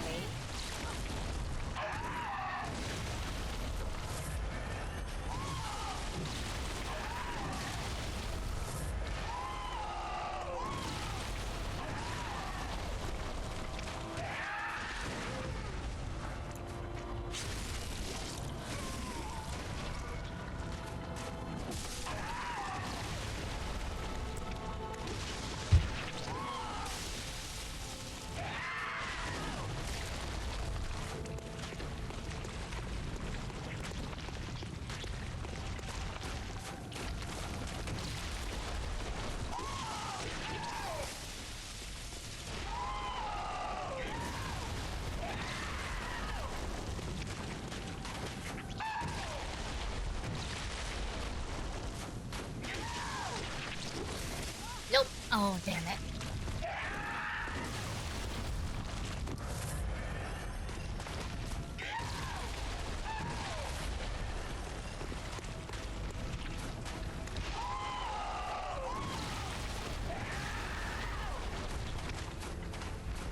Discrete math was my favorite math because it had the most in line with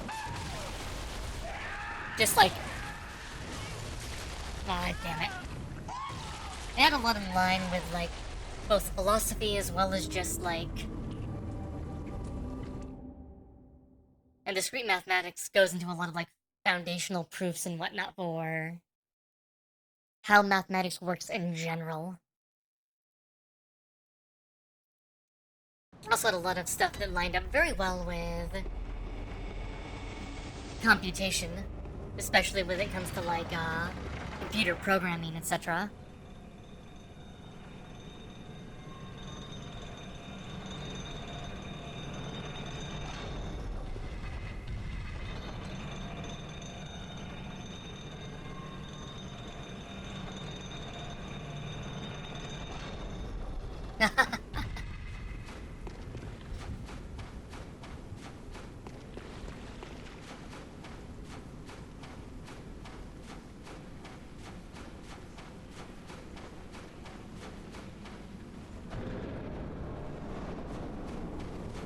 I mean, I think for most people, context helps a lot.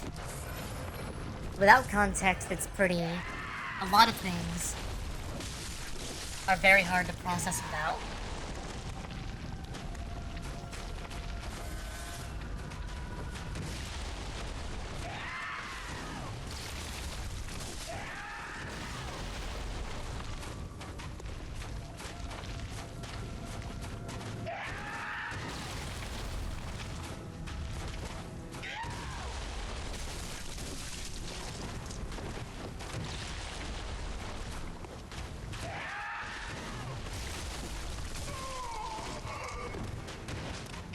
This gets into a really interesting debate of inhuman ethics.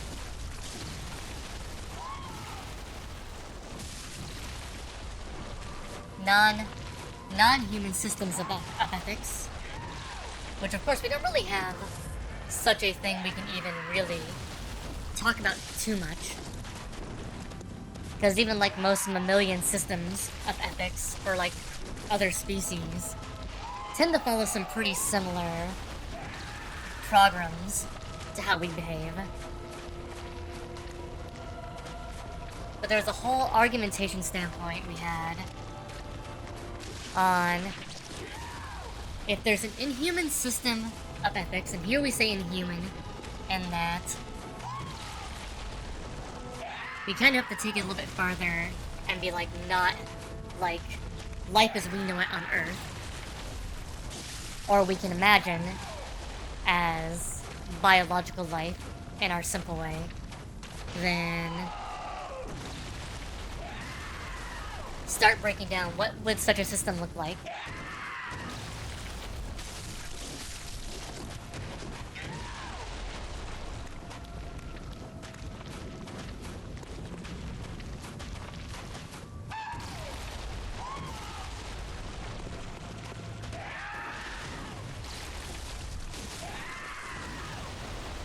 This was interesting because we started it from like a... Let's analyze the system of ethics of the Greek gods.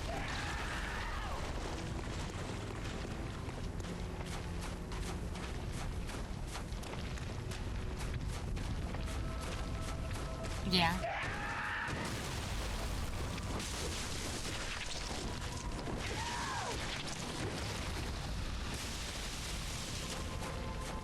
But you start also...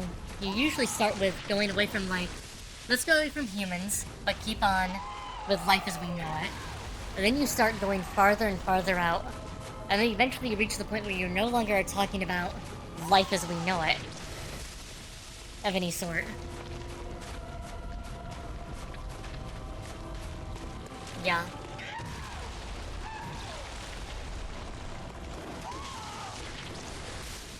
And that makes sense. It's pretty obvious to anyone, well, anyone who thinks about it. Multiple animals have systems, some type of system of ethics, some kind of system of right and wrong they have in their head, whether it's purely biological or reasoned. Sometimes it's hard to tell, but these things exist.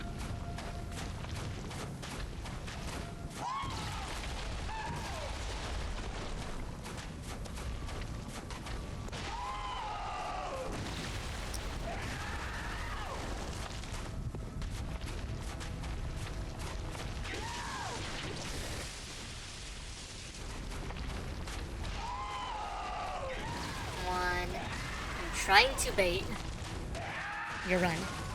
Damn it. Baited, but went off too late.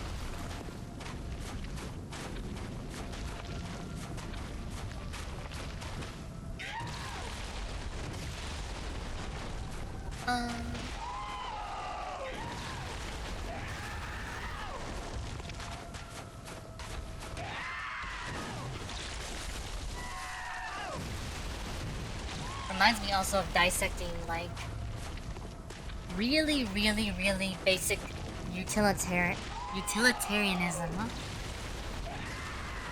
Because in the most basic version, it's like, well, anytime a decision would benefit the majority, as long as it benefits a majority, you should take it.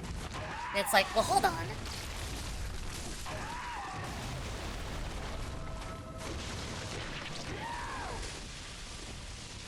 That obviously doesn't work when we talk about there being groups of people, not in the majority, that may be hurt severely.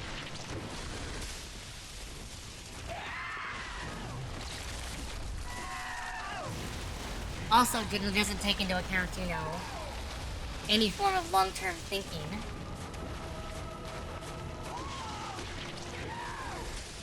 I forget, what's the version of utilitarianism that does, like... It's the one that tries to posit a version of utilitarianism that is based off of looking at the long trend over time of what's beneficial for everyone. There's a term for it, I forget what it's called.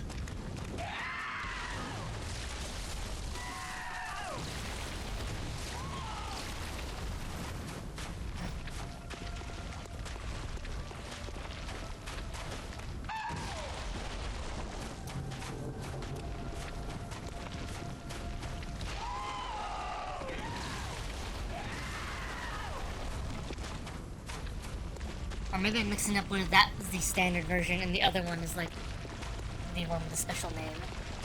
It's been a long time.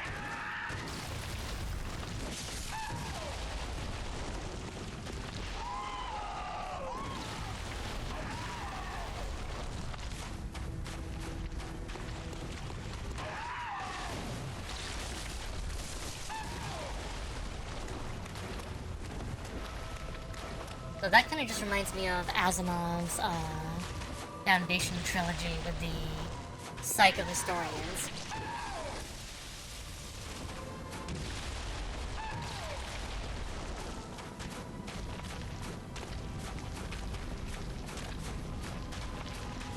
Because they're basically utilitarians. They can just see all potential outcomes of all actions, except when an anomaly occurs.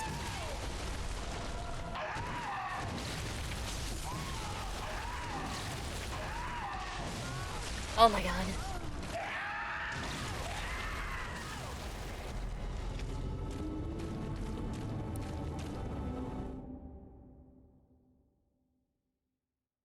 So long.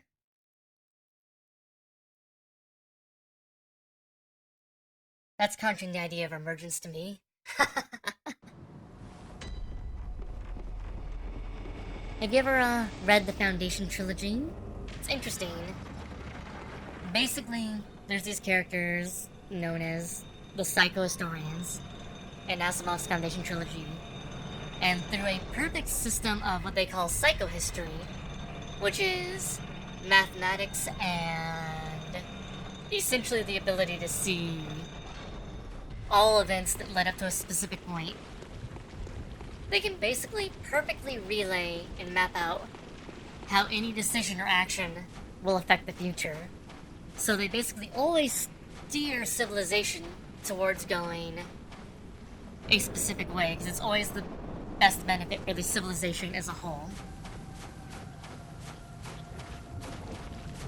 Now, their system breaks every once in a while, though, because people or events occur that are anomalies that aren't able to be mapped well into. Really already?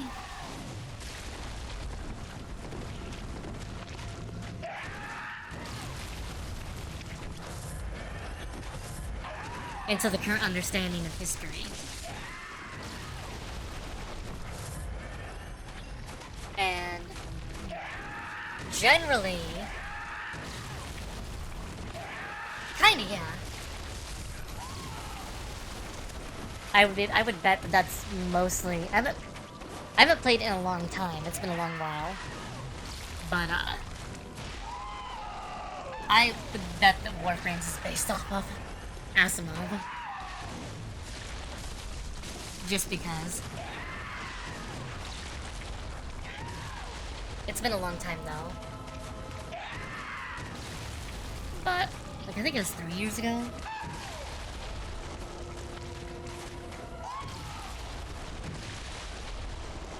No, it was 2. It was the last time I played.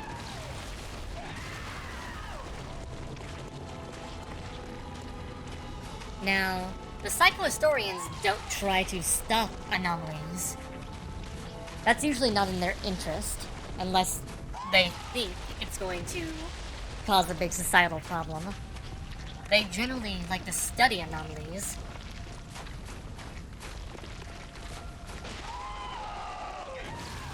So they can put together a better representation of how the universe actually works.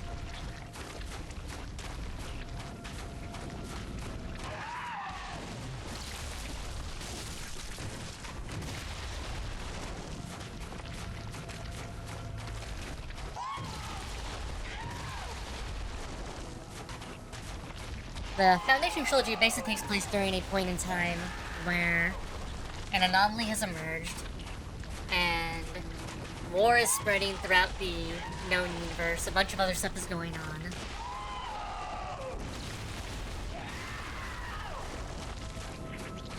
And this universe that is used to kind of perfect decision making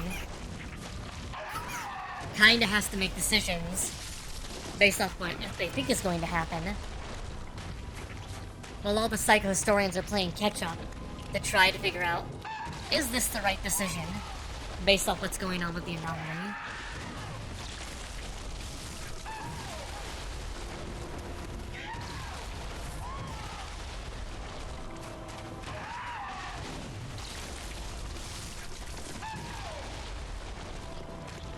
I have a broken weapon and this sucks. This sucks a lot. I should just be countering. Viscerals will still hit just as hard. Actually, yeah.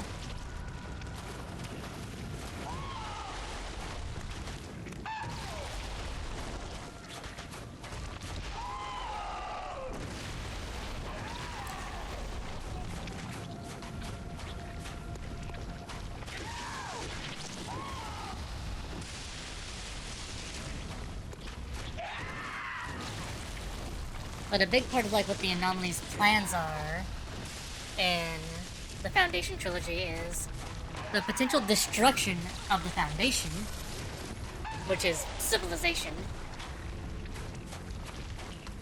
which even then, the psychohistorians aren't completely on like the thing of like, well, this is bad. Because some are like, maybe this is what's necessary for the continuation of the species and civilization writ large.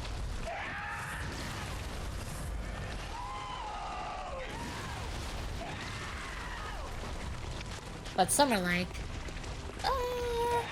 this is a bad thing.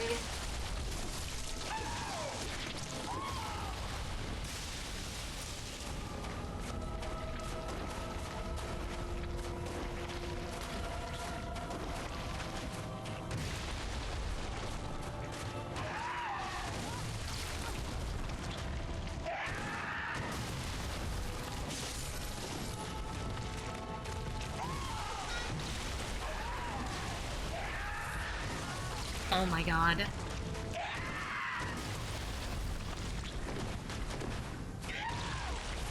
Bubble is waking up.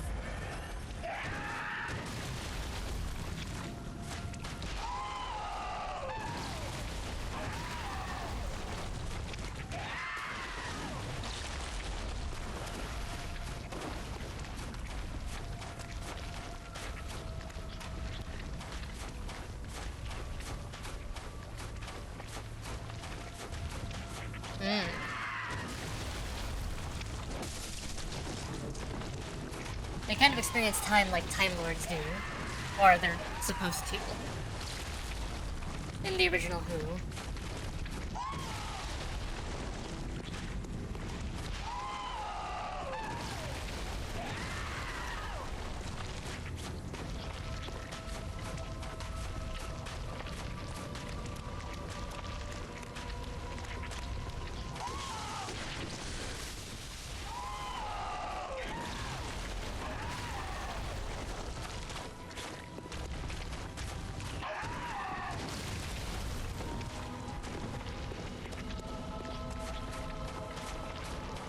No.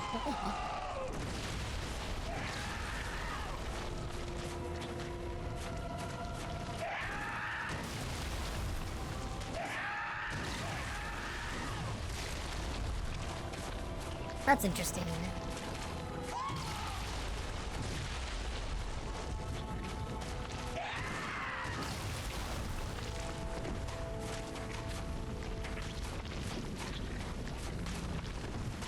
Now I'm trying to remember, does the Doctor supposedly experience all time in a location?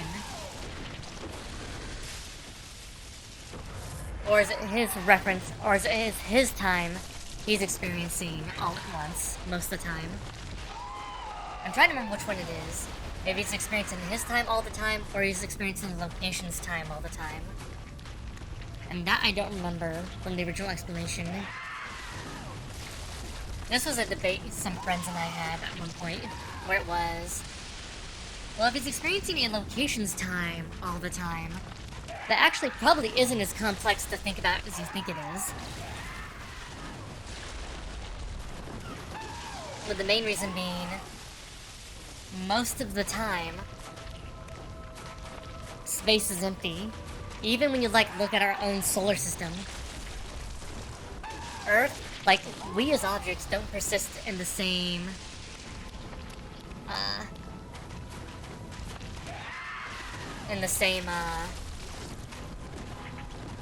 I think the liner I mentioned is like back in Manhattan, yeah. But like, space, for instance, for us, or in most of the universe, is empty most of the time.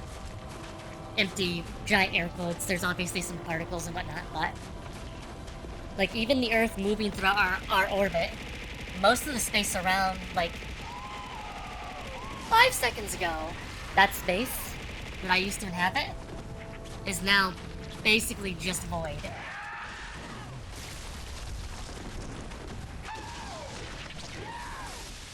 So if you're experiencing all time of a space that you're in at once, it's probably not as complicated as you would think it would be.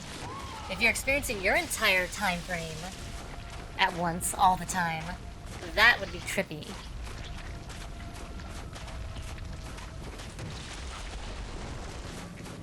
Or someone else's. If you're following an actual thread of time for an individual existence.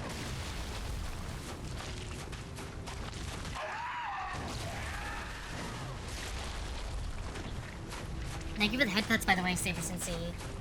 I'll get a hydrate in a second.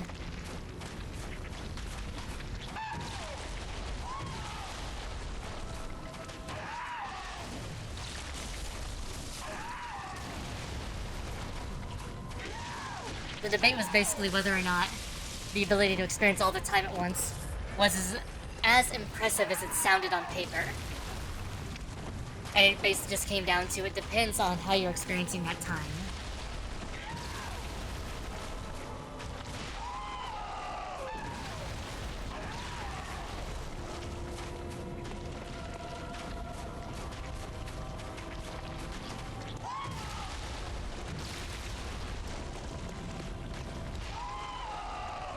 I just want you to do your underhanded charge. Do the underhanded charge. Do it. Why you gotta do me like this? Do the underhanded charge. I need more practice with it. Do it.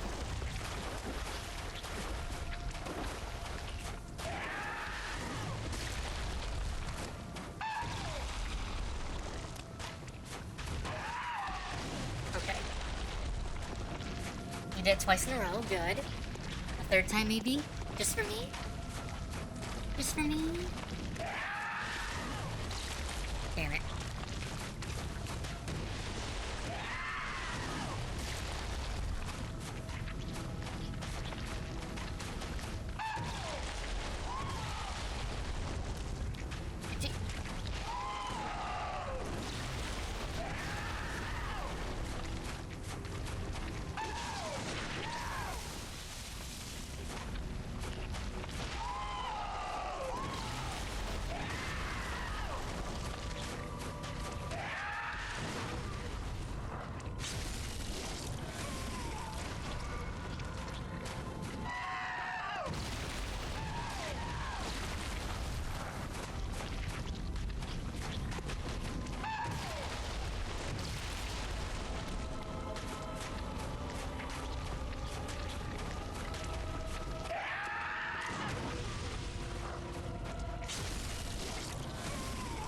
Okay.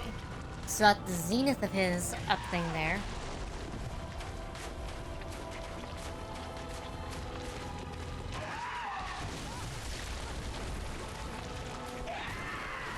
Yeah. I mean, if you can computate all possible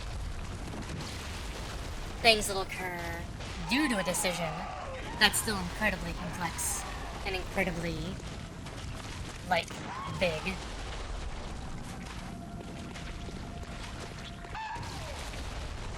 That is well beyond human capability in any way, shape, or form.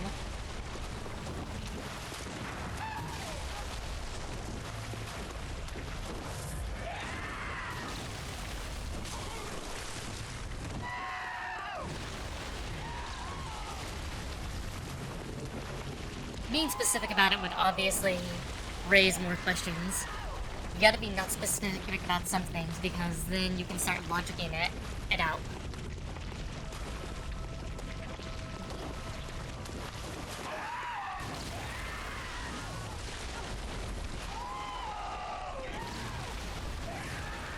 And this is why hard fantasy is hard for a lot of people to get into. Because the rules often can be questioned and dissected.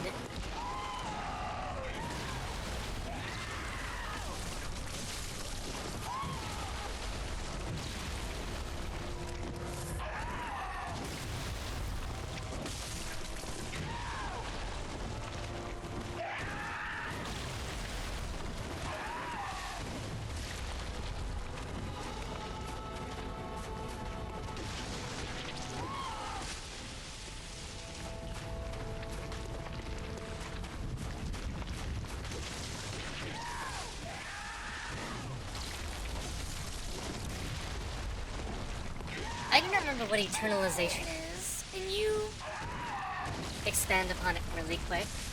Just to make sure that I have an idea. Pretty sure I probably know the concept, but one of those things where... Ah. God damn it. Bioshock has the... well... Bioshock in general, after the original one, is, in general, not great.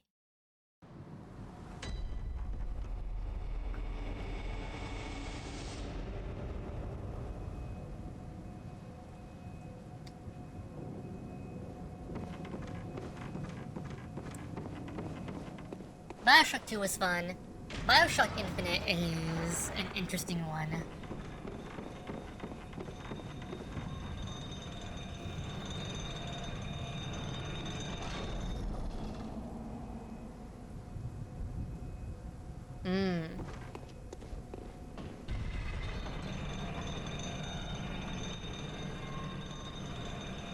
So that's an interesting one. Crocus heard my spiel on this before. But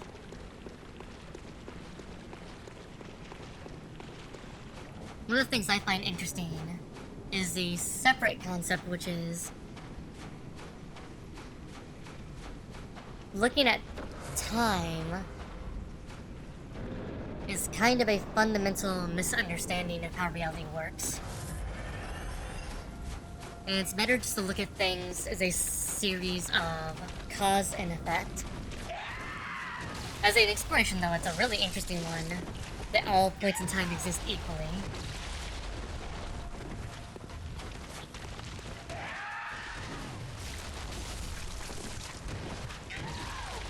I think I've heard that one before, too.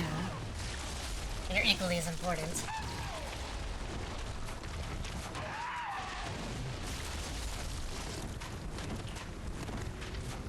Something had a big talk about, actually on stream not that long ago,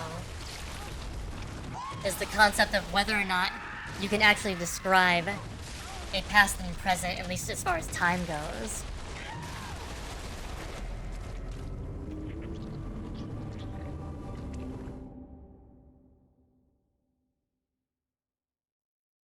And we got into it. There's a really interesting kind of discussion that goes on in physics quite a bit too. And it's something that you probably are aware of. But we talk about objects experiencing... Yeah.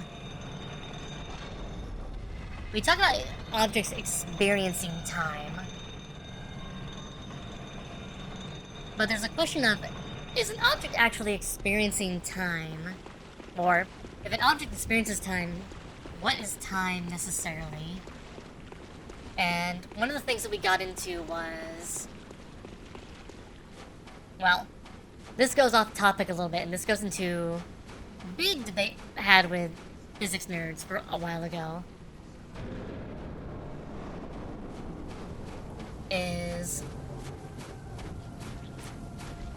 So, this goes kind of down the time crystal rabbit hole, by the way.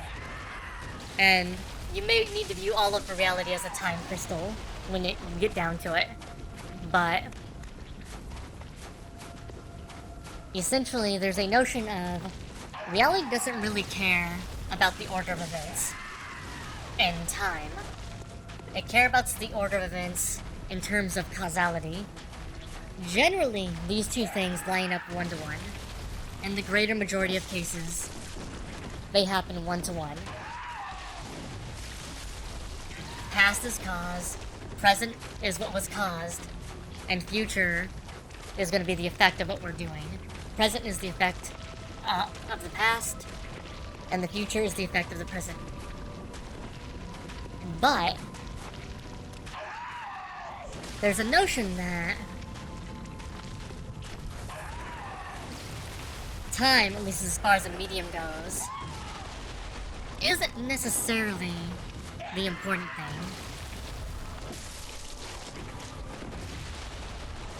It's basically that all the computations get solved, if you want to put it from a very simple perspective.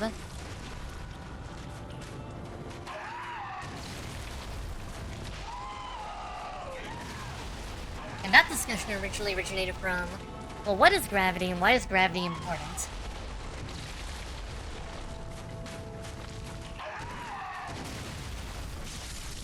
Given that it appears to be so weak, minus, the effects of mass, etc. And why does gravity affect time? Oh, my weapon's broken.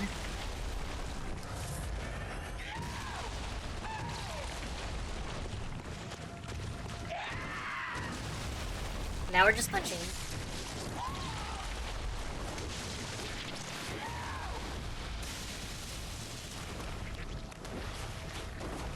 And then it becomes a thing of, well, when you're in a gravity well, or you're going...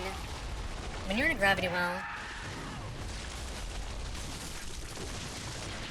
the amount of time you experience relative to everything else is... What is it?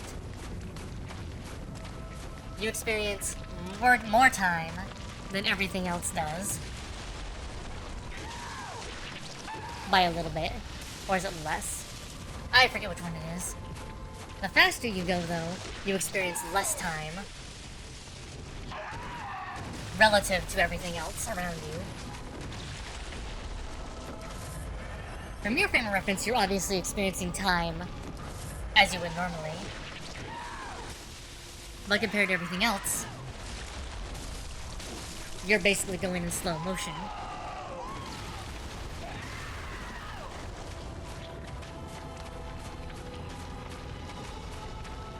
And yeah, gravity, you experience more time the deeper you are in the well. And as you leave it, you experience less.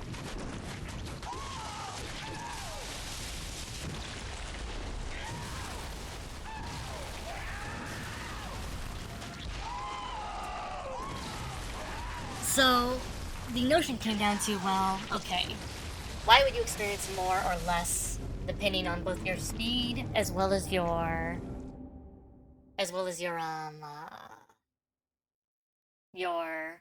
position in gravity? Well, what if gravity's purpose isn't necessarily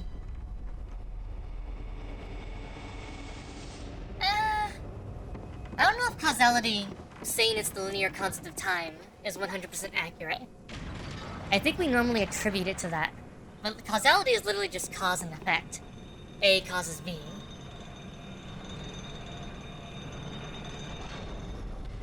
That doesn't mean that an element in the future can't cause an element in the past. An interaction from the future could change an element in the past. Which there are physical examples of, very limited, with things like time crystals. Or the past being changed in the present anyway.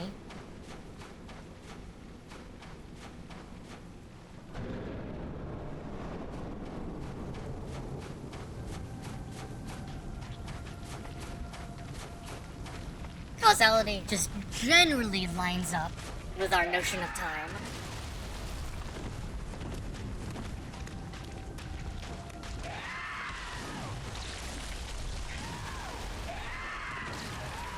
But all causality is that A goes to B goes to C.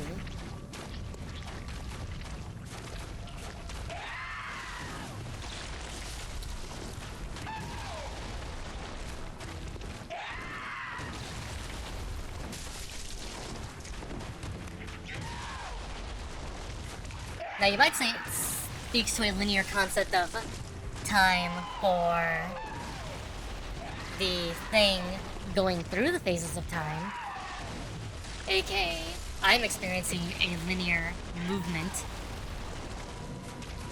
of actions and interactions from my own frame of reference.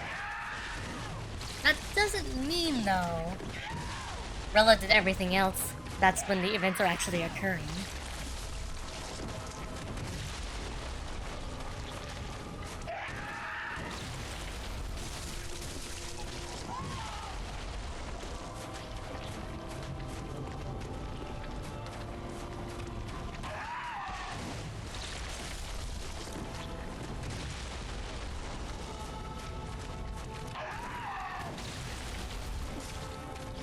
That's why I break up the concept of time from the concept of causality, because they don't have to be married.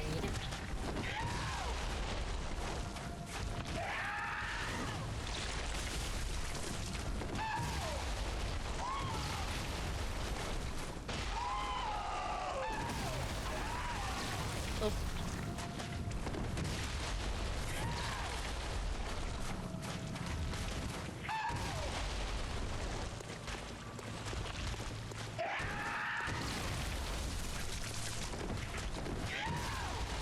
Oh, I need to repair my weapon.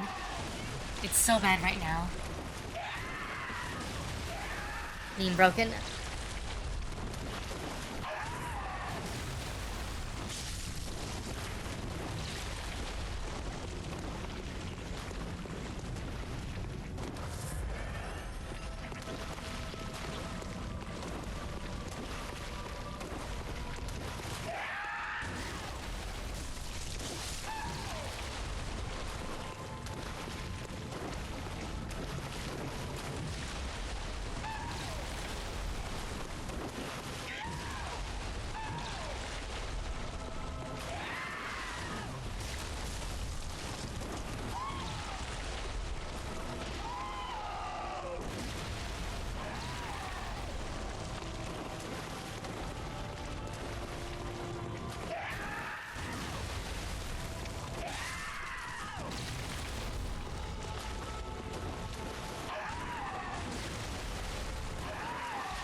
I think eternalism is actually an interesting notion that causality isn't tied to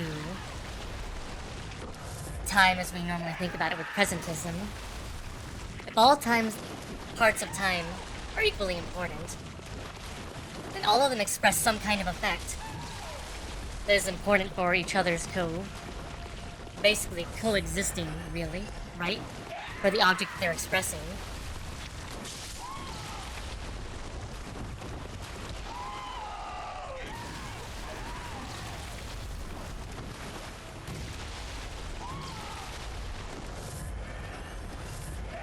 Or they're... Well, expressing is probably the best word to use there. But yeah, time is often expressed through causality.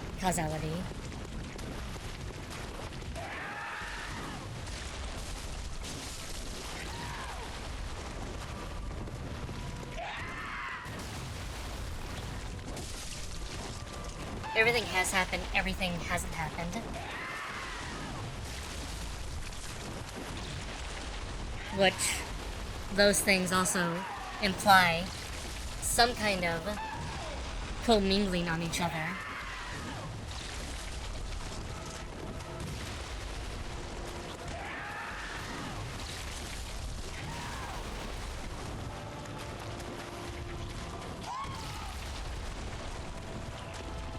The future informs the past, informs the present, informs the future, in reverse.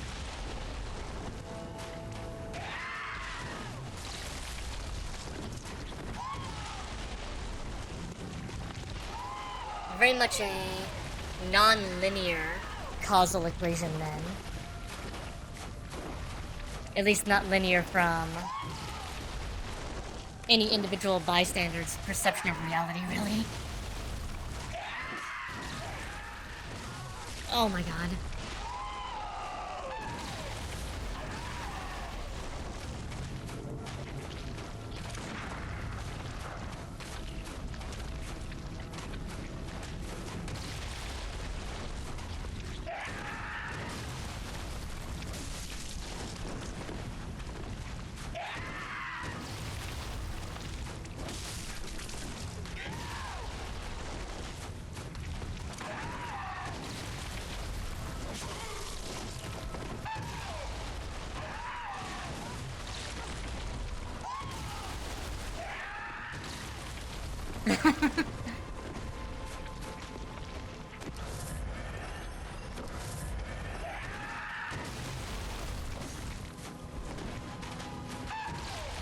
I think it'd be really hard to say.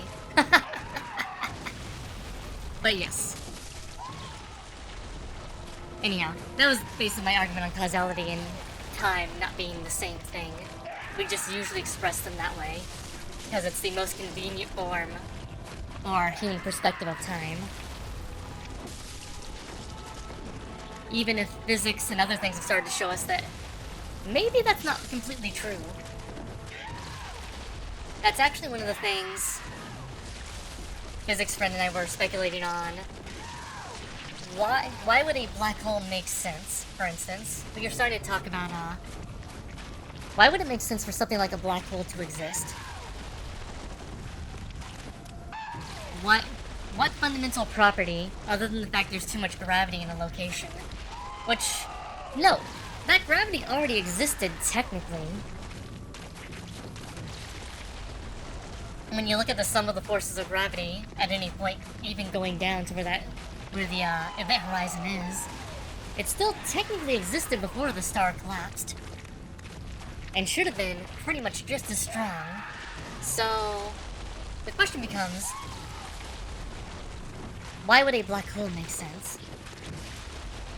And our supposition was, well, if you shrink down all the physical interactions that need to take place during a Big Bang, and you eventually shrink them down to a small enough space, maybe it's possible the universe doesn't have the ability to compute it. It doesn't have the time necessary to compute that interaction. So the easiest way to do it is just to spread it out over a long time and make an assumption that, well, most of what's happening here isn't going to affect most of the rest of the universe. So it's easier to solve this way.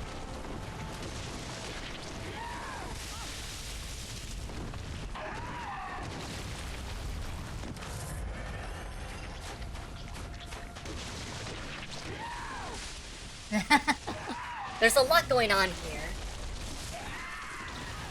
I actually think time's probably simpler than we think about it.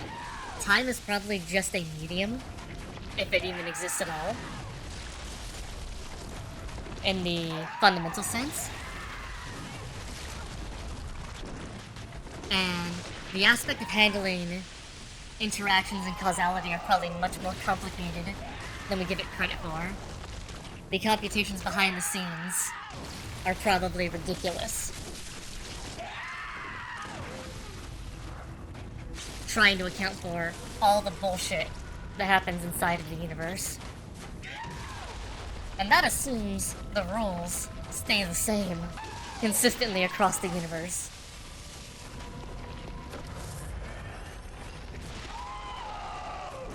Which generally we see evidence that that's true, at least within our local cluster and area. Though there is some evidence to suggest that the rules actually might be different at the edge of the universe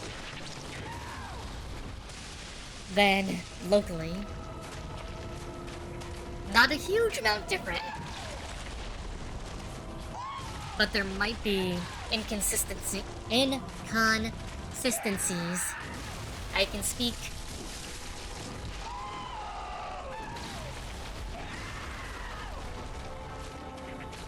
Which then gets into a whole other problem. If the rules of the universe are non-consistent, then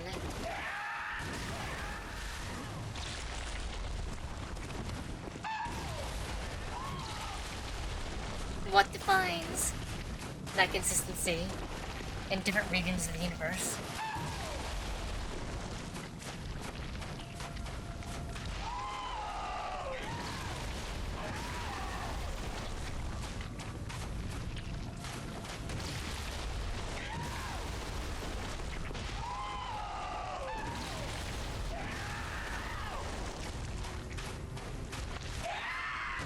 My voice is going hoarse from talking too much. Ugh. I'm getting better at generally surviving his attacks, but I'm not getting better at dealing damage to him while it's happening, which is a problem. Okay, give me a break.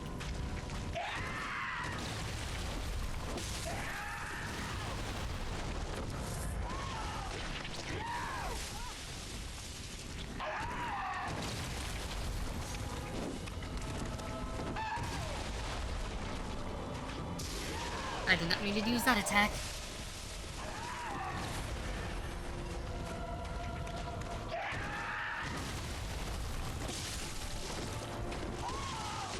I'm gonna repair again here in a moment. I'm annoyed. Okay, come on.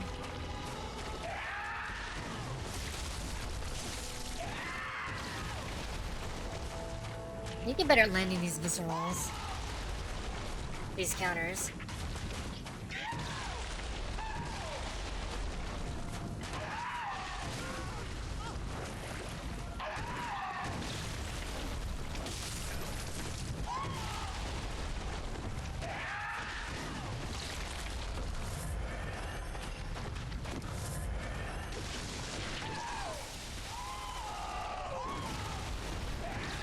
We're down to the last 9 bullets of this run.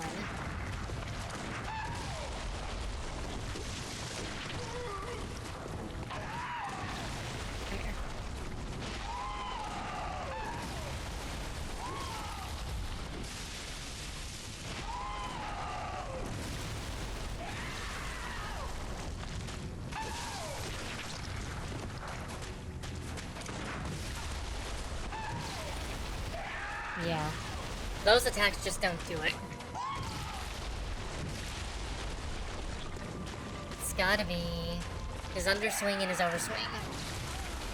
And it's gotta be higher on that overswing, I'm pretty sure. I think it's literally to like right towards the end for that one. Ugh. Okay. Oh, my knees. This bear is bad, okay? Are we talking about the black hole?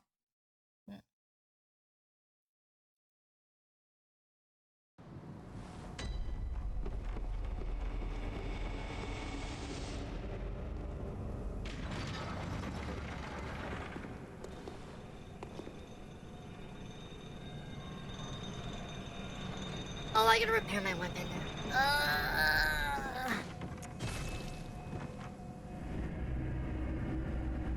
We'll give this one a little more.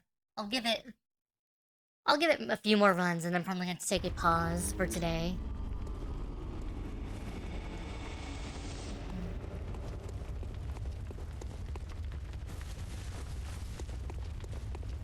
Yeah. My poor voice. My poor voice.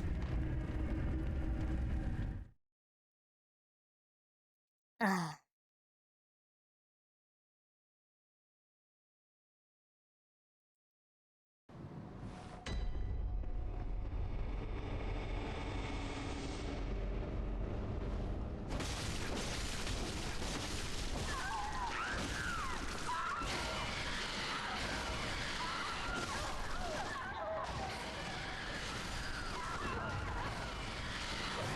You know what?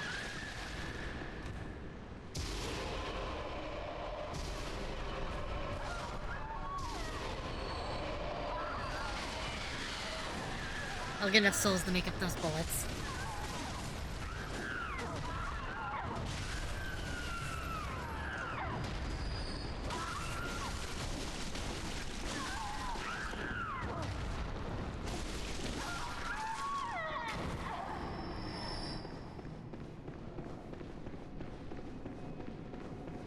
I just buy a bunch of bold hunter's marks, because those are basically the easiest way to reset a zone.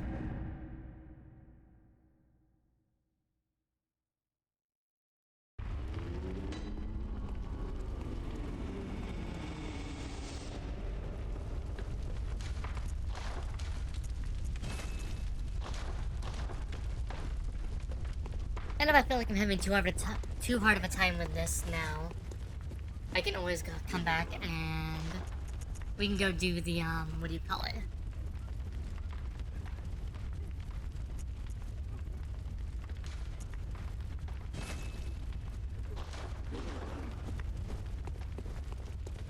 We can come back and do the Chalice dungeons tomorrow.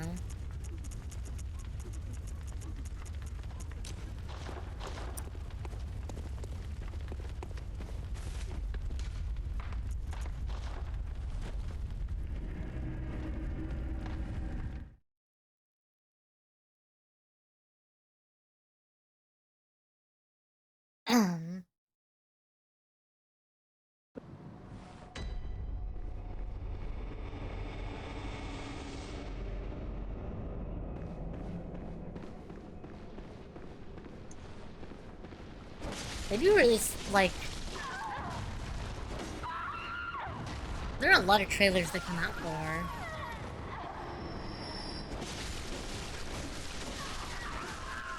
games nowadays.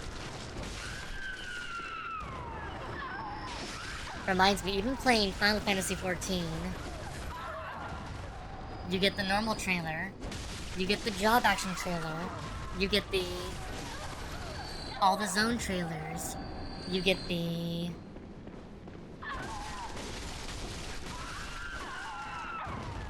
what do you call it? The, the story trailer,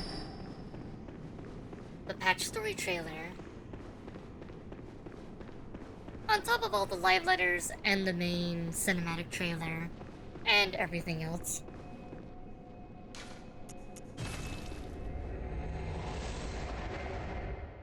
I am kind of intrigued they released the gameplay DLC trailer though for the game. They've already showed off a lot. Alright, AsuReDi, you've watched it. What does it show off? What more does it have?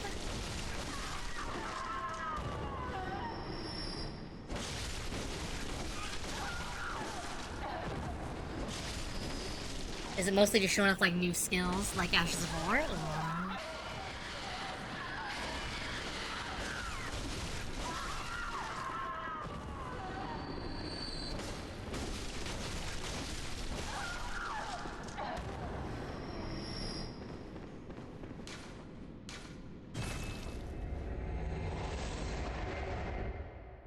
I'm just kind of curious.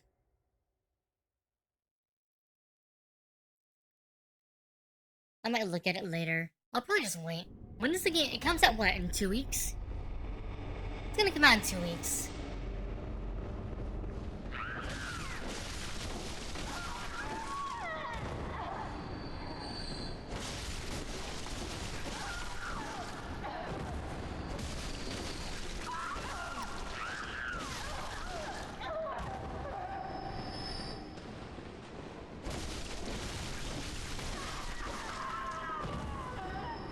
Exactly.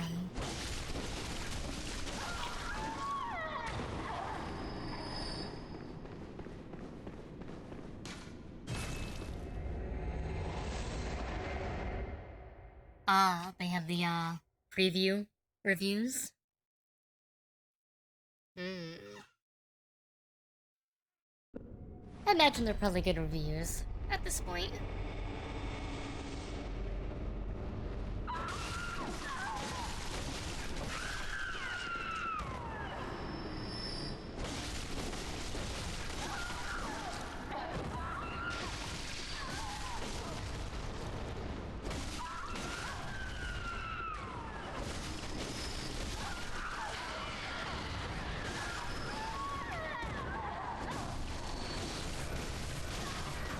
The only thing I'm really curious about is the alternative leveling system they talked about.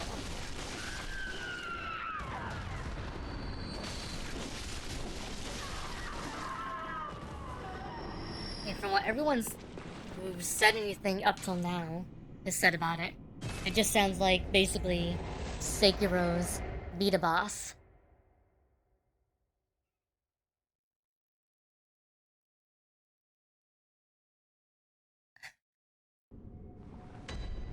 I mean, they basically said the entire DLC should be like the difficulty of Moog and Millennia's areas, so...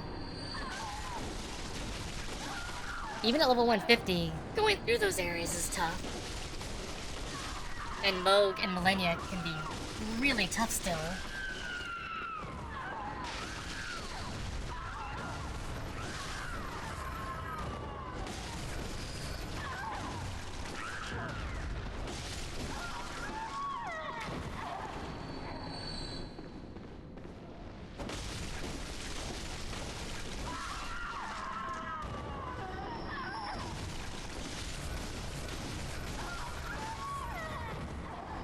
The golden grinding sword.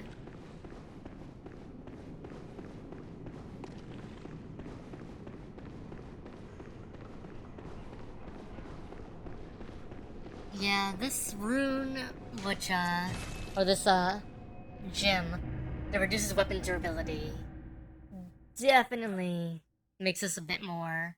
Bleh. Let's go repair.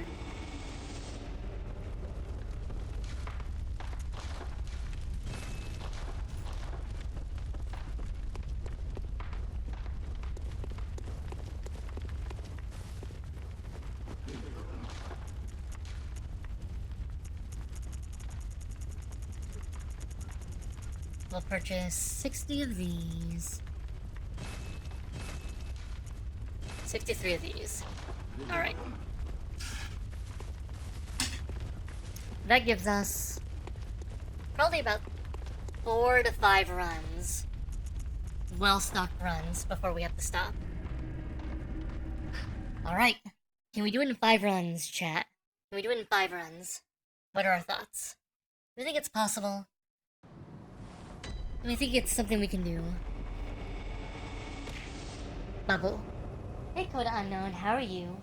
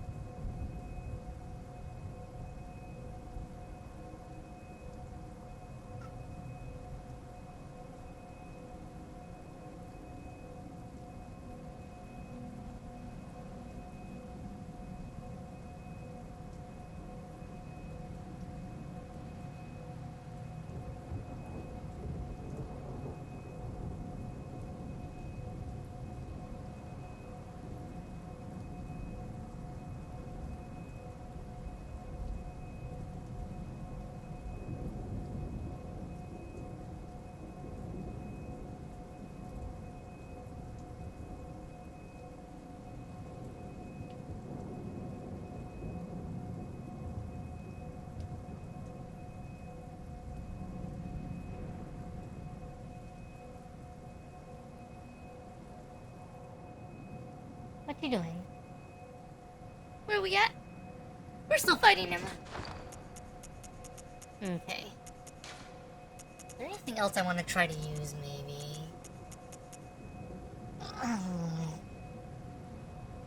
I wonder if Augur might be better from just a balancing damage standpoint.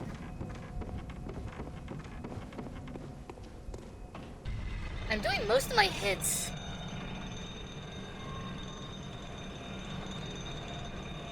Now, I don't like no whips and chains, but you can whip your loving baby. Whip your loving on me, baby. What?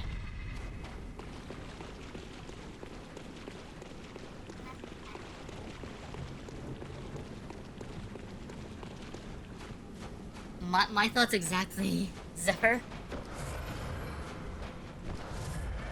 Alright. Let's go. We can do it, we can do it.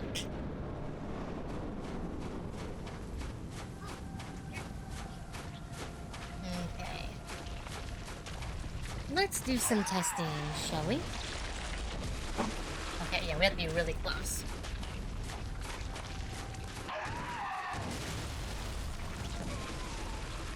Oh!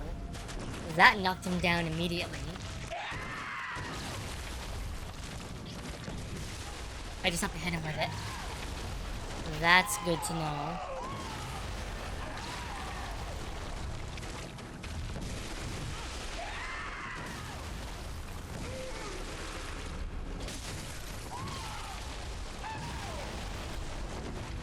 Not as good as it was going.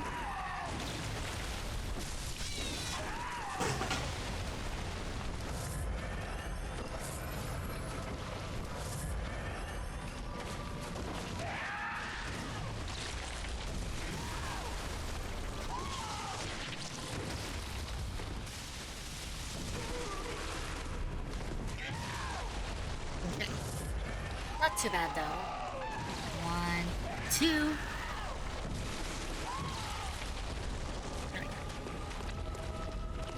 Comes out a little slow for my liking.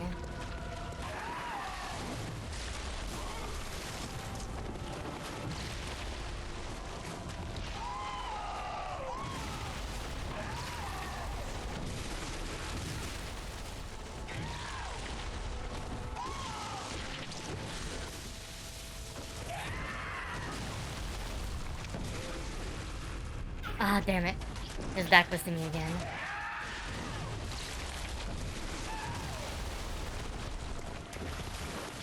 Does give me just enough range, though. Oh. Yeah. It's pretty good as a parrying alternative after his certain attacks.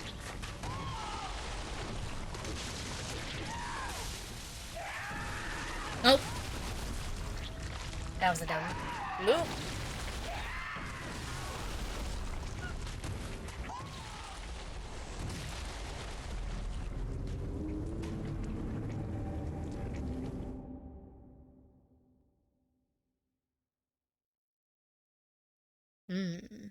Let's see. Ugh, my neck.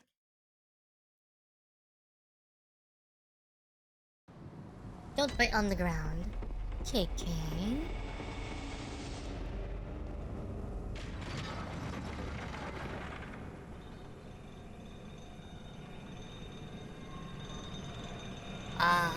When he uses the jumping attack, just walk underneath him.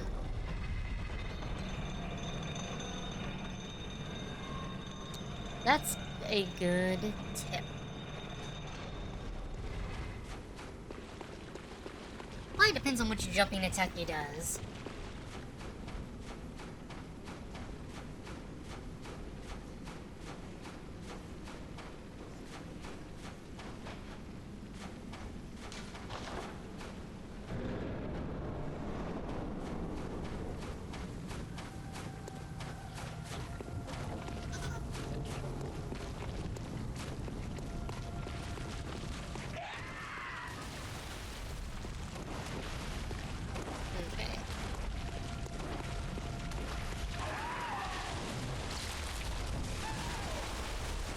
I just need to use...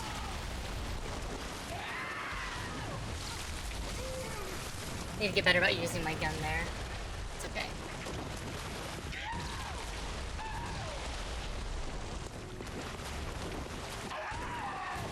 Okay. Just need to walk under him there.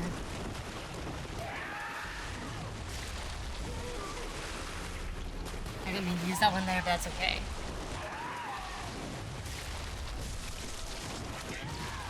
Okay. Better about using your gun there.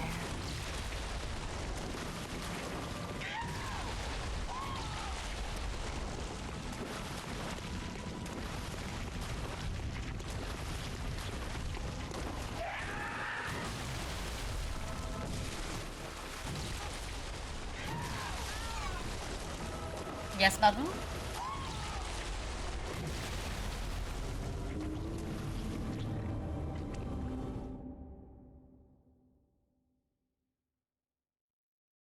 I've done the second phase, just not that many times.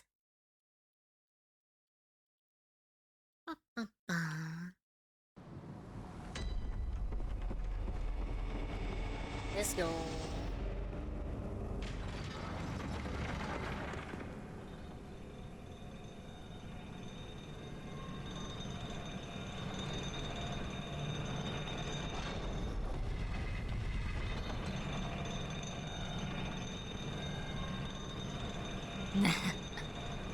No, I'm gonna do this on my own. That's how it goes. Yeah, I think we're at 4 times. Might be 3.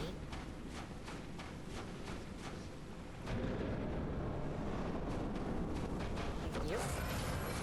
Yep.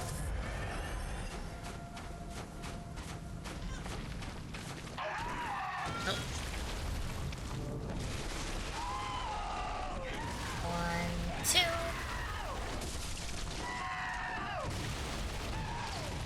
Okay, come on.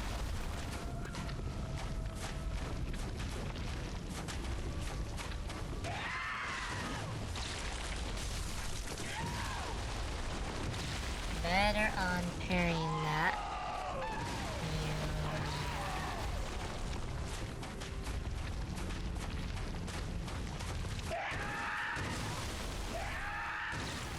Yeah, that did not.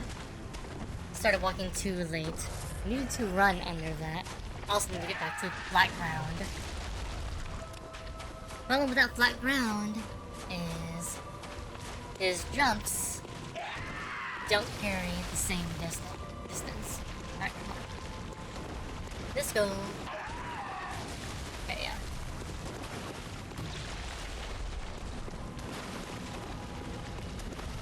Okay, that one's parryable. Gotta get used to doing it again. We're doing it pretty consistently for a while. And I started doing it too early or too late for a while.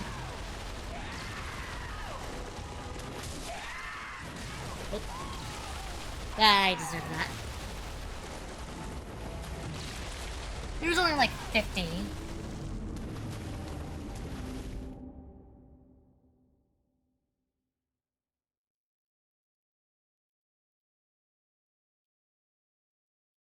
There's like 50 blood echoes there. I'm not too worried about those. I am gonna have to go back and get more blood echoes later. Probably in another 3-ish runs. If my weapon keeps breaking at the same rate.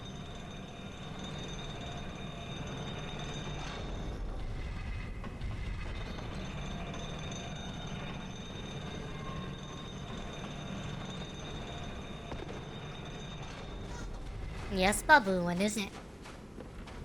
You starting to wake up again? I should send the elevator back up. 100%.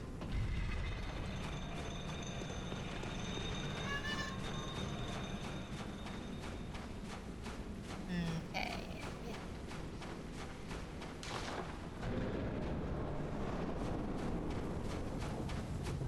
Let's go.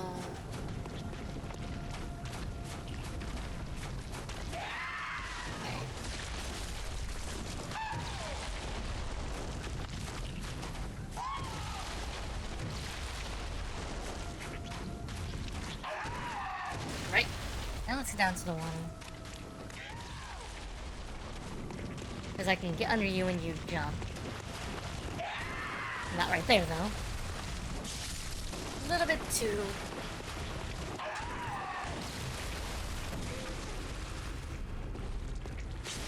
There we go.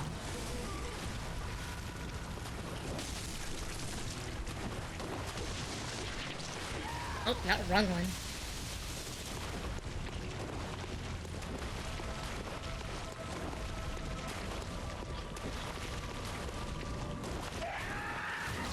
That was a short jump. I'll do a long jump.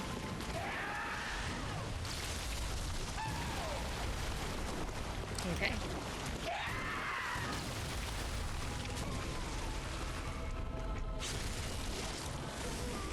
There we go. I can get more hit off on. Nope. But I was a little bit closer. Come on. Well, I'm thinking about it.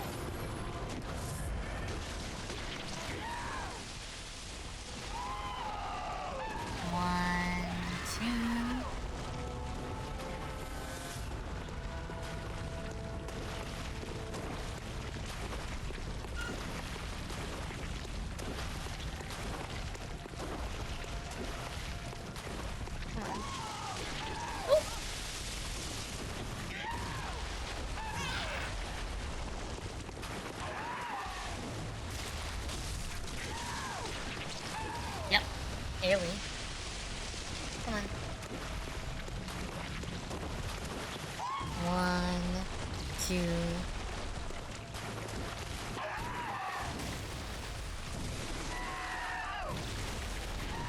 Ooh, that didn't stun him that time.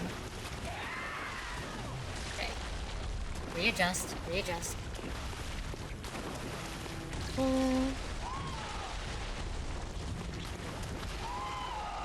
Oh, stop with your circle bullshit.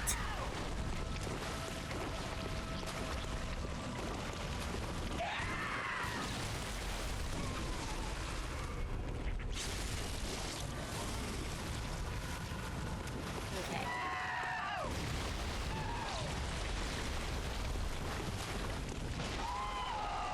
And spin turn.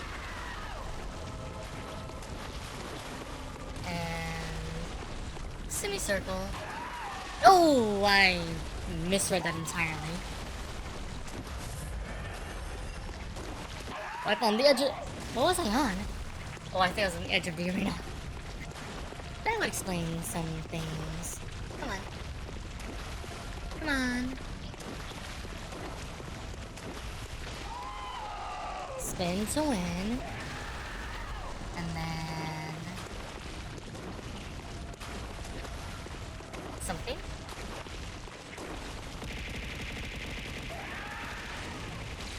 Thank you, Cougar.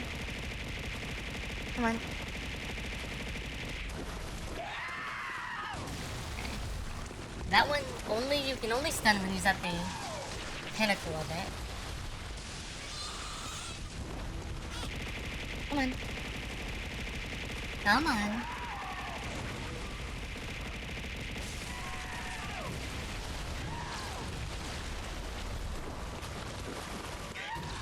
Quarter circle, quarter circle.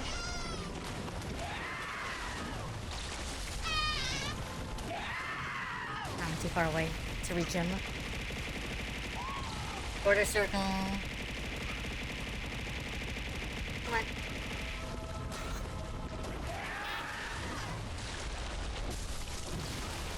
Greedy.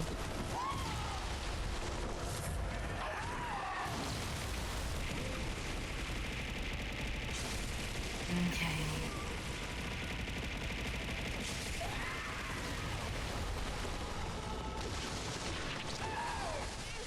Damn it.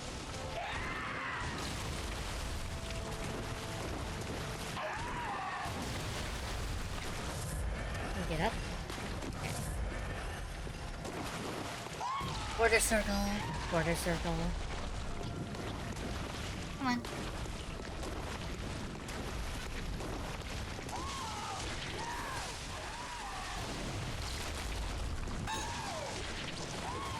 No. Hey, come on. Come on.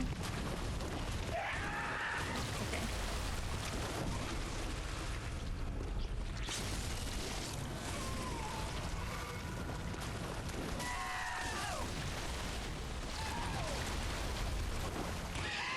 Okay.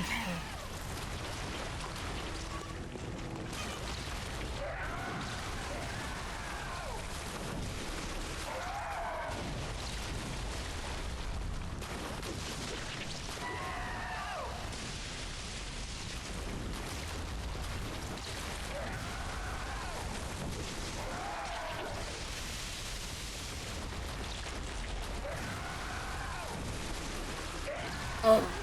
Okay.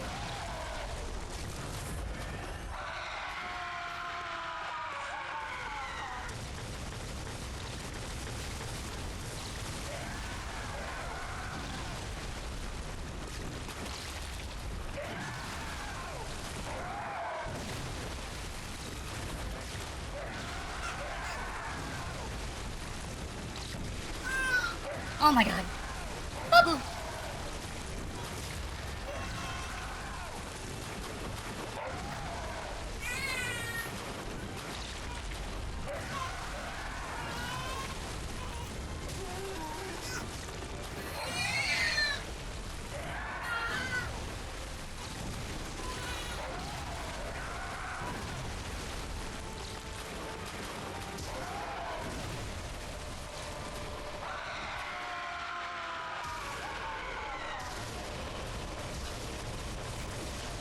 Okay.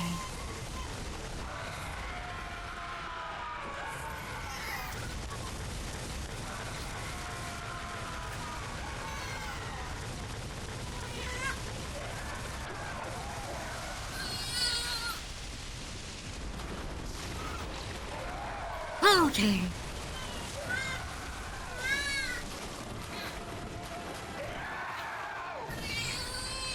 Bubble.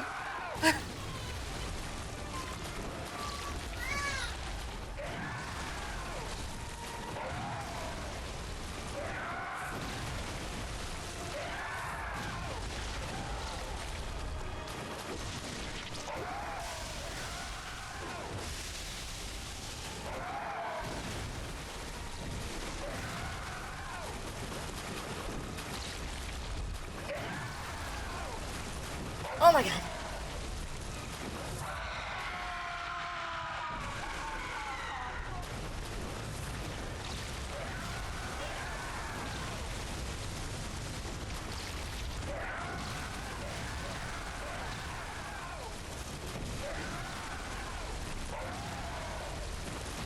I've got baby in my ear. Ah. Hi, Miru.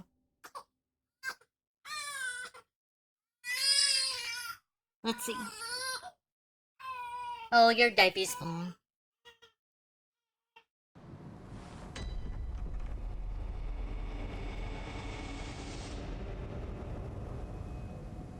Okay. Let me change your diaper. I've got maybe one more go. Maybe two. Come here. Come here. Ah.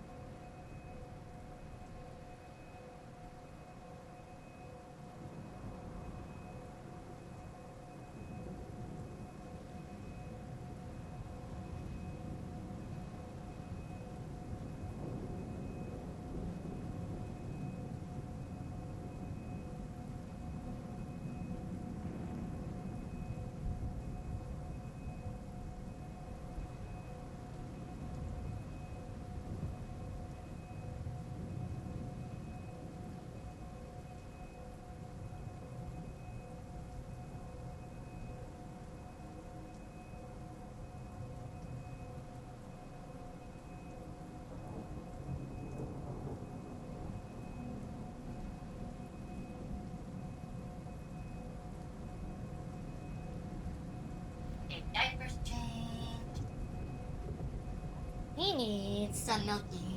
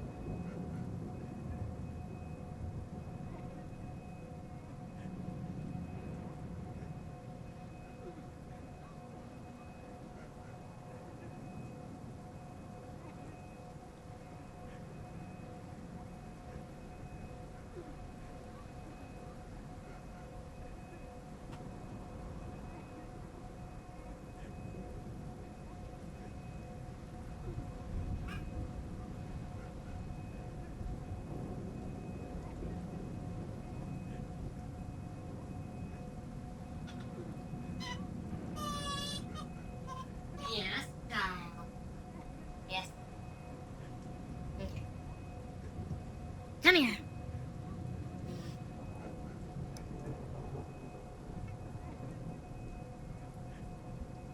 What's not true?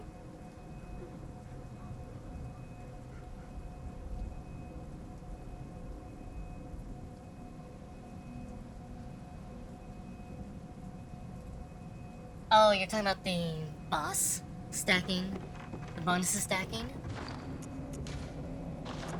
Pretty sure they all stack. I thought they did. Maybe I'm misremembering.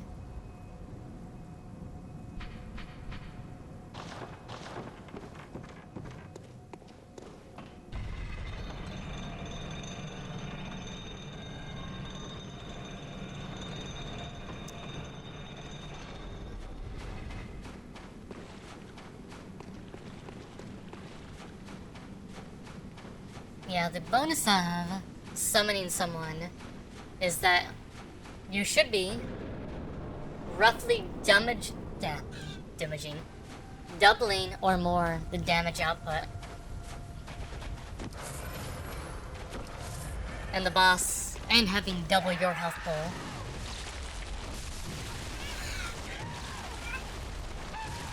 Oh my god. Babu!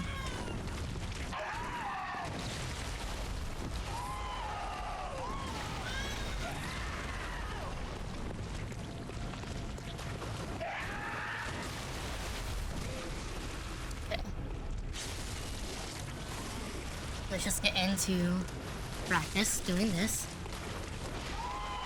And 1, 2. Babu.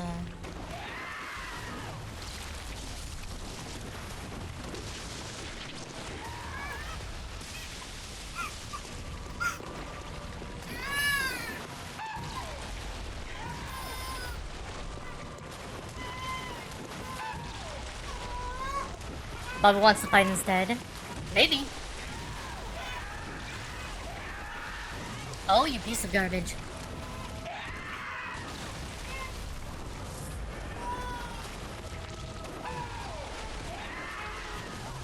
Oh my god.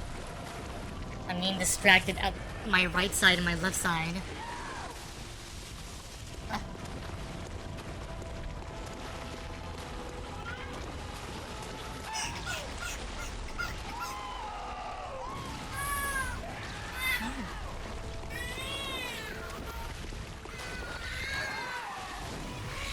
Okay. Well, you didn't want to take it. You knocked it out.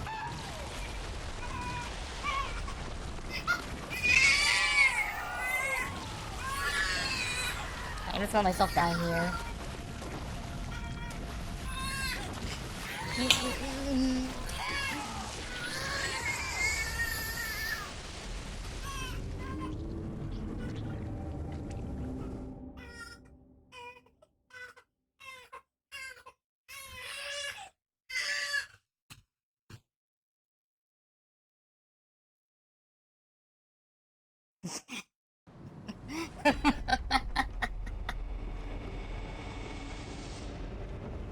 Yes, it's your turn now, wifey.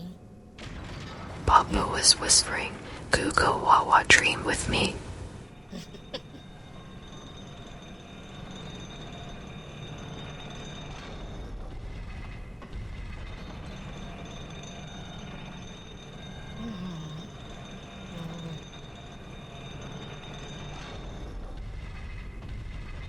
Everybody calm down, calm down. Babu's getting fed. Wifey is up to deal with Babu a little bit. We are going to attempt to do Babu without being distracted at all. Jesus Christ. Okay.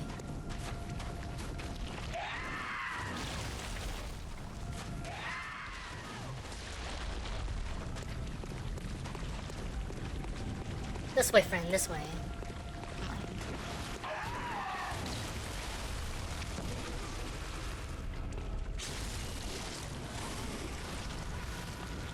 I mean, he is a baby. Technically. Very fully formed, man-sized baby. For a human.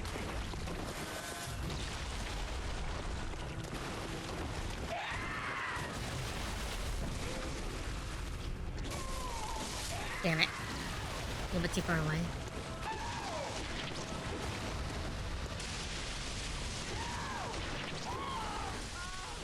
Need to remember to dodge. Forward with that!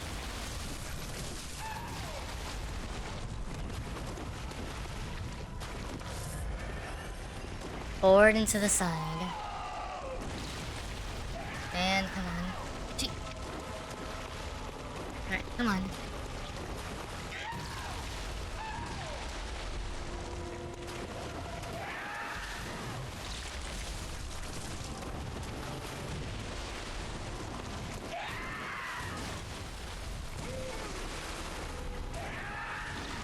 No, that wasn't your big jump, that was your little hop. Little hop. 1, to...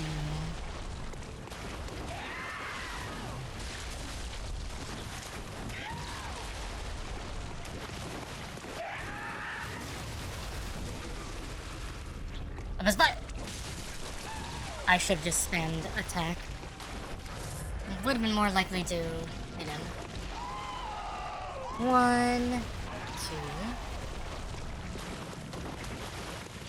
Quarter. And another quarter. No, spin to win.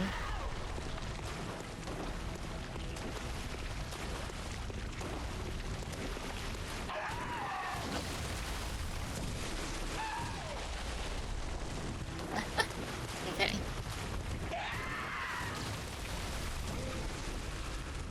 There we go.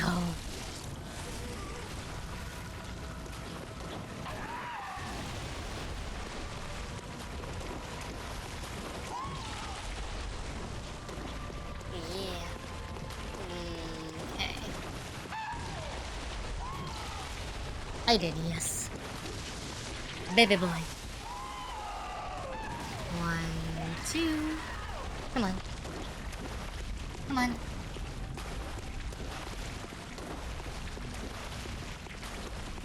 Come on. And spin to win. Gee. Spin to win again. Almost there.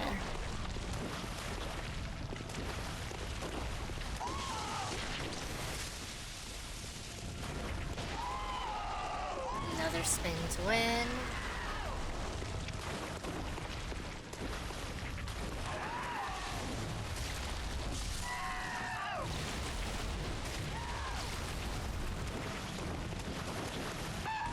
One quarter. Oh!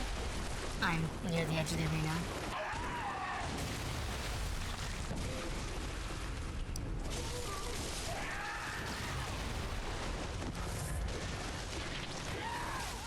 Damn it. Let it go. Far enough forward. You know what? We got a lot to heal. Let's just do this.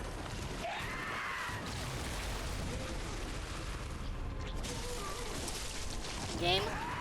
Okay. Must be a little bit unlined up with him. Nope, not that one.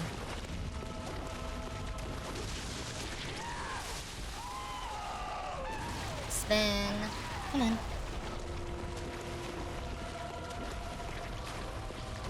Come on. 1, 2. Come on. Come on.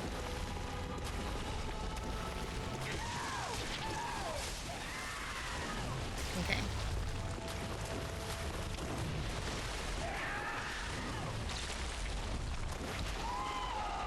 Okay. Enough distance now, we should be able to trigger a jump. He gets a running start at us.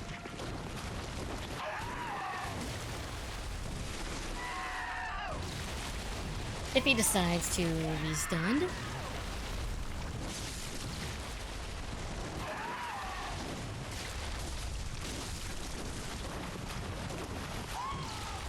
Okay. This would actually be ideal. Him doing a jump. We stun him. Do a visceral here. They give us a good amount of damage going into the next phase.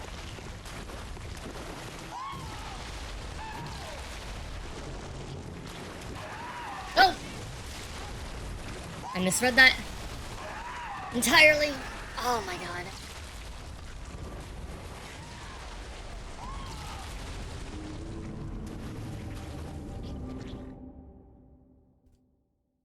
Alright. One last try, and then I'm gonna call it.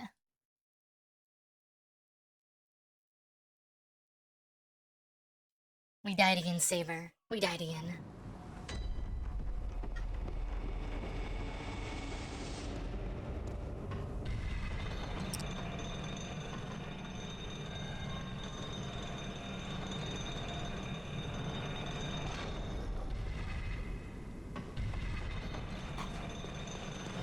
This way. Yeah, that's what happens. Thank you for the hydrate, Joey.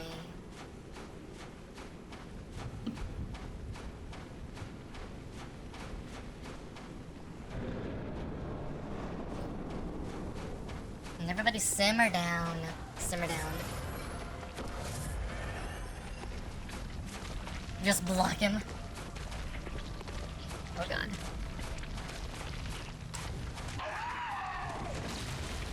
If I can just block everybody, that makes everybody's lives better. It's silly. Alright, this roll's done. Good one.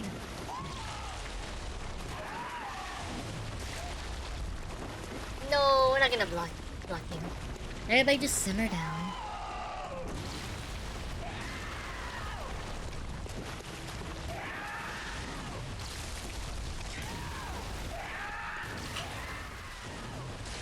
Ooh. White beam.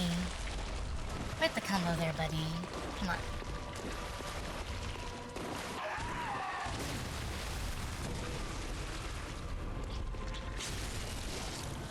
Alright. Free shot! Yep. Okay. Nope. Wrong one. Oh my god. Thingy came out late? Okay.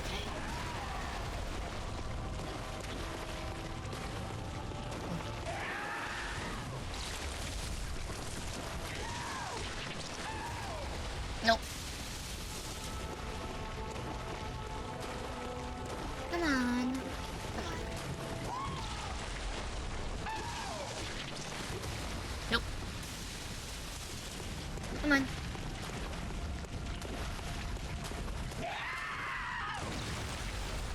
Go. Spin to win. Okay.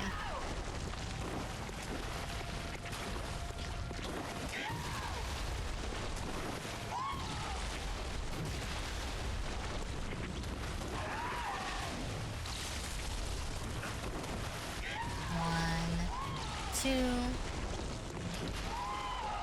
spin.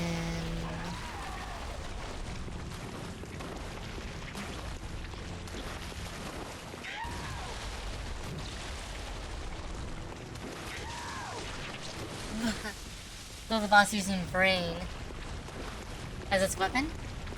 It's using its umbilical cord.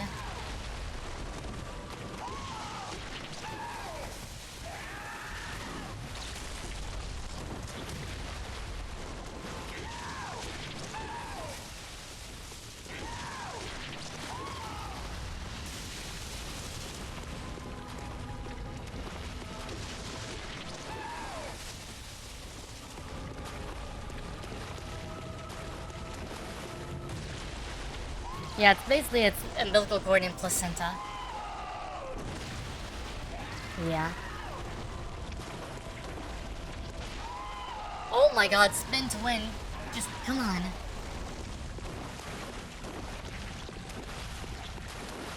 I know, I've started countering you every time you jump over me. It's not nice. It's not nice to be the one countered. I know.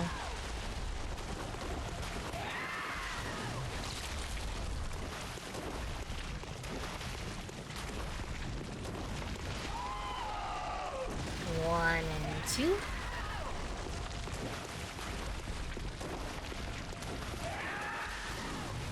Oh, that was a little close. A test of your reflexes! Thank you, Saber. Welcome back. We need to add like 5 more deaths or something, or at least 2. Come on. Come on, bro. Come on. You're just looking at me funny. Ooh.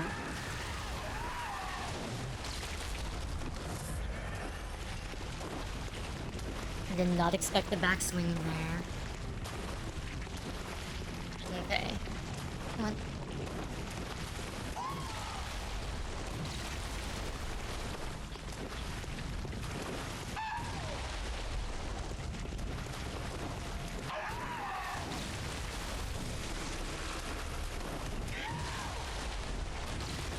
Okay.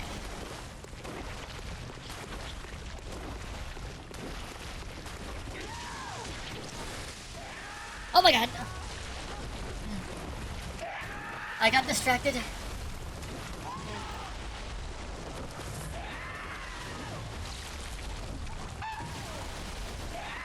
Oh my god.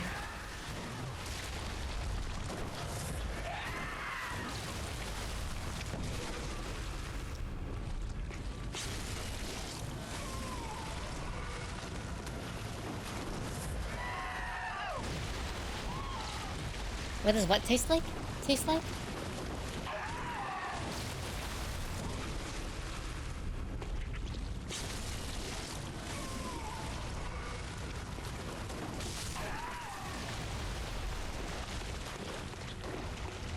You agree with me, it's a bad game.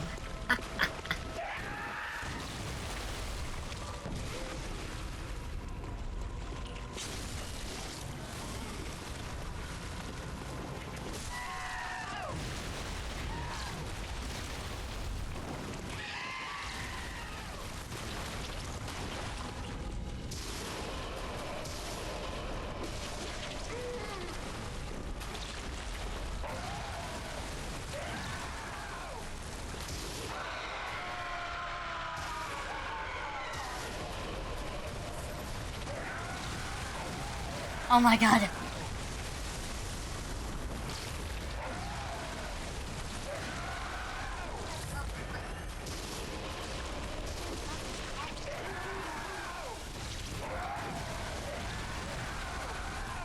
Okay.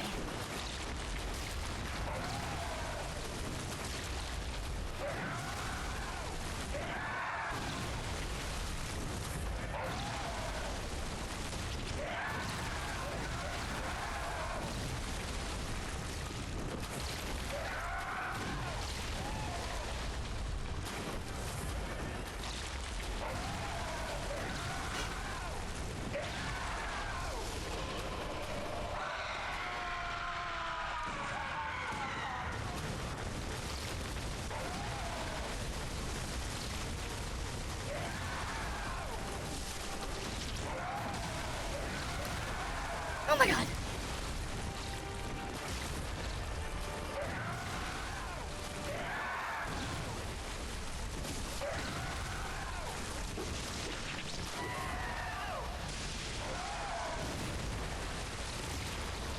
Oh, come on.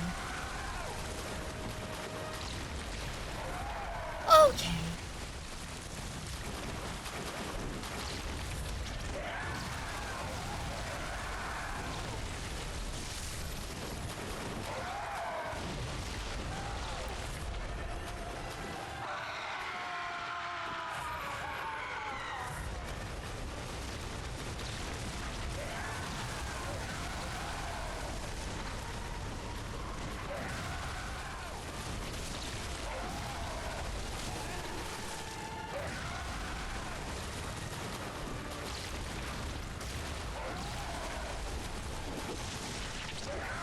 Oh no. I lost track of him.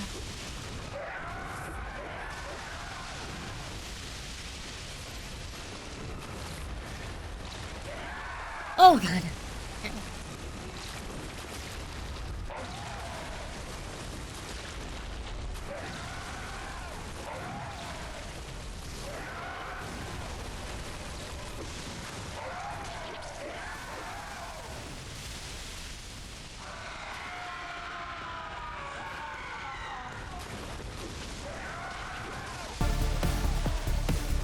Oh my god.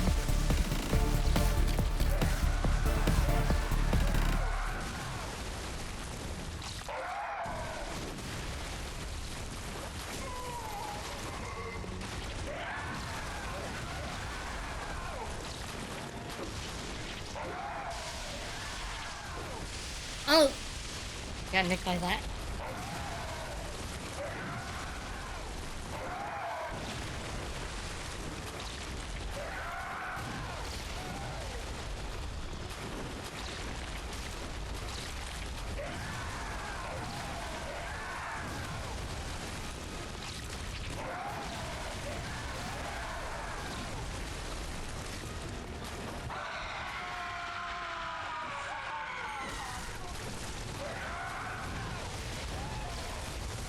Oh, fuck me.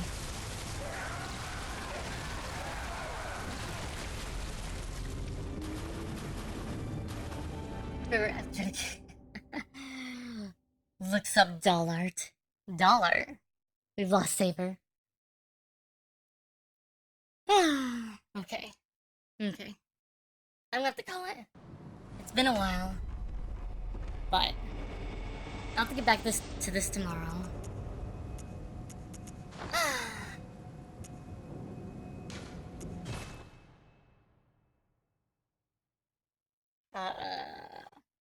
I don't know.